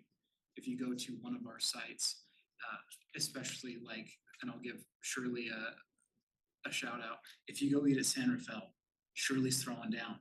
That food is amazing. She's only cooking for 40 kids. She was quick to adopt the SFE model. She's been trained by Carol. She's really good at what she does. That is not the same quality of food that we're seeing at other schools, despite the same instructions, the same ingredients, the same shipping, the same storage, etc. So it's one of those things that we need to give an honest effort to so that we can gauge accurately whether or not that's going to work. My concern is that we have not met our obligations up until today. Hence needing to have Ms. Henneman oversee and be the site, meaning the district representative, holding accountable that the numbers reported are accurate, that the ordering is accurate, and the accounting is accurate by SFE. Correct. Okay. Mr. Jones, when you mean we haven't met our obligation, if you hire a food contractor to provide food, because they said that they can do it for cheaper and that they're quality meals, we believe them and we hire them, and so we're not meeting our obligation. Well, our obligation was put on their shoulders, their responsibility to provide quality food and quality food and and so, well, they didn't. And I would think that we've met our obligation, period. We brought them in, gave them a try, gave them a year. When they came back to get another contract, gave them another year, still did not provide the things that we as parents and grandparents expected for our children. And so I think we gave them a try, just didn't work out. We wouldn't we wouldn't hire a teacher in the classroom and say, well, we didn't done everything. But we're gonna give you another chance. At whose expense? The students' expense. They don't learn it. Well, you know how I feel. No, I'm renewing their contract. Okay. So if we don't renew it, What are next steps? what's our? I don't know if we'll have summer food. I mean, that's not the, a city program or what? the hard part. No, that's a district. Or is it, what about the city did that? No. That's- There's no way. But- Maybe we could get them to do summer food. I would just have to meet with Ms. Henneman a lot. Didn't you say that we already purchased the food? For the They summer. paid for it? We've already got some stuff purchased and ordered, and there's different food companies that there's food that, yeah, that is coming in for the summer. Okay, it's just for the summer, it's not for the school year. So you could let them do the summer and then move Ms. Thank Henneman you, back in Hilda. charge and the quality, I'm pretty sure, I know Ms. Henneman, the quality of the food will go up. Seems good. Well, I think the big thing though is that you just said you didn't even know this was on, for consideration. I think reading the contract would help because, it says that we need to provide the overarching management of it. So I think board members at this time, I'd like to ask Mr. Widener for his recommendation as we move to consideration of approval for SFE 2025-2026 food services extension. I would recommend that we extend the contract for 1 year. And have Ms. Henneman oversee the quality and work together with her trying to figure out our next steps. Thank you. Quantity and the quality. So board members, is there a motion to approve the SFE 25-26 food service extension? So moved. Is there a second? I will second. It has been moved by Mr. Hadamio and seconded by Mrs. Lee to approve the SFE 25-26 food services extension with the stipulation that the district has Ms. Henneman to oversee and follow what the contract states as far as managing that contract for the district to best implement it. And we can reevaluate spring. Maybe, well, I was gonna say, Over the maybe summer. even earlier if we need, We could. in if the we fall. need to start looking at other options after she's had time to implement. So discussion, board members. Well, I would like to amend it, to just be, we're going to evaluate them over the summer, still with Ms. Hinneman, I guess, being their watchdog. Of course, it's going to be improved, but I think just given the summer, and then we already purchased the food, right? So we get to use the supply, and then in the meantime, Ms. Hinneman will be prepared to. Well, that might at least appease some parents who said, maybe I'm taking my kid out of school.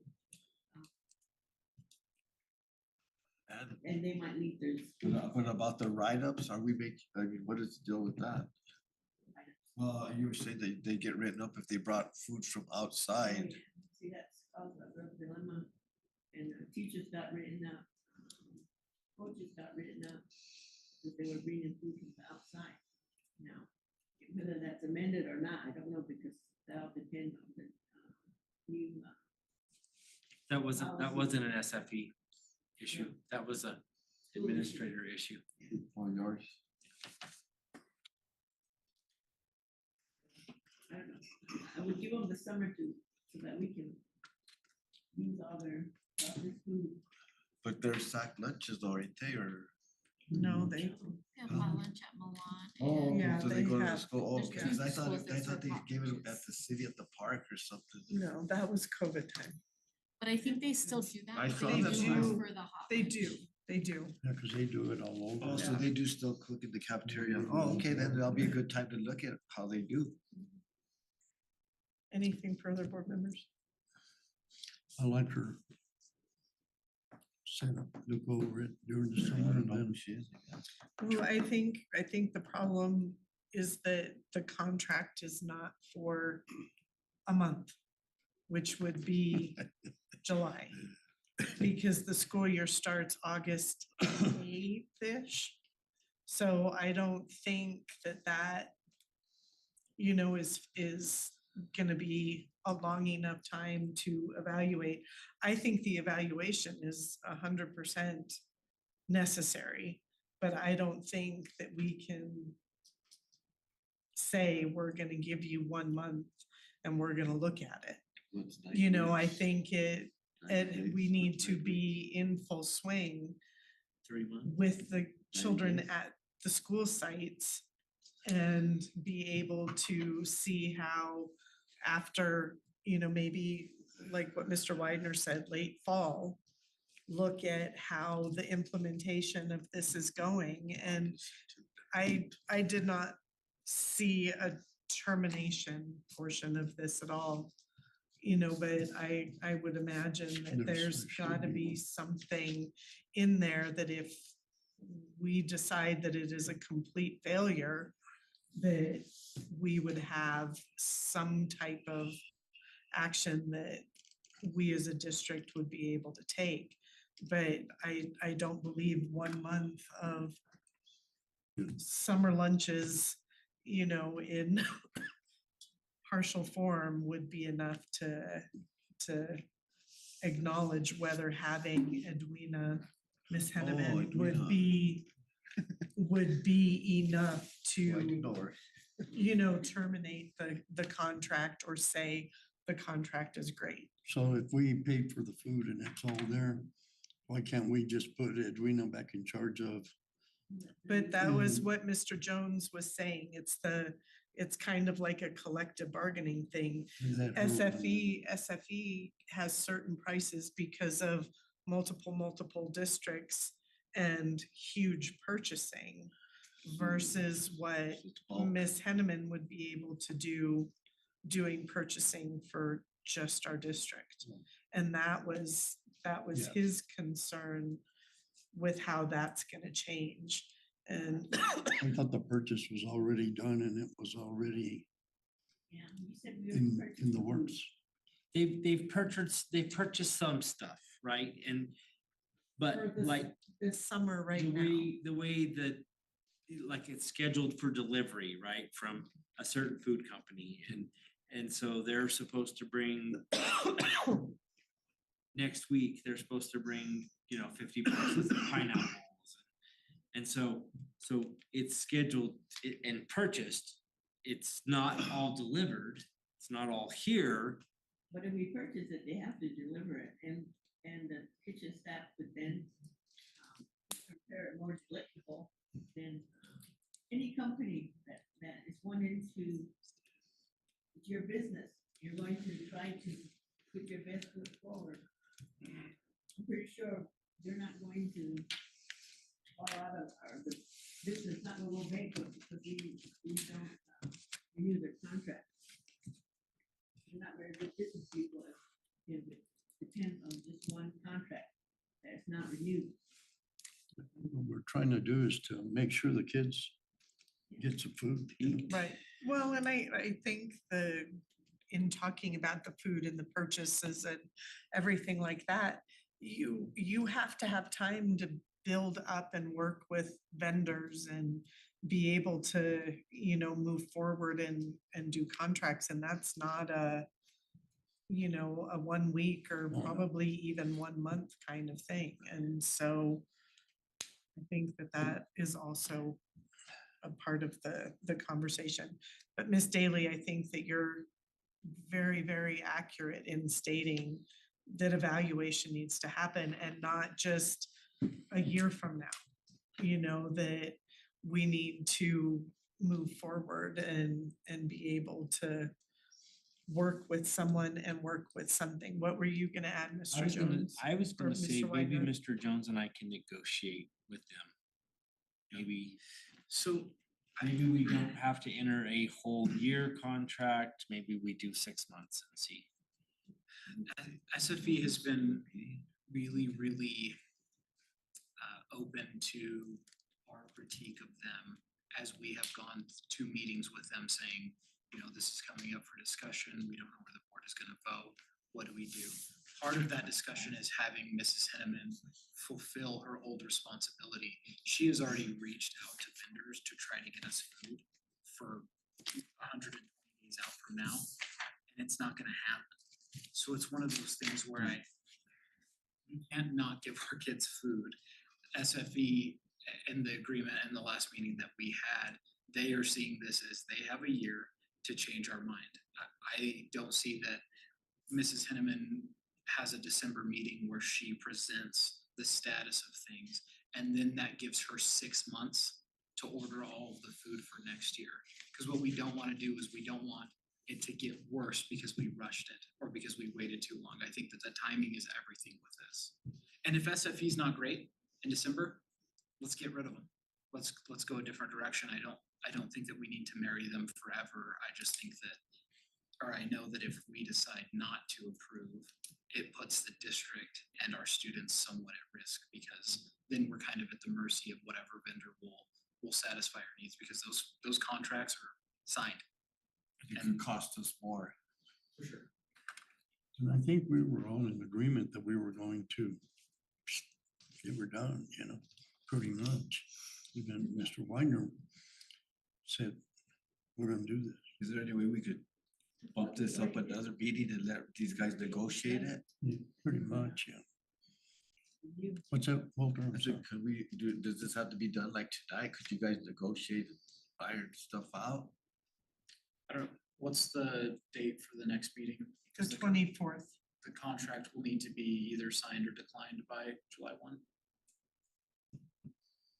Mr. Jones and I can do some groundwork. So my recommendation is that we table this action item. Let Mr. Jones and I do a little more groundwork. And we will make a plan on the 24th.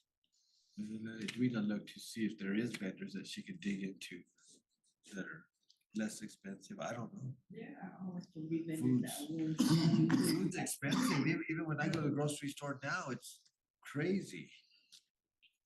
All right, so board members, there is a motion on the floor. So I need for Recommendation. someone to make a formal recommendation for no vote and to table. I say we take his recommendation and we table it. 1 second. All right. So Mr. Ortiz or Mr. Jaramillo made a motion for us to table this, and I don't believe that we vote on tabling, It just goes to the but it beginning. has been acknowledged by Mr. Ortiz, and I imagine Ms. Hunt Daly would acknowledge the need for tabling as well. I would also give a conflict. How do you negotiate with us, talk to, sometimes we forget the people that are important in this process when we're negotiating or evaluating. Talk to the cooks, talk to the kitchen staff at the various schools and get their feedback. I think that's what the surveys were, right? Yeah. Sometimes we forget who's important. Yeah. And I was 100% behind our staff. Thank you, ma'am. All right, let's move on. Resolution of notification of intent to maintain the tax levy on November 4th, 2025. Skipped one, H. Each. I went F and G. And now H is the resolution You want me to stand up there with for you, the Mr. tax Jones? levy, Help correct? you present? For the election. Regular school district election. I sure skipped a whole thing on my notes. It is late. My apologies. And we're not near finished. My apologies. Madam President, members of the board, RBC, our bond advisor that we've worked closely with just over the last few months. We have multiple bonds. We have capital bonds, which we just issued. We also have what they call SB9 bonds, and that's for student furnishings. That's cubbies and hooks for backpacks and washer and dryers in the nurse's office and those sorts of things. In order for us to continue participating in that program, we basically declare that we are doing everything within compliance with our elections. So it's really easy. This is something that comes up every year at this time, just that we will continue operating. If you read through the resolution, it has the dates and the time that the election will take place, including when you need to go and notify that you will be running in that election. So pretty cut and dry, something that you all do every year. Very good. Thank you for that, Mr. Jones. I apologize for having skipped that in my notes. Well. So board members, consideration. Gotta pull this up again. I thought I had it open. I did not. So I can read this accurately.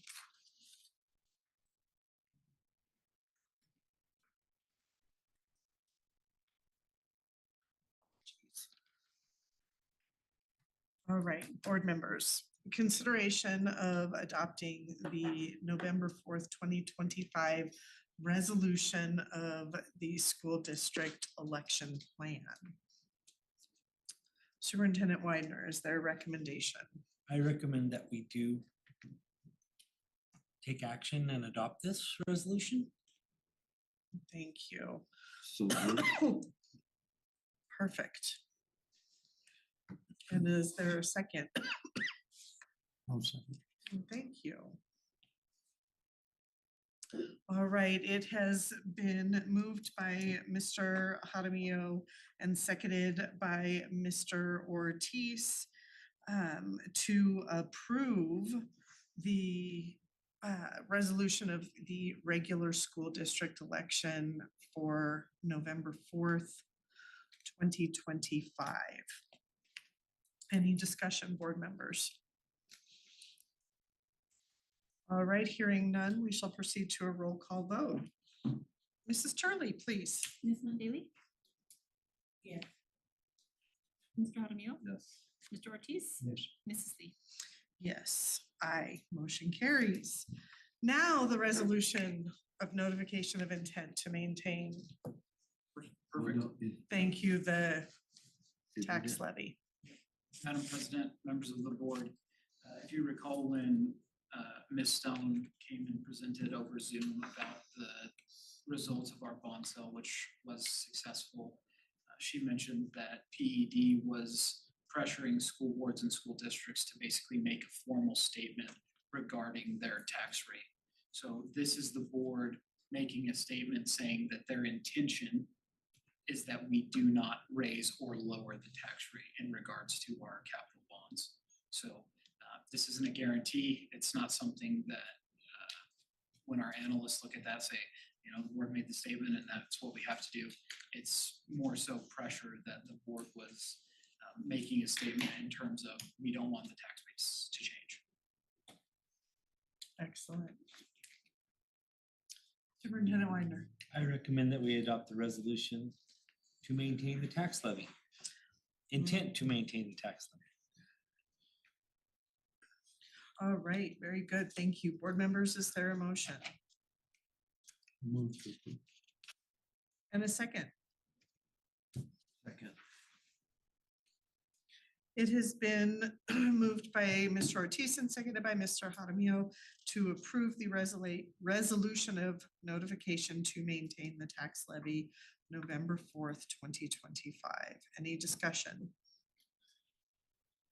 Hearing none, we shall proceed to a roll call vote. Mrs. Turley, please. Ms. Hunt Daily, Yes. Mr. Jaramillo, Yes. Mr. Ortiz. Yes. Mrs. Lee. Aye, the motion carries. Mr. Widener, it's all you, sir. Okay, superintendent's report. I wanted to give you a list of current vacancies, so you would kind of know staffing. As of right now, Blue Water is fully staffed, Cubero is fully staffed, Early College High School is fully staffed. Grants High School needs an ELA teacher. Laguna Acoma needs an assistant principal athletic director. Los Alamitos Middle School needs a social studies teacher. Mesa View needs an assistant principal, a 3Y teacher, a 5th grade special education teacher. Milan needs an assistant principal, a counselor, a 3rd grade teacher, 4th grade teacher, 6th grade teacher, and special education support. They had interviews today and found some good candidates for their teaching positions. Mount Taylor Elementary School needs an assistant principal. Actually, I take that off. They have a dean of students that accepted the job today. Art teacher, 4th grade, 6th grade. San Rafael was fully staffed last week, and then we had a resignation Saturday, over the weekend. And so San Rafael has 1 vacancy. We are looking for a 4th grade teacher there. And then Cebolleta is fully staffed. And so we're watching this very closely. My goal is to make sure that we have good licensed teachers in every classroom. And then we'll look at where to go from there. But that's kind of the current staffing information. You have in your packet the summer programs. Those are the programs that are going on. Starting yesterday, we have credit recovery at Grants High School. So there's credit recovery summer school. GHS is doing their JOLT program, which stands for Junior Officer Law Training. We have the STEM camp happening at Mount Taylor Elementary School with lots of hands-on experiences, and our STEAM camp. And again, we have plans for the summer food program, and so we'll be providing food from our schools. That brings you up to speed on summer programs. We did vote about 4 board meetings ago to go with the Marzano New Art and Science of Teaching. I wanted to share with you all the book that our teachers are getting. So you'll have it as a resource. Correct. And then D is personal. I will not be in town on June 17th. I will be out of town on June 17th. And so I would like to reschedule our second June board meeting for June 24th, which would be 3 Tuesdays from tonight. And so I just need to notify the board of that. And I told Mrs. Lee, I said, well, you guys can have one without me. And she said, no, it's our policy that you have to be at the board meetings. So I will not be in town on the 17th. So I'd like to set that one up for the 21st. And I think we fall well within the parameters of being able to give public notice that is changing. Correct. And that kind of concludes the superintendent's report. If you guys don't have any questions, I'll go on to announcements.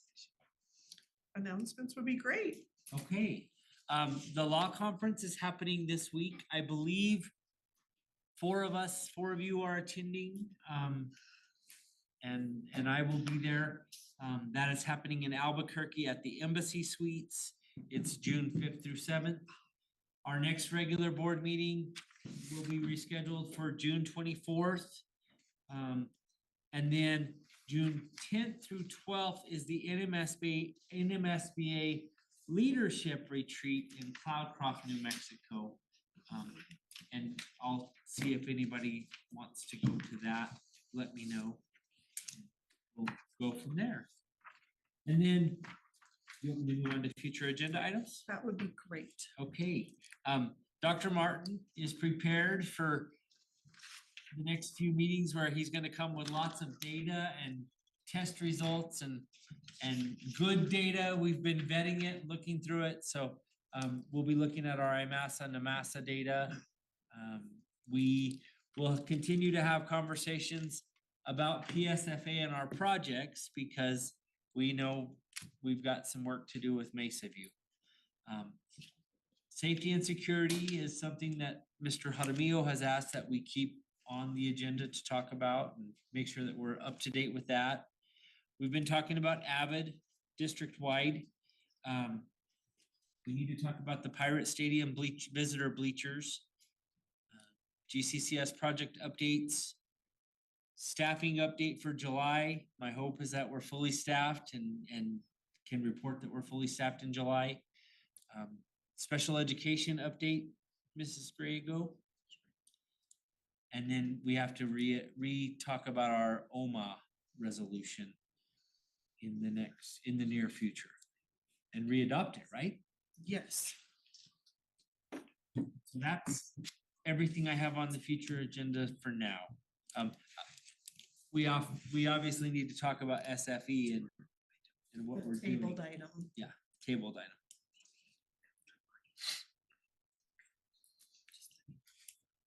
Board members, anything else on that? All right, Superintendent Widener. I recommend that we adjourn this meeting.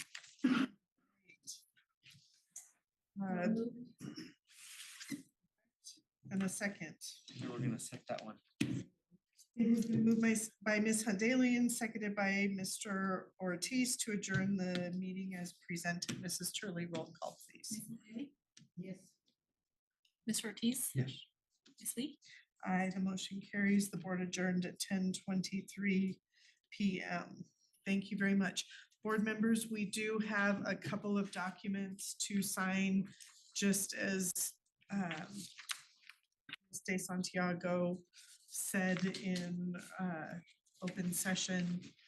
If you don't feel like you want to say that you have approved the budget, but just acknowledge your presence, we need that signed. I apologize for letting Mr. Ortiz or Mr. Jaramillo run out of here without getting his signature. If need be, I will happily take it to him in the morning to have him sign that. And then he did. And then Ms. Turley, I'm gonna print one more page of this because we need, yes, right here, ma'am.